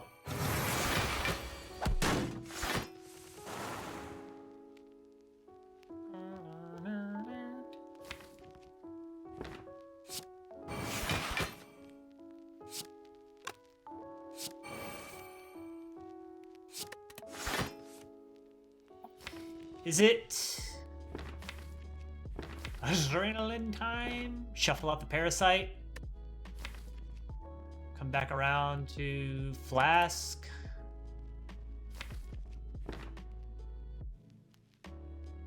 Do Burst Cloud here.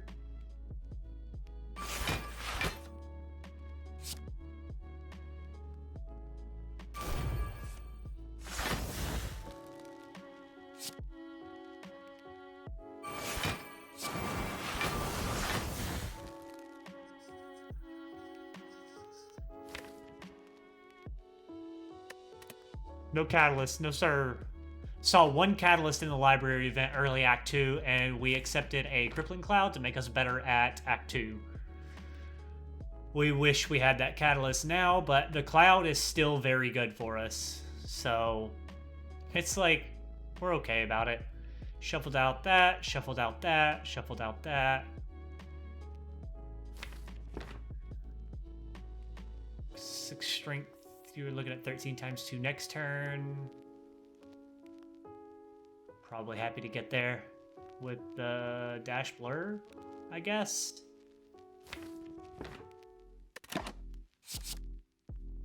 Does blur even... Blur doesn't even... We don't even say block with blur, do we?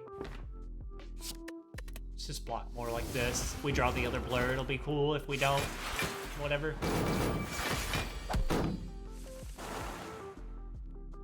We're waiting on Burst Flask here, aren't we? And then go into Wraith form. We are not waiting on Burst Flask. It's gone. We make plenty of block here.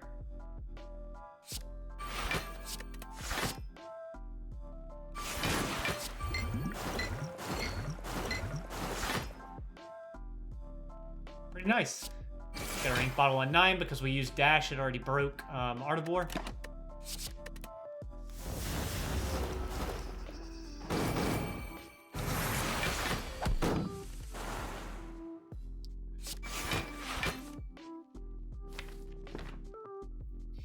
Are we...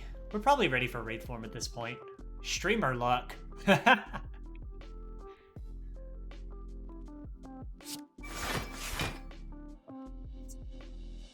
We've got exactly 30 block right there.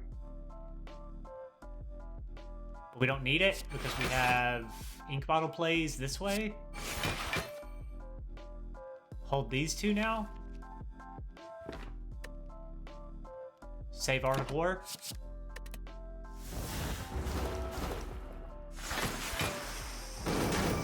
Oh, ink bottle, idiot. We'll get it set. We'll make sure we get that set correctly. Okay, and we're ready now.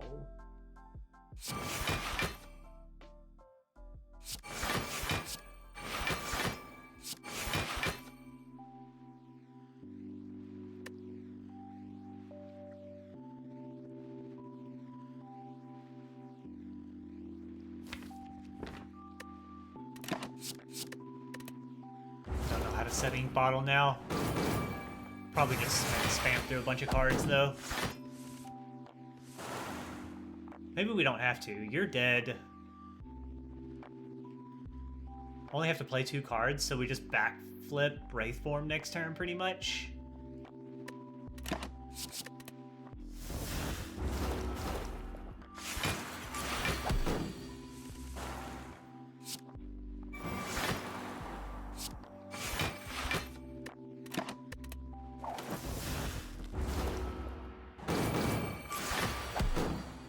Time Meter and Awaken One are both scary fights. All 3 Act 3 bosses are scary fights right now.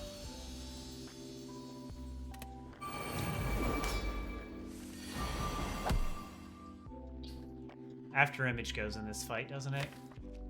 I don't have Malaise, but we can Whale Trick.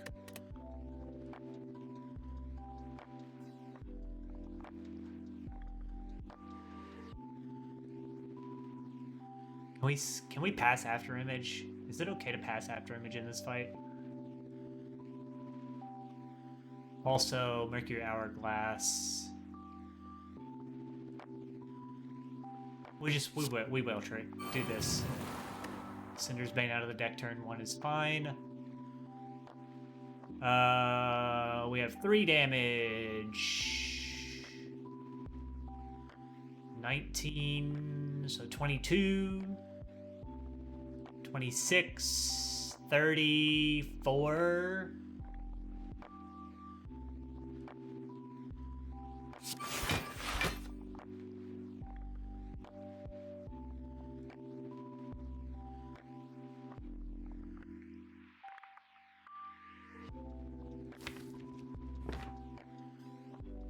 $35.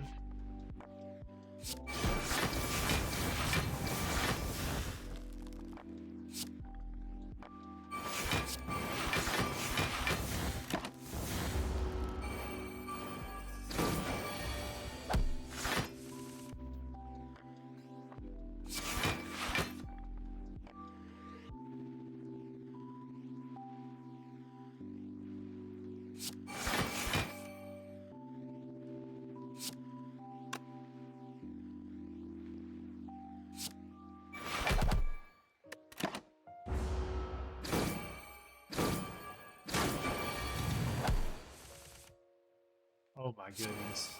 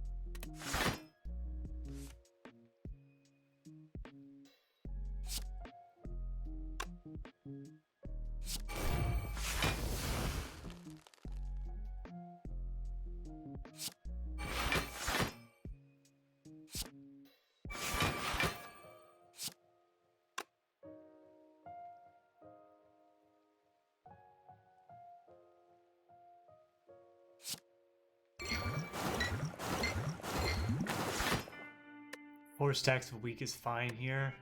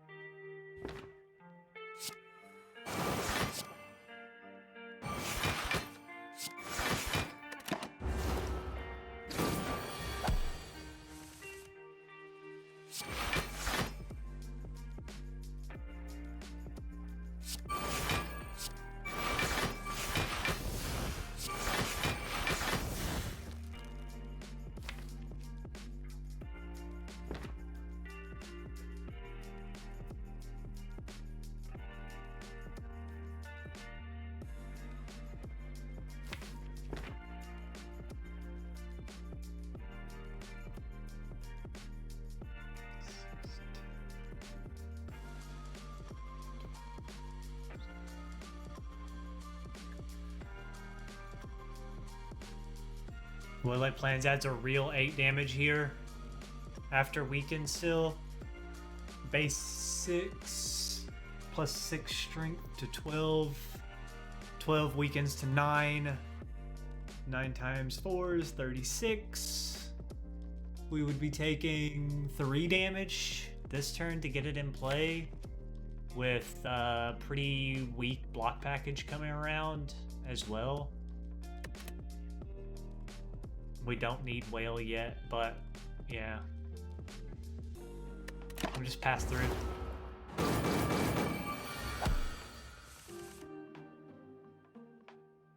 Yep.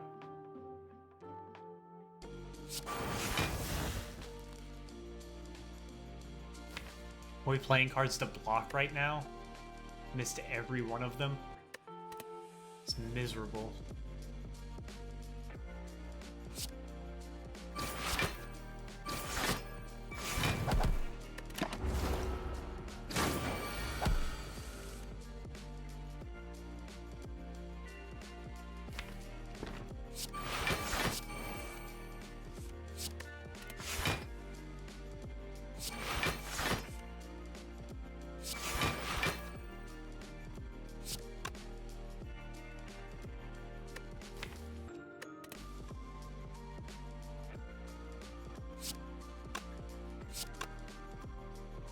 We're in a tough spot here. Will A Plan showed up again.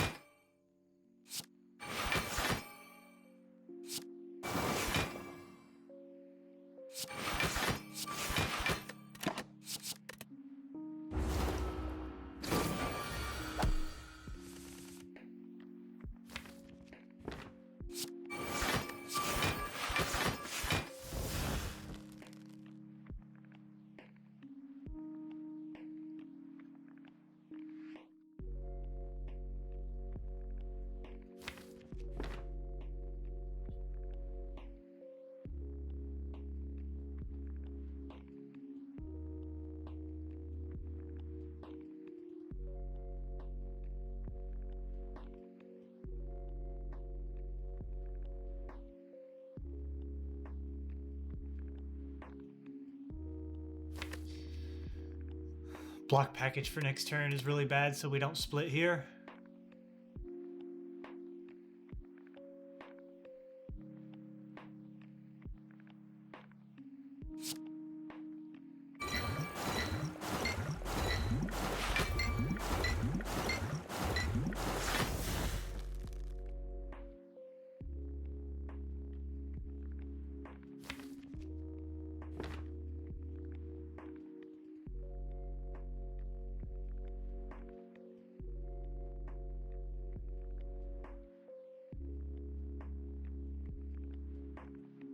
Huge issue. You get an infinite loop when you burst Encore, Pingu? Oh, goodness.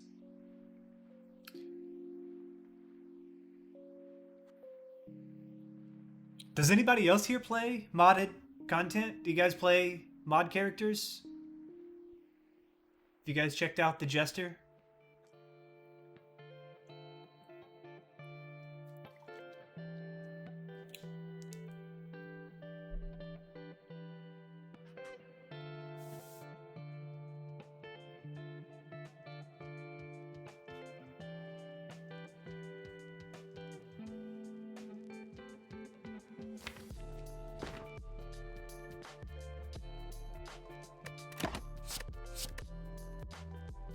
I'm still supposed to play my ink bottle cards, I forgot.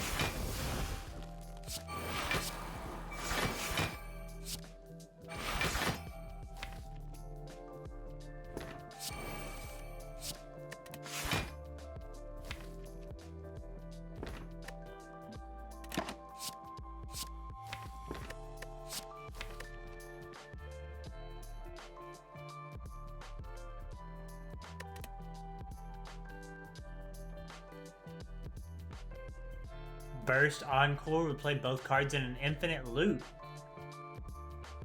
What does Encore do? I think I've seen somebody play that. I don't know if I saw them do like a Burst Encore thing, but I think I've seen Encore. It's Probably on Teak. Probably Teak. Teak likes to play a lot of modded content. Well, at least he did play a lot of modded content for his March Madness month.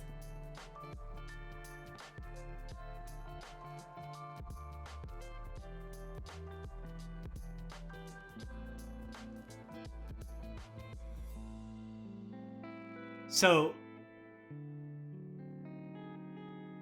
oh, it's a new card. Ah, I thought okay, so I haven't seen it then. I thought I'd seen Encore as a card name in the past, which is possible in a different mod maybe that has the same card name.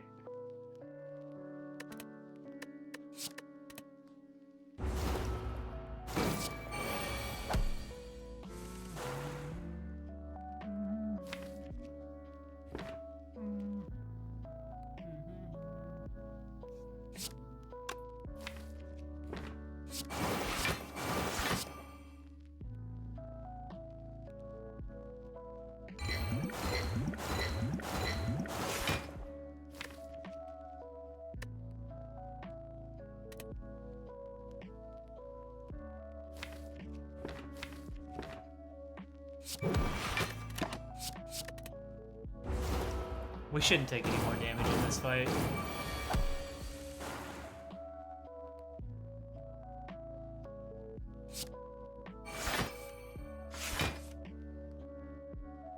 Did just shuffle out all of my backflips though.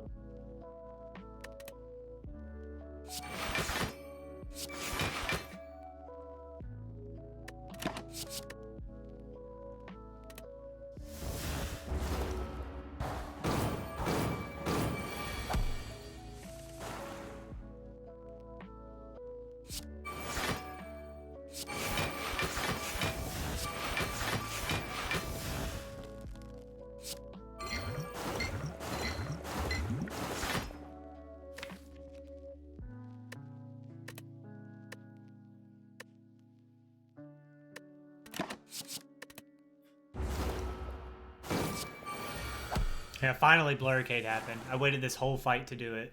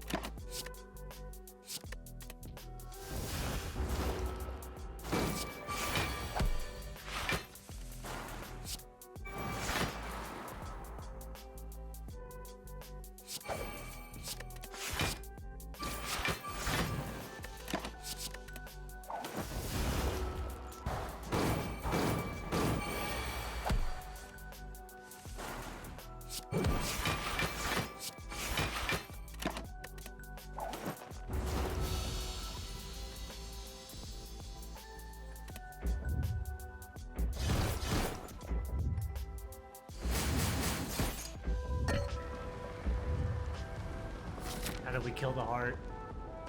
No gold to spend here. 14 HP down.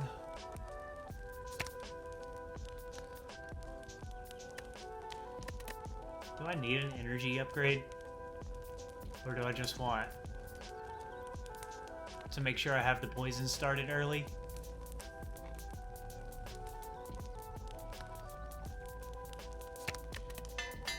I don't know, man. What are we missing in the shop here? Yeah. Not that much.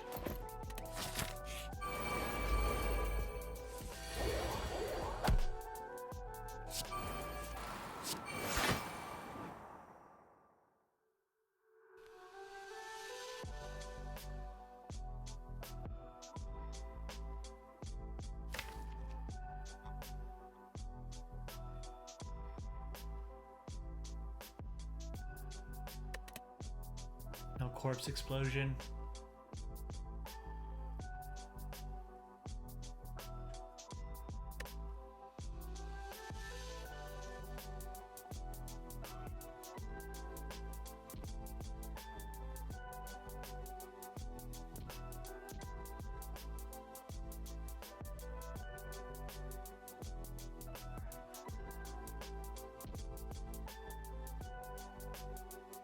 Will plans turn 1. Does that mean save energy for next turn with 2 top deck burns in case we get like leg sweeps and crippling clouds and stuff like that?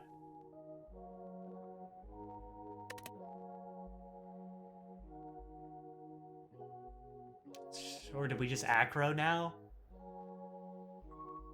Hold backflip? We always hold backflip. Do we hold backflip? We don't hold backflip because we're not willing to take this damage here. Hello, Crippling Cloud. Ayaya? Really? Ayaya? That's the one you like?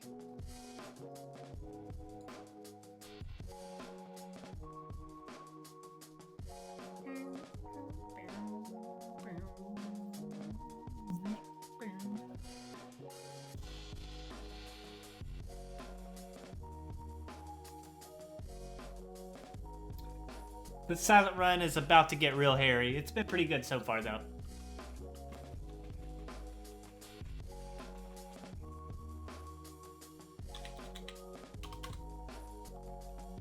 Which III is it? What channel is it from, Artie? Oh god, there's so many of them.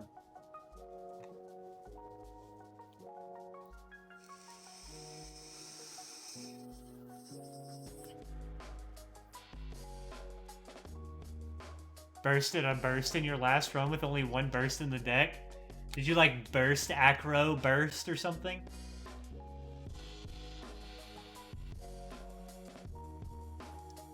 Why did you do a pun allowance for that?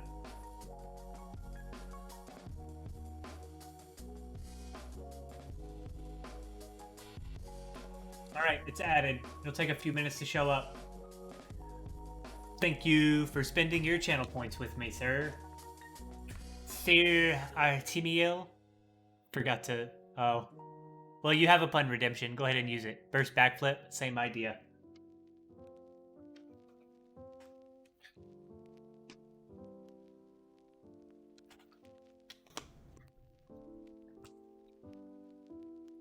This is already full block, isn't it?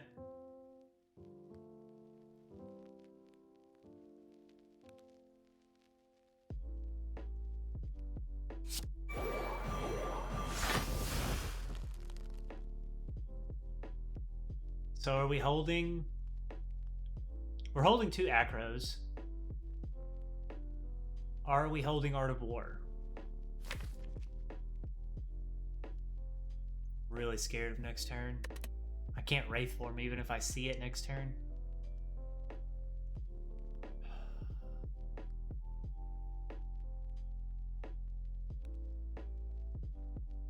If we're gonna double acro, we want to probably hold our energy, right?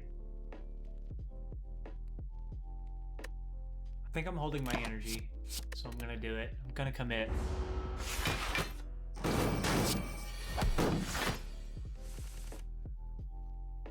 It's a pretty good whale.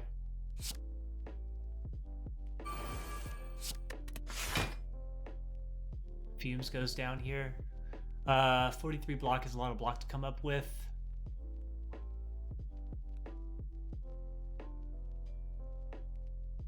It's a really good whale. Do we use it? I have to come up with your block next turn too?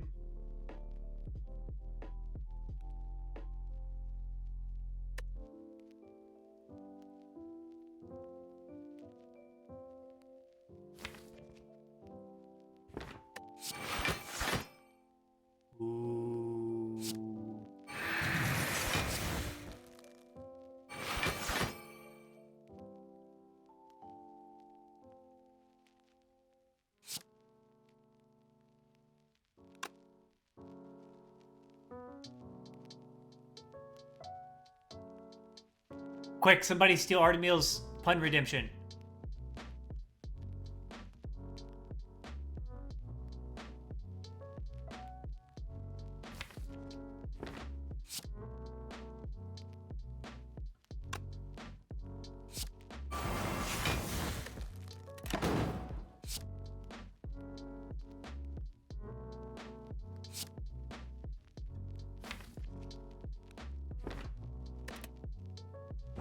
Dane's streaming, Pretoria.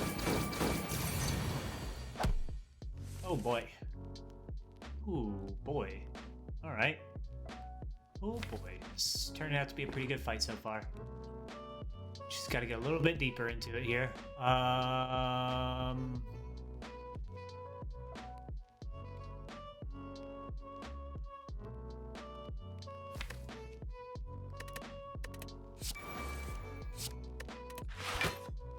Okay, that's not a burst. 14, 18, 26 plus 1, 2, 3, 4.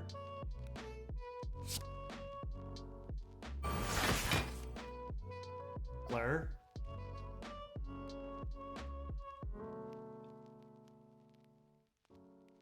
It's okay, Pretoria. We'll be over there soon. We'll be over there soon, my friend. This run is coming to a close, 5 hours deep. We can't get any blur value this turn, can we? So we're putting this down. We can get blur value if there's only a little bit of blur value there. To like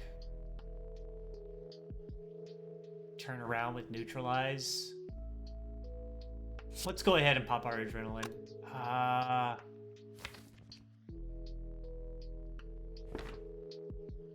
We don't pop our adrenaline. Let's turn around like this first. It's a strike, okay.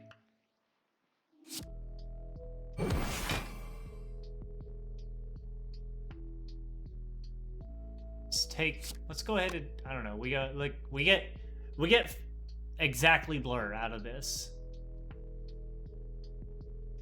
The thief rob a wig shop. He didn't want to pay for anything. Nice, dude. I didn't even notice it. Way to go, Bryant. With the pun steal. We get exactly blur value here. But do we just take damage value? We're holding these. Let's just take blur. And what's upgraded in here? Most of it. Okay. Hold this because it's 11 block if it upgrades. These are 8 block if they upgrade anyway. The only bad hit here is a strike upgrade. Got it.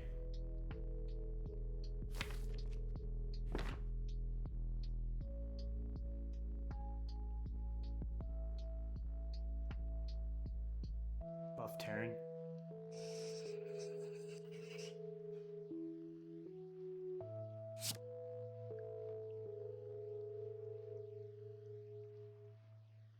Can I turn around here? 10. That's what, 14? Yeah, 14, 10, 14, 20. So 21 if I turn around. Back to 15? 16? 15? 5.x 15? So it goes back to 15. So we can do this skewer here.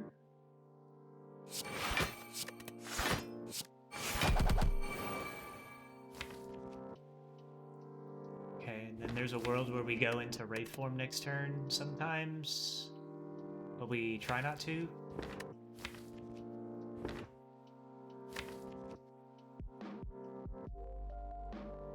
A little short on block. Burst, backflip, and dodge and roll maybe.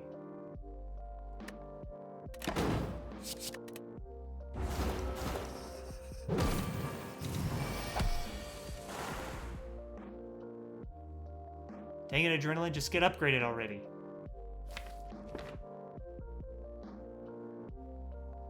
$36 block. 8, 14, 22, plus 3.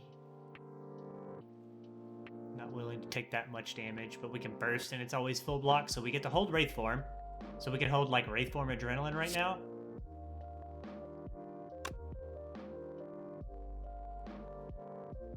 So we do like this to make sure that burst is in the draw pile.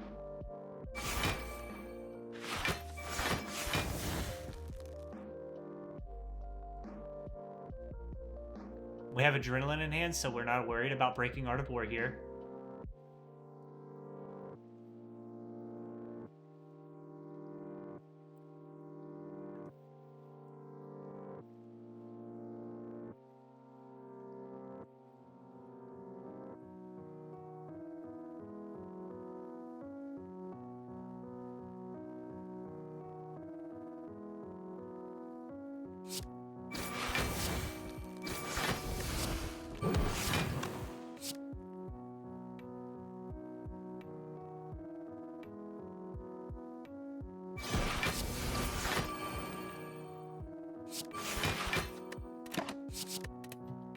Okay.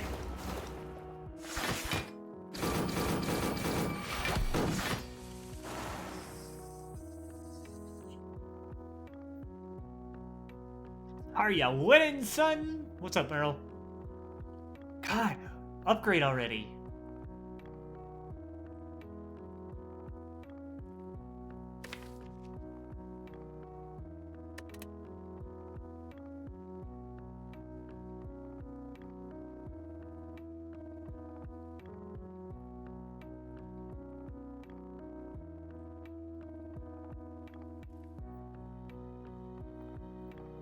Uh, 45 is... Was that 30 right now? It's 38, 40. Weak to 30. Yeah. So this is 30 if I turn around. This is... That attack is 6, so it's at 8. 8, 12, 9. 9 times 2. So 30. So turning around is always good. Can we go... We need 30, 48 block. We have 12 plus 11. Or say 12 plus 24. 38 or 36. So we can still block here and hold Adrenaline Wraith Form again.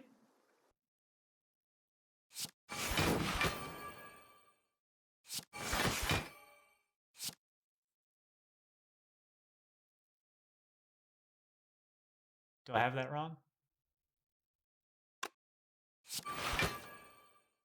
I have it a little bit wrong. I don't have it wrong. Flask. No. Wraith Form Adrenaline.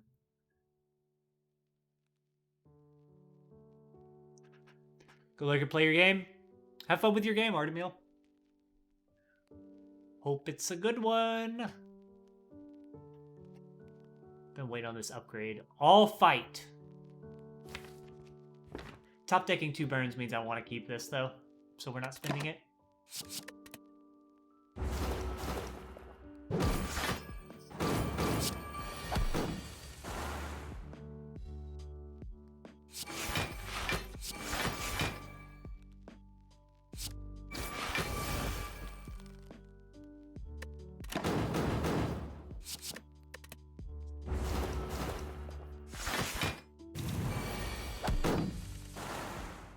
All right, and that's it. We're there. So we can do...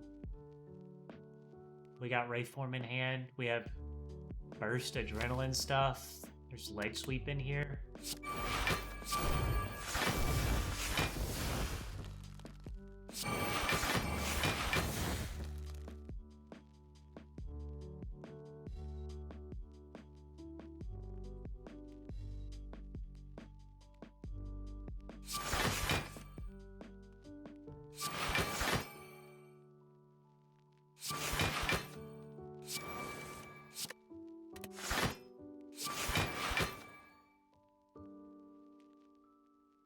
That hand was silly.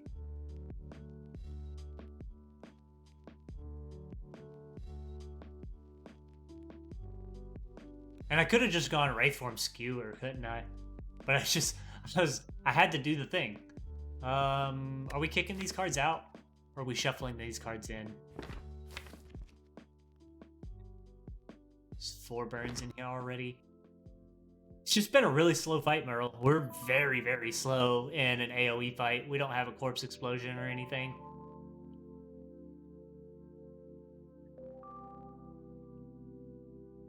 I mean, when we Wraith form next turn, it's over, right?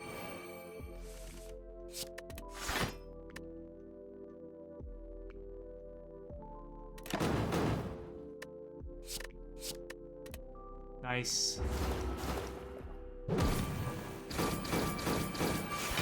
Nice, Pingu. I'm glad it worked out for you. God, we don't even use Wraith form? We don't even use Wraith form. Watch, end turn. No, wait. Play cards.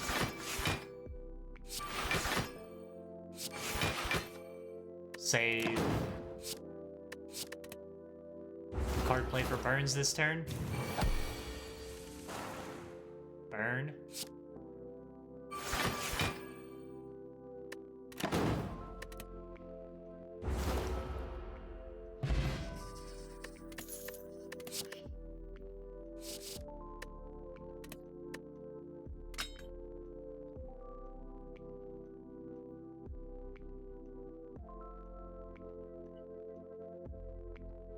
Which one is it?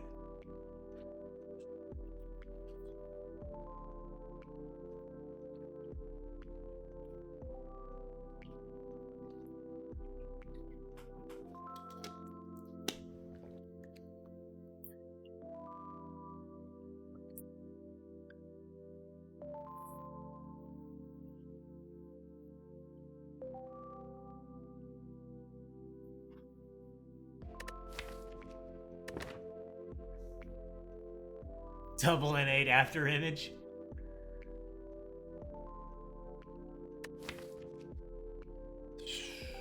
Didn't get a potion.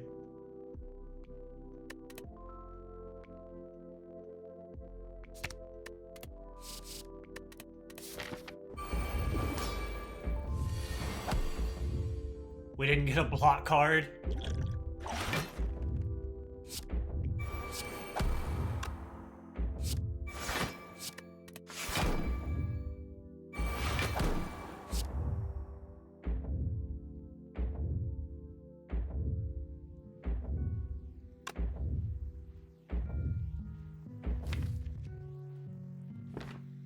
War could be pretty important here. We have Horn Cleat, so maybe it's not. We have 4 dexterity. Sacred Bark. You better save this run for me, buddy. How important is Art of War this turn? Like, it's pretty good. It's also a Shuriken proc.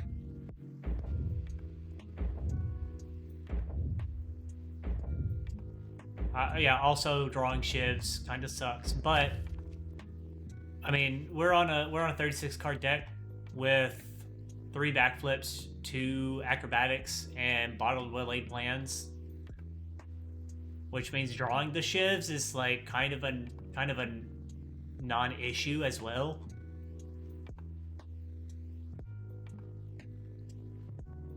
And we could get Akabeko Skewer.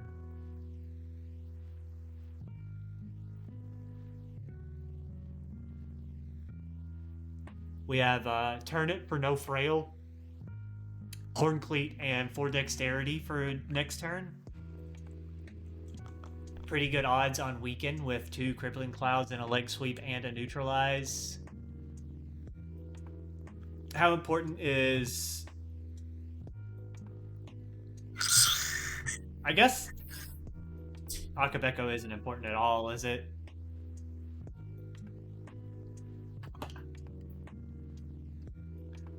It's like if the only source of weak we see next turn is neutralized, we're gonna burn Akabeko on that anyway. So we might as well spend it on the turn that we don't need to save block.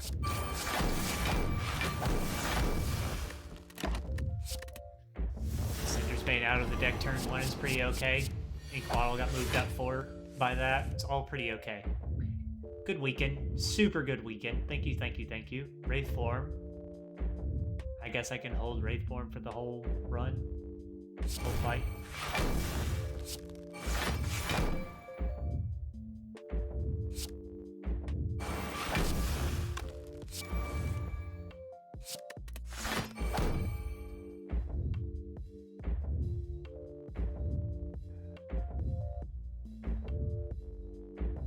Have to block 30 next turn, is that correct? or 45. I mean, I can't take 31 damage here, can I?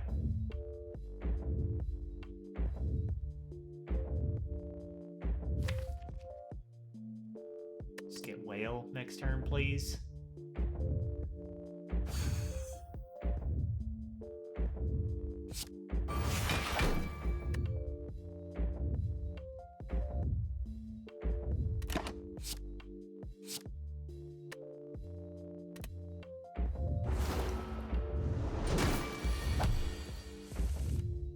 Do I even want Whale this turn? I don't know.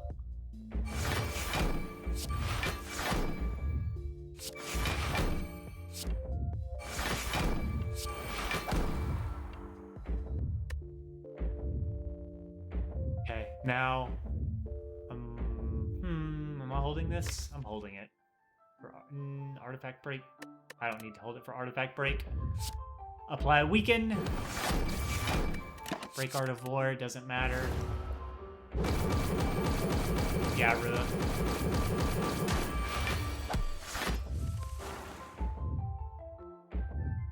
Okay, we're looking for Burst, Cloud Flask.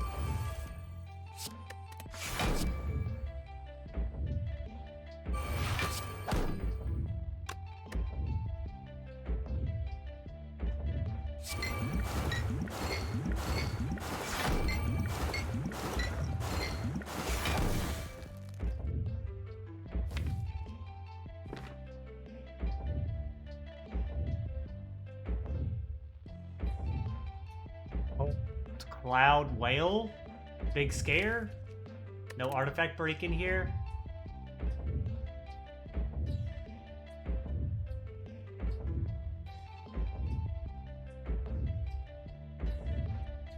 No Catalyst still.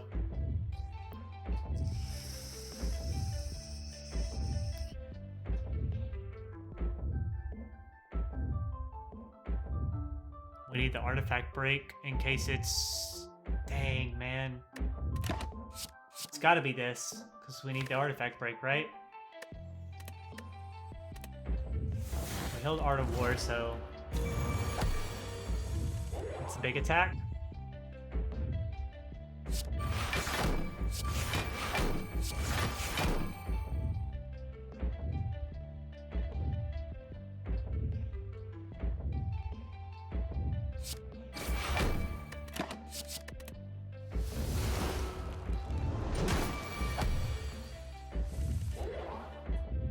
Okay. Can we block this? 45?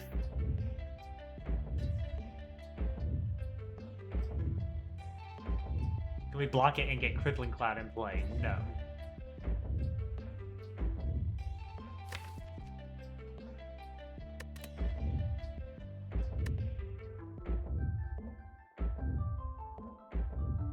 Dash, Cloud, Whale, hold double backflip. Hold backflip leg sweep. Don't break Art of War for 10 damage. Because we're always holding leg sweep, right? It's just the biggest. No, it's bigger than dash. Here's Wraith form.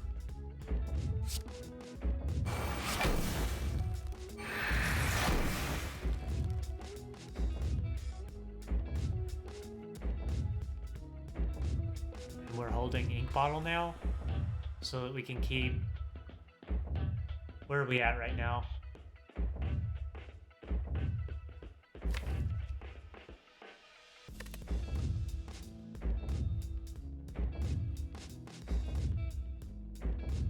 Backflip, Wraith form, leg sweep, Wraith form. It's gotta be backflip. We need to... No, we have 2 acros left in here. We have 2 acros left in here and another backflip. 3 acros in here. We have 3 acros in here and 2 blurs with burst. I actually don't want to lock a slot into Wraith form yet.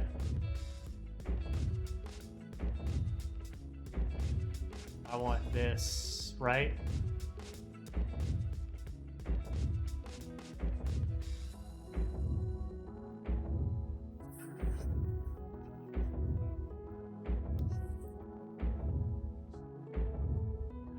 with only 37 poison. I don't want to lock a slot into Wraith form, so we're holding Leg Sweep, Backflip, and Art of War.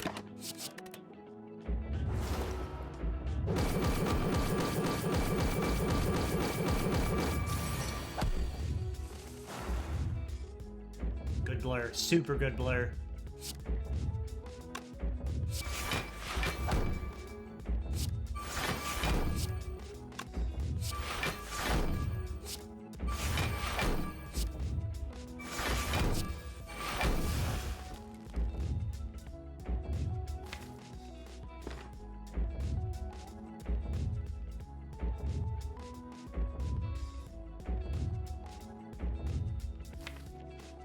We've got 3 acros coming right now, and burst, so we don't break Art of War here.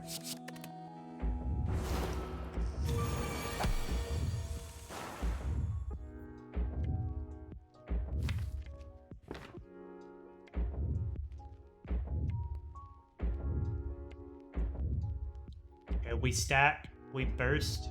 Let's acro. Next turn is burst, flask, leg sweep.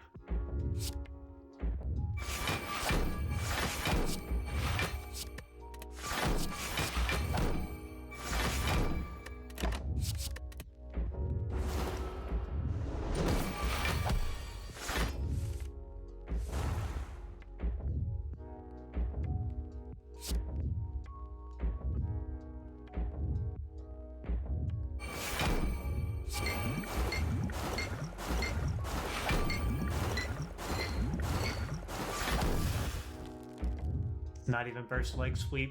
We're looking for blur.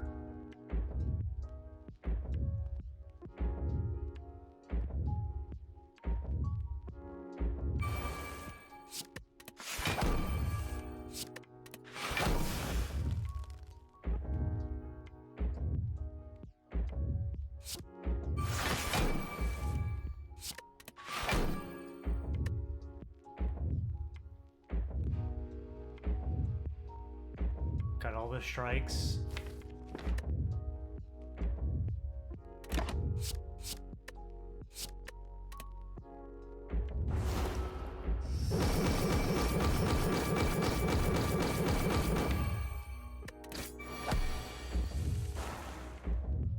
Okay, and boom right there.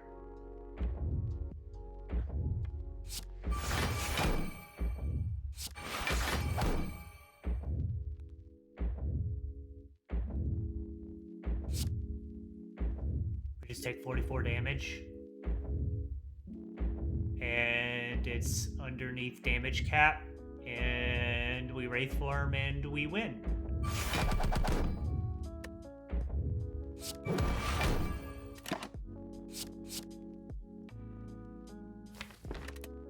That's it.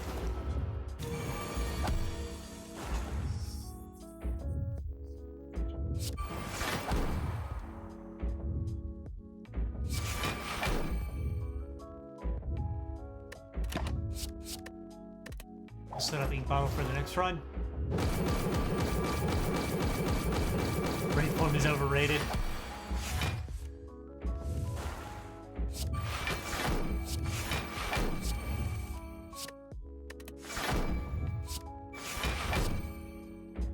Get in there, Skewer.